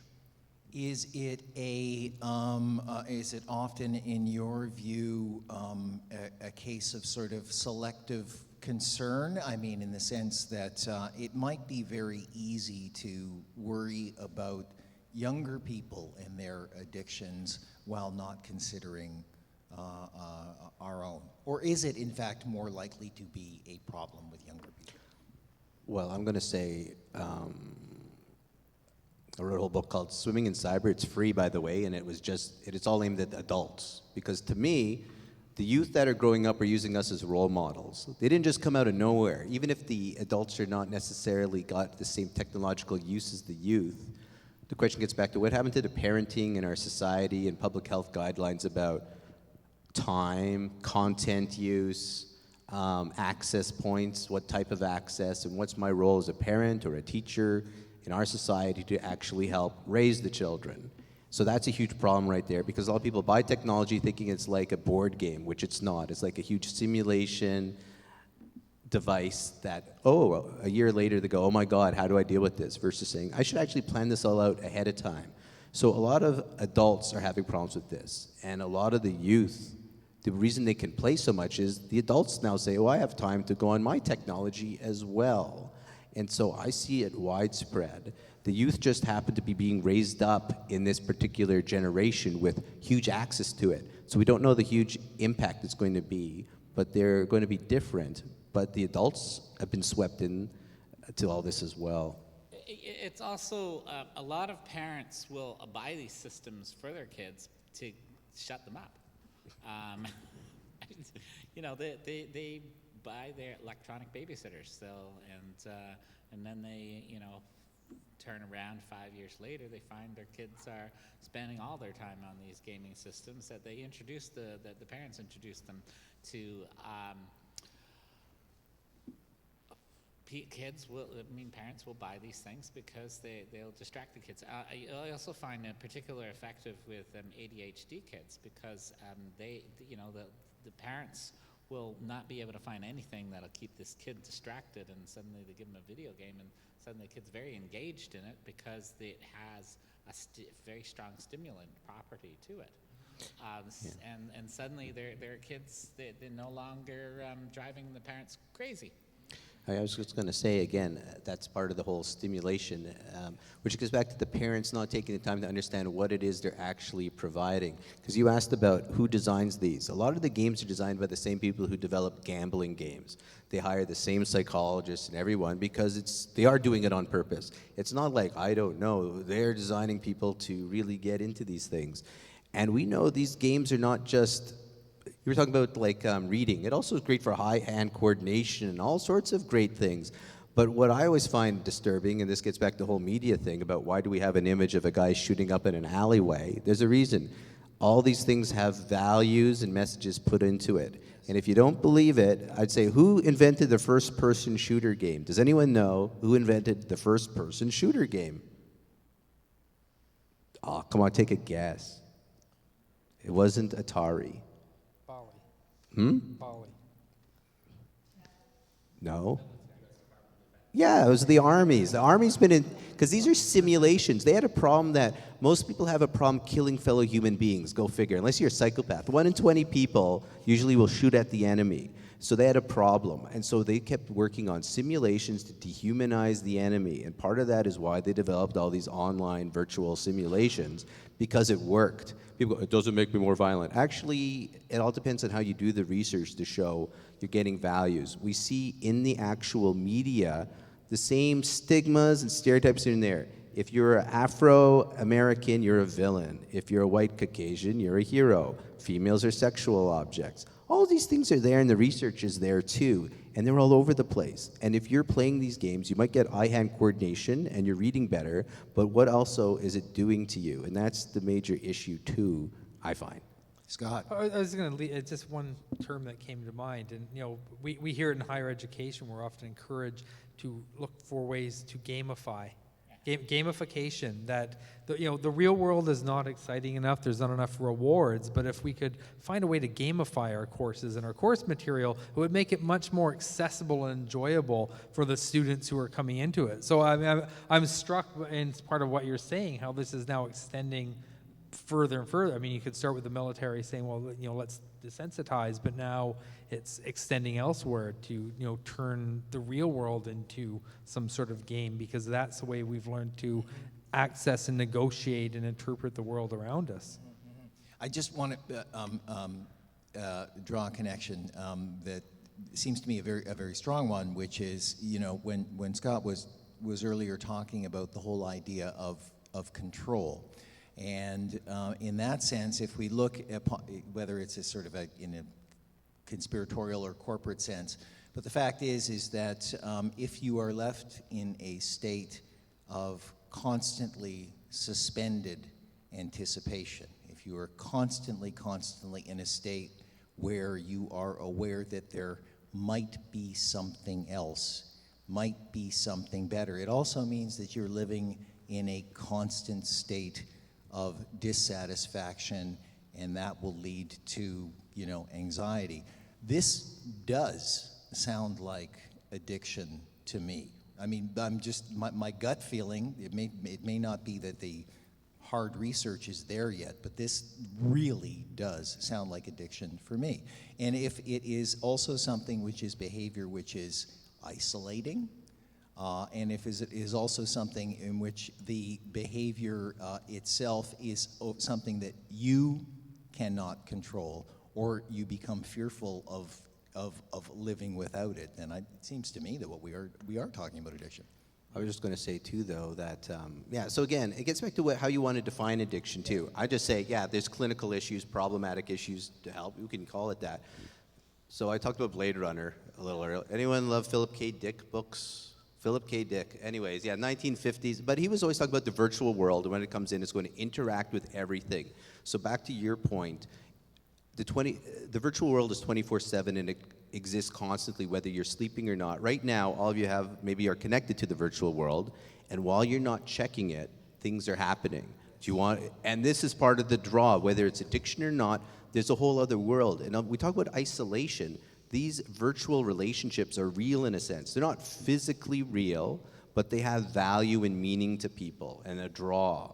So it gets back to now that this exists, it's how do we as a human race start to evolve to deal with this in a healthy way? Because I don't think we can go back unless we, atomic war and we all get blasted back to the Stone Age. But barring that, we're here. So it's like, how do we create a healthy relationship with the technology? Because it's there and we're connected.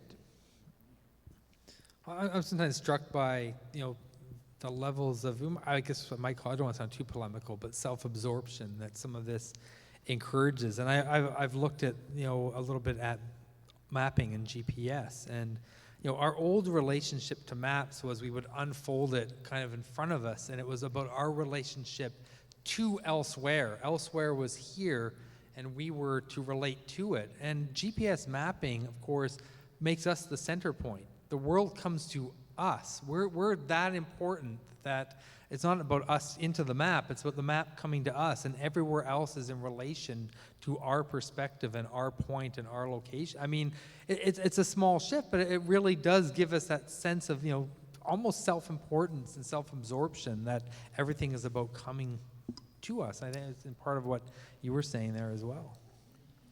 I was just going to say, you just gave me an idea for a paper. I was just thinking about Galileo and how we changed the whole cosmos, that the sun rotated around us. I guess we're going back in time, but that's a good will talk. GPS make us back to geocentric? The problem with defining when exactly it is a problem, all addictions, that problem occurs with all addictions. When is too much drinking an addiction? And we define it mostly by consequences. A person doesn't have a problem if they're drinking and there are no consequences. That's not really always the case, because there will be consequences at some point if you're drinking too much. But it's usually defined in the consumption. For alcohol, you can define, say, a number of drinks per day that is healthy, and then a number of drinks per day that's unhealthy, and somewhere in the middle is the barrier. For gambling, you can define it based on, typically it's based on how much you lose.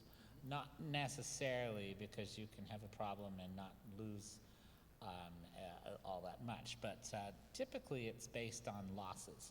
And what drives a person into treatment for a gambling problem is very much centered around how much they've lost. And they've lost enough that they are in jeopardy of losing their house and their car and their spouse and their job. Basically their life is collapsing around them, and that's when people usually seek treatment, not until that point.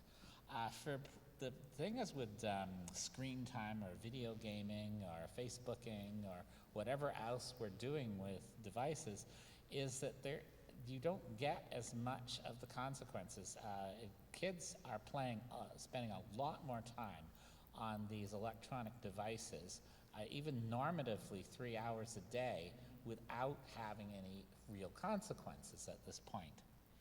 And you compare that to how much time people spend drinking before they get into problems, or how much time they spend gambling before you get into problems. I mean, if 3 hours of gambling every day, you'd be bankrupt. But most people would be. But for video games, that is actually the average. Well, this speaks to, again, about, the context. Like, back to substance world, most people have an easier time with cocaine than cannabis to deal with, because cocaine quickly creates much more intense consequences, while cannabis can be very subtle. So it's always in the background. And if people really want to stop it, it's more difficult because they can't make the connection. So the video games are even more subtle than cannabis. And so unless it's really severely, and they made that connection, like creating something for them to go, oh, I get it. And the other thing too is, even though there's a video game, they also might be doing their homework. I don't know how many hours you all spend, but when you actually add up screen time, and some of the studies are crazy because they also do multiple, if you have your screen open, 3 screens open, you're spending 72 hours a day on the screen, which is impossible, but it does get back to, I'm doing it for work, I'm doing it for pleasure, I'm doing my phone. We're on it quite a lot. So what is healthy, what's unhealthy, and what does it mean for each individual?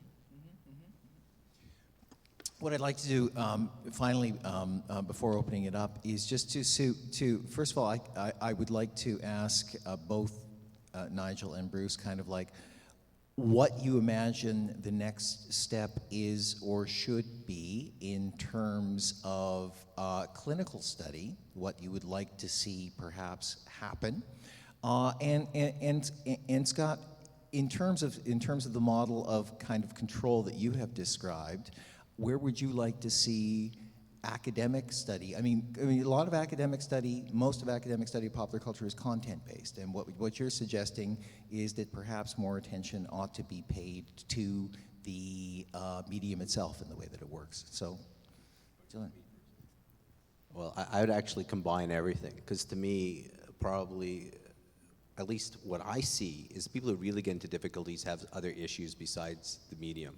Yes. But the medium itself also has, certain mediums are more compellingly draw people in.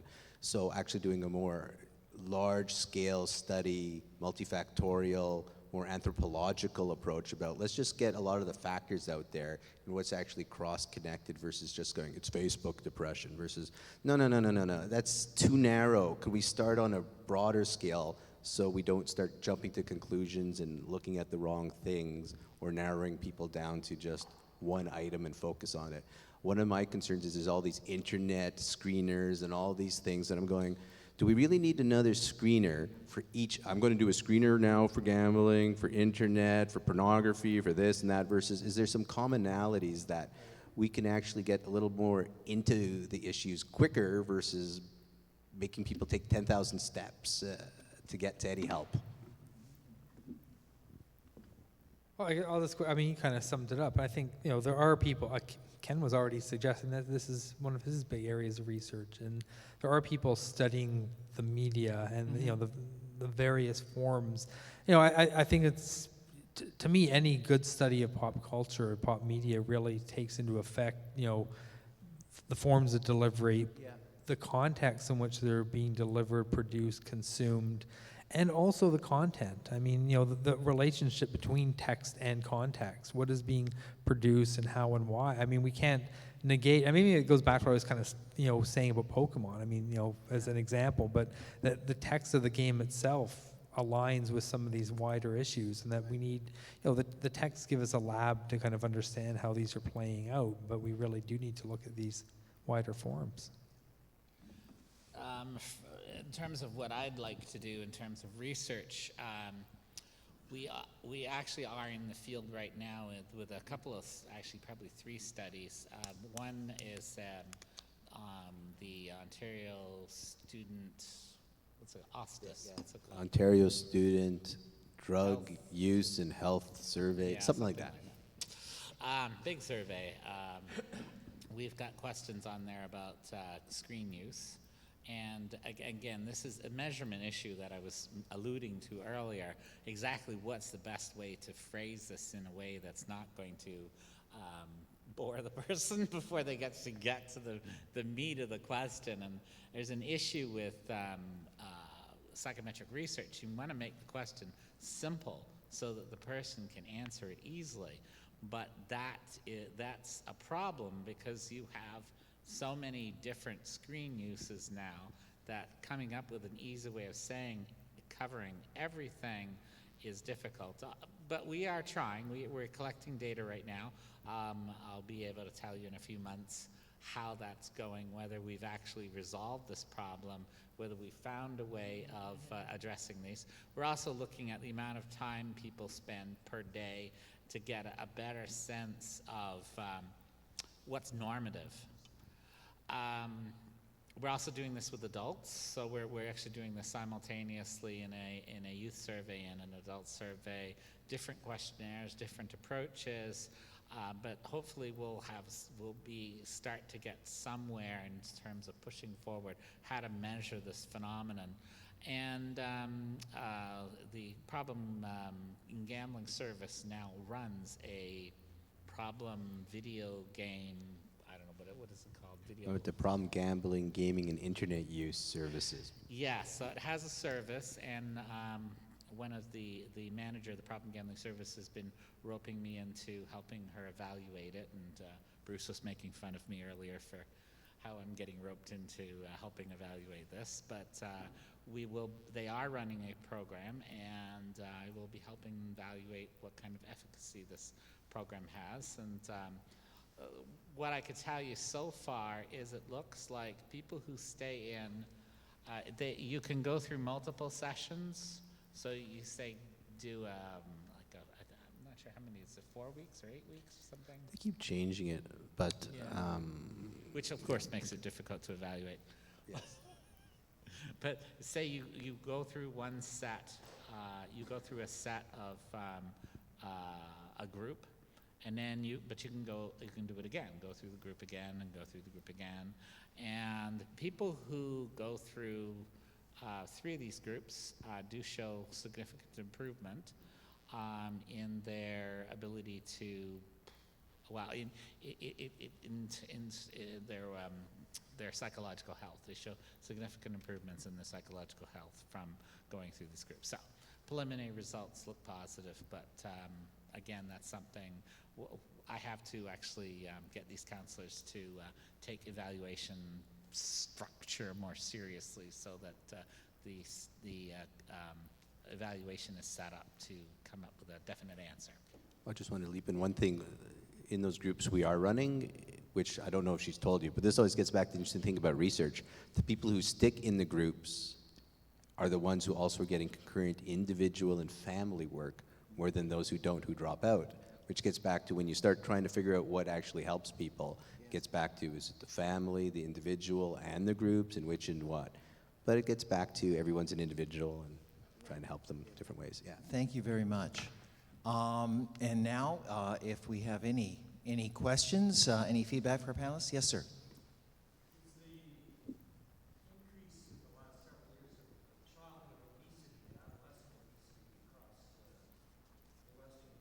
Have anything to do with this problem, the increase of obesity? And secondly, you were mentioning some things about what may happen to this cohort of individuals. Maybe you haven't gotten there yet because maybe they're not old enough to enter the so-called whatever meaningful, put that in quotation marks, workforce is. How workforce capable will they be? Is there any indication of some sort of a disabled group of people that are coming from this quasi-addicted? My personal view is that there's probably a link between obesity and the increasing sedentary nature of society, which includes the screen time. It's certainly not the only factor. I also think that I've also suspect that the decrease in crime rates probably is related to the increased screen time because people are too busy to get into a life of crime. It all depends what type of crime.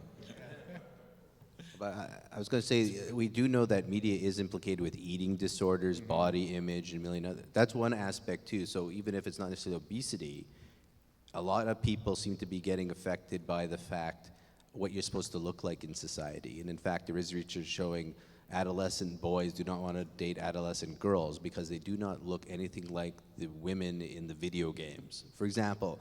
But yeah, so there's more sedentary activities with the games.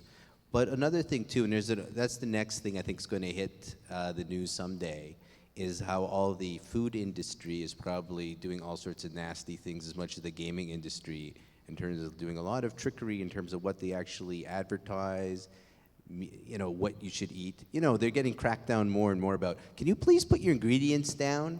Because again, as much as we want to focus on only one thing, it's probably multifactorial. And how, again, they try to crash down on Happy Meals in the States because they know it's completely evil, using marketing to give toys to kids so they can eat the horrific high-calorie items. We're saying, no, give the toys, but then you still have to say what's in the food. That's something that's happening too as well, and I think our internet age might crack down on that as well. At the same time, though, I don't know if you noticed all these crazy binge diets and food things that are thanks to our internet. Everyone's how to quickly get healthy so you can eat anything you want, do this, and everything will be fine. So that, besides just the physical inactivity, I think the messages as well, which might not always be factual or accurate, might affect people's minds of how they eat and how they take care of their health.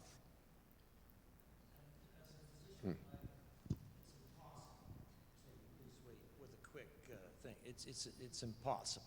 Yeah, people don't want to make it a broad societal cure. Yeah, I just say everyone hates the answer, which is diet and exercise. No, don't tell me that. Give me something else. Well, and that, of course, comes back to expectations of instant change and gratification, which, again, you know, might be related to the expectations of experience that we have come to be conditioned by you know, the digital world. And these media are definitely run on instant gratification. Sure. Yeah, I was going to say that's it's part of an age of immediacy that we exist in, that things are at our fingertips, that if I want to watch a film, I should be able to, within seconds, find it. And I mean, I think, you know, those kinds of fads that are advertised go exactly along with that everything should be there. And I mean, it does tie to binge. I mean, you know, you can go from, you know, nerdy high school teacher to drug lord over the course of a few nights if you spend your time watching Breaking, like things that once took a long time, you know, really are compressed. We live in a very compressed era of, you know, instant gratification. FYI, last weekend I spent 4 hours trying to find a movie. It wasn't very instant. I was going to say, Ken, you had a question, but what I was just going to say is that I received 2 despairing texts, of course, late at night over the last couple of weeks by people who were looking to me for movie recommendations because they had lost hours unable to choose. So they were reaching out for help. And I was like, go to bed. Like, just go to bed. Forget it. Anyway, go ahead, Ken. Decision fatigue, right? Yeah. I have a quick question and then a little more of a substantive. The quick question is: this is it's a pretty bleak and pessimistic view about the declinist nature of media. So I'm wondering if the quick question is there any thing generative or optimistic? Because I'm somewhat of an agnostic about the declinist narrative about new media. Well, that's why I mentioned the crime rates are going down. Blue collar crime, not necessarily white collar crime. You don't have bullets in iPhones yet, so that's the good news. So the more substantive, deeper questions about is more to Nigel and Bruce, in that it's about the clinical shift around the diagnostic function of what you see in the realm that you're in, the psychiatric realm. And the Robert Spitzer version of the DSM, the version, it marks a really important shift from the normative science of psychology, which is trying to find the kind of the pathological spectrum of deviance, the kind of bell curve, to this idea of internalizing the diagnostic function as just a set of symptoms that can be self-applied to the individual can in many ways diagnose themselves, or it's a set of superficial criteria. If you hit these certain marks, you are in, it's not dysfunction, but it's disorder, right? Yeah. And so I'm wondering, it seems with successive versions of that, in the expansion of certain categories, particularly of addiction, to include things like internet addiction, you see the categorical shift adapting all the time, and I'm wondering if is that because, in some ways, the diagnostic function of the clinical diagnostic function has crept into it's become kind of almost democratized, like people are constantly diagnosing themselves, or that the diagnostic language has incorporated the larger cultural realm. I don't know if that makes sense to you, if that's something you're seeing on the clinical end. So your first question, there is hope. We must resist the Borg. No, but seriously, I think it's more like, again, technology advances quicker sometimes than our ethics, morals, and concepts of public health are keeping pace with. So that's why we're having these discussions right now, which is better than we weren't having it at all, and the awareness is rising. Just like, again, tobacco took a while to recognize, well, maybe it could cause some trouble, and now we're in this age. I don't think it's going to be sudden that we're going to make a huge dent into controlling or even setting guidelines. Might be another 10, 15 years to really start to see some things. But again, it's like all things. The technology itself has lots of useful activities, whether it's like online wearable things for health. But the question gets back to mindless, thoughtless use of technology is running all over the place and has negative effects. So we might as well just recognize that. Just like, again, is cannabis bad or good for you? No, that's not the question. It's like education on what does it actually do. That's the question. What does technology actually do? And the more we get into that and help ourselves deal with it, the better. As for your question about the DSM, the DSM's a great example to DSM-5 especially about, it was never supposed to be, does everyone know what the DSM is? Probably, yeah. It was never supposed to be a Bible or reality. It's supposed to be theoretical constructs that people in the mental health field to talk about stuff. When I went through school, I diagnosed myself and everyone else too. It's just natural. People like quick solutions to complex problems that are always wrong. But but these things last the test of time. So like when DSM started, homosexuality was a diagnosis. By DSM-4, it was out. But certain things like depression stay. So you say, okay, but that still doesn't make it real. It just seems currently it seems to be something we should keep talking about. The trouble is in our society, because of how doctors, hospitals, and everyone get paid, these theoretical constructs get what we call reified, turned into reality, which is not really real. But because you have to put a diagnosis down to actually get support and all these things start to happen. So people start taking these constructs as real, and they start throwing it at everybody. A great thing, well, not great, but I mean, like, we have lots of people coming to our clinic who have Asperger's disorder, otherwise now known as autistic spectrum disorder, and the parents want to get the diagnosis of video game addiction. But when you really get into it, this is not video game addiction. This is actually within the context of something that's been going on for so many years. But they'd rather have this diagnosis than that diagnosis. And so we see things, or people bring in a kid and say, he's a liar and a manipulator, and go, why? He's an addict. Well, is he lied and manipulated? No, but he's addicted to the internet, so he's going to lie and manipulate me at some point, right? Because that's what addicts do. So all these stereotypes and stigmas of these constructs are something we got to make people aware that the DSM is supposed to be theoretical and help us deal with things, but never take it 100% as truth, because that's when we get into huge danger. And I think this talks about the whole media we're talking about too. It's like, it's so easy just to accept the media as passive respondent, or recipients of this knowledge and images, and just be programmed. Just like, I guess people say, could you tell me what I should watch? Like, why can't you pick your own stuff? How'd this happen? Anyways, that's my thoughts. I don't know. In terms of, I think there are very positive uses of technology too. Not only because that's how I do most of my job, through technology, but also we're looking into running groups online using the internet, so group therapy through the internet. I'm not sure if we're going to do addicted to the internet therapy through the internet. Might be a conflict of interest, but we'll see how things work out. There's the group. To access the group, it'll be www.logoffnowforgodsake.com. Scott, is there a positive theoretical model? Well, I mean, because one thing, the genie's out of the bottle. We're not going to roll back the technology, and there are plenty of good things that the technology produces, including self-critical pieces. I mean, the thing that steered me towards being critical of quality TV was watching Jane Campion's Top of the Lake, which is critical of the very mode in which it's working, quality TV, and kind of the way it implicates all levels of society and this kind of abusive behavior.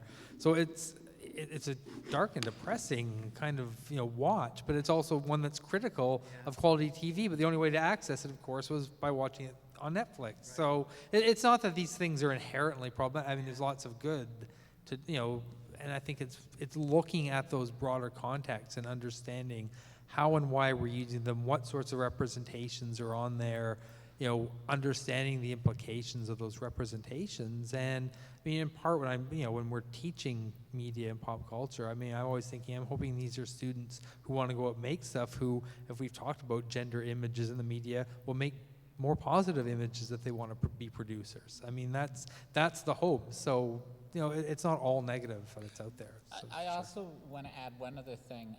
When gambling was first legalized, in most countries around the world, there was a spike in the number of people who gambled, period, and the number of people who gambled problematically. And in most of those countries, as time has gone on, that spike has actually gone back down. And right now in Canada, the rates of problem gambling are actually 0.2% who have a gambling pathology, which is down considerably from where it was about 1.4% 10 years ago. And the argument has been made that when a new technology, a new addictive thing comes out, initially there's a great rush for people to try it. And over time, it becomes less of a problem. So it's possible that we're dealing with a temporary phenomenon, that people are overusing this technology right now because it's novel, because it's new, and that as this technology becomes, as time goes on, the problematic use of this technology will subside, and the more and the less problematic uses will become more the norm. Bruce, why don't you respond to that then? I was going to say, yeah, I guess I'm more pessimistic on it, because although gambling was made legal recently, gambling's been around since the dawn of time. We have historical information, even like where the Caesars of Rome had to outlaw gambling because it was destroying the entire fabric of their society. So gambling's always creates problems. And we know where casinos appear, suicide rates go up, and all these things. And I always have, again, and we'll see over time, one of the reasons gambling might be dropping now is because the technology they're switching to is also another form of gambling. And we know gambling dynamics are very well represented in the video games that are created. And they're designed that way and unregulated that way, that the reason we see the drop of people is because they're getting their fix elsewhere. And one other thing too about, back to the thing about going where a person is who has the problem, online activities, it's a good thing sometimes. And some media, again, I'm so dated, and this is before my time, but I always used to watch The Twilight Zone and things of that. You know, good TV. There's a thing called good TV too, like really good shows that make you think, that was designed to make you think. It still exists out there. It gets back to trying to find it. I don't know if any of you have seen that show Black Mirror. Have you seen the Black Mirror? Now that's something you should all watch if you're oh yeah, okay. Everyone should watch Black Mirror if you're interested in this topic. I think it's one of the best shows I ever saw, for like a representative of like a Twilight Zone technological style. But anyways, good TV is still good TV. Well, it's just my American, my training in American cultural studies is just all over me listening to this, because I, in my training, is looking at consumers as also producers of culture, even though it's more complicated than that. And as much as, especially as a parent, I am concerned about that piece, that device which is surgically affixed to my daughter's hand at all times. There's also an awful lot of good things going on with that. A lot of these tendencies you've talked about, like eating disorders, that was here long before the internet. And, it's just the internet helps put it on steroids. There's an awful lot of good coming out of this technology, these devices. I think, again, as an American, I think of things like Black Lives Matter, Black Twitter, documented use of, using social networks as communications devices to raise issues. If things like Ferguson hadn't been tweeted and had pictures disseminated all over the universe, would we know about it? Dana Boyd has written a book called It's Complicated about teens' use of media that really changed my mind about things a bit. Think of young girl fans who have been one of the most demeaned group ever of anything, and what the sort of things going on in Tumblr about fandom, about body image, so there are, there's this tendency to panic, but, and the kids too are panicking. I have first-year students this year, and I made them do a log of 2 days of their internet use, and it was like, oh, I'm addicted, I'm this, I'm that, but then again, there's positive things coming out of it. So I get a little, I got a little bit of a migraine while I was speaking. It must have been the sound of my own voice, so I had to go downstairs and rest. But I do get a little concerned about this discussion, and often I think it's just old people, and I do it myself, old people pining for the good old days, and because Bewitched was so. It was just such a mine, at the same time we had Twilight Zone, and we had some of the worst TV ever, because it was controlled by 3 networks. And we watched it all. That's even worse. Like, what's addiction, right? We had the worst TV ever, but we watched it all, yeah. Absolutely, because we only had 3 choices, and we looked at it anyway. And so I don't know, I'm just making a comment, because I feel like I need to, because it's what I do. Thank you. Oh, well, I was just going to say, hopefully, the reason why we were told to talk about it as an addiction, right? So that's one of the things, so that's one of the lenses we were asked to do. And again, just like cannabis or other things, alcohol, but again, most people who use alcohol do not have a problem with it. The question gets back to with the multimedia, how many people, we don't know yet. It's a very murky area, and we know it does good. But again, this is about educating ourselves to understand what is it actually doing, who are the vulnerable, who are the ones who can manage it. And I think we're in this interesting 21st century where everyone's so connected. That's where a lot of the research is going. I don't know if the word is biased, but because I'm in a program, I see all the people who have problems with it all the time. Just like, again, it affects me saying, it's like, does everyone got a problem? No. Just like my wife goes, when I see people with tattoos all the time before, and I say, oh, if my daughter, as long as she doesn't get it all over her face, and my wife's going, no, no, no tattoos. But I'm just so used to various things I experience just dealing with people with problems. But back to your point, I think well, at least my message is, it is, people who are vulnerable can fall into it. How much is society and culture playing a role? How much is, people with industry and that need to actually be putting warning labels on media, which they sort of do, but don't really. Just kind of say, this could happen to people, and this is what you should be watching for. And if you're going to play Grand Theft Auto, which I never understood again, I always worry about raising this up, but why do we even have Grand Theft Auto anyways? It's a game, right? But it's also saying, kill women, shoot police, it's entertainment. But it's virtual, and being a simulation field, we know it's still giving a message. And in our society, we're saying somehow it's entertaining. And that's a whole other interesting discussion. I'm not saying it's going to turn everyone into murderers and killers, but it is giving a message to our society how we might treat each other differently. Yeah, on the subtle levels. But yeah, I love technology. I use technology all the time, too. I'm just, a lot of my earlier work was, I'm a big advocate of youth agency and looking at youth media and the way in which youth were represented, but the way in which youth voice could come through media, whether it was through, production, but more likely through consumption. And I mean, Norm and I both have pop music scholarship backgrounds, and there's plenty of acts I'd be happy to deride from my own taste, a One Direction or Justin Bieber type.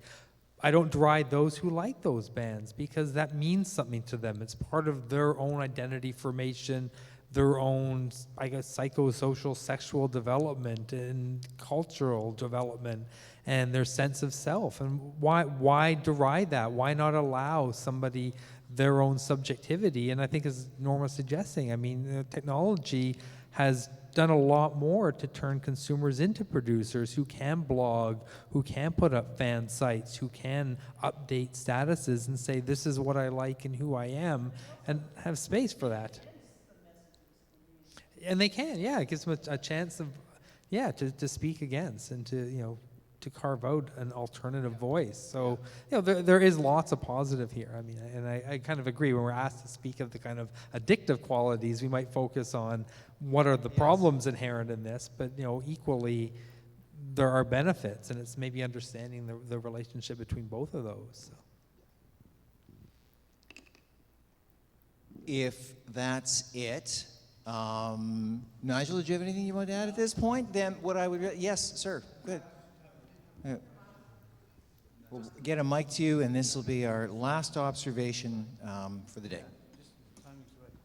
I was wondering what is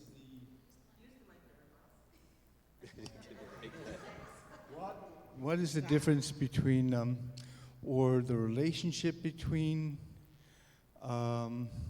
OCD and addiction?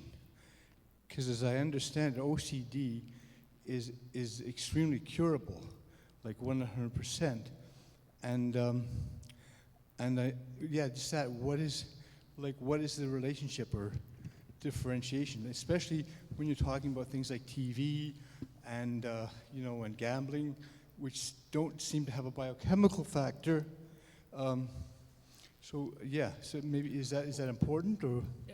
Well, addictions are. People recover from addictions all the time.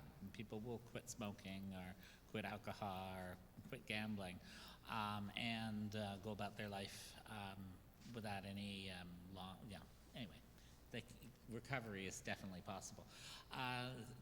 With addictions, the primary difference between addictions and OCD is that addictions are egosyntonic. These are things that people want to do. They crave.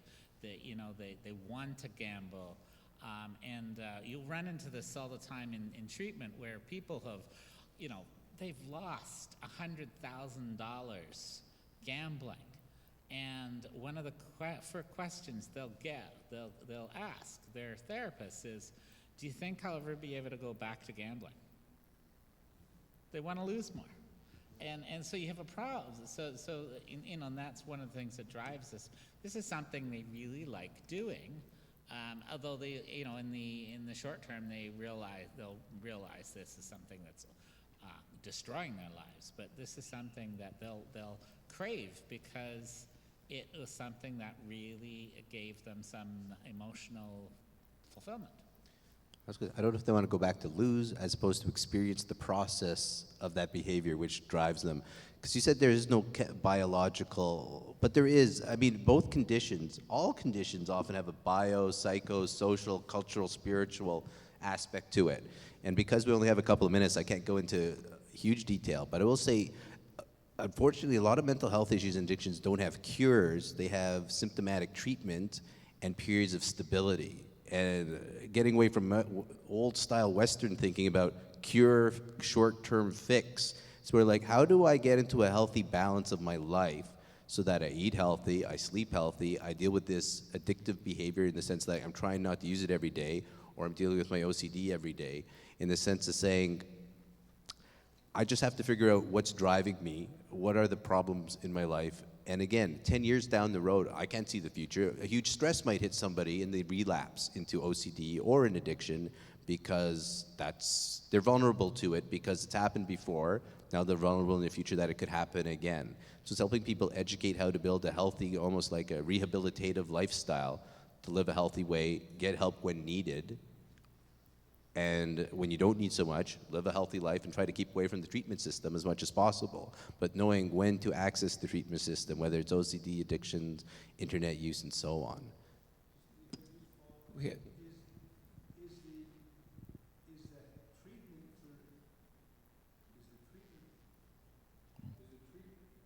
We can hear you. Is the treatment for addictions similar or very different from the treatment for OCD? It depends. This is the funny thing about psychiatry and mental health. A lot of the treatments are similar for almost everything, but you nuance it. So it's like cognitive behavioral therapy you can use on OCD and addictions. So when we use medications for these things, it's usually because there's a bona fide psychiatric condition we're targeting. There's not a lot of things we'd actually aim at an addiction except like if people are trying to get off things like withdrawal symptoms. Or again, there's some things with opiates that we might put them on certain opiate blockers and all that sort of stuff. But really overall, when people we see, at least in tertiary care, they have concurrent issues of addiction and mental health. A lot of the psychotherapies are going to be very similar. Motivational interviewing, cognitive behavioral, mindfulness, these sorts of things. But it'll be focused on your specific issues. So again, it's not one size fits all. It's more like they're going to be similar. They're reflective techniques. And the medications are aimed at target symptoms. So if OCD happens to be driving a lot of the issues in a person's life, and they want to try a medication because the psychotherapy is not working, then we can add in a medication. In an addiction issue, often if you find, oh, look, there's a depression there, or there's OCD there too, or something else, we say, would you like to try a medication if the psychotherapy is not working? And because your addiction might be being driven by the fact you're using these substances or TV or whatever to get away from your depression, and you're not seeming to do well with the CBT or cognitive behavioral therapy, so would you like to try medication too or not? So again, everyone's an individual, and so rather than saying it's treated exactly the same, I'd say the only thing that's the same is everyone should get a full workup and be treated for who they actually are from a bio, psychosocial, cultural, spiritual dimension, and nuancing the treatments we have specifically to the person. Ken, you had a comment?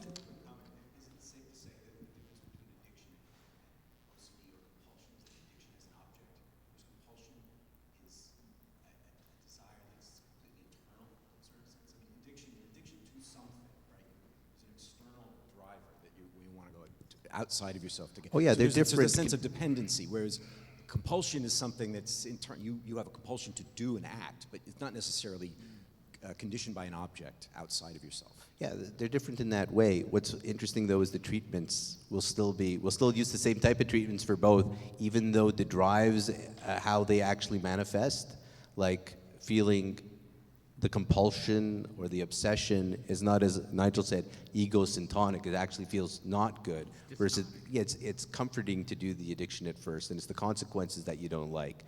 But we'd still use cognitive behavioral therapy and all that sort of stuff for both. So, but it's again, nuancing it to what the specific issues are to target what you're trying to use these therapies for. But yeah, we don't want to lump them all together. That's our whole point. Otherwise, just say, you have a mental health issue, the end. But no, I mean, there's, people need to be treated like individuals. And one person's OCD is not another person's OCD either.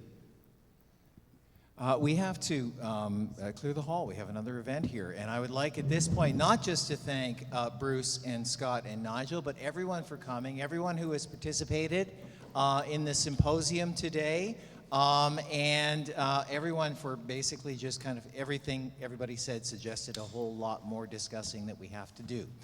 Thank you so much for coming. And remember, we have a whole film festival out there, and I expect to see you. Get addicted to the Rendezvous with Madness.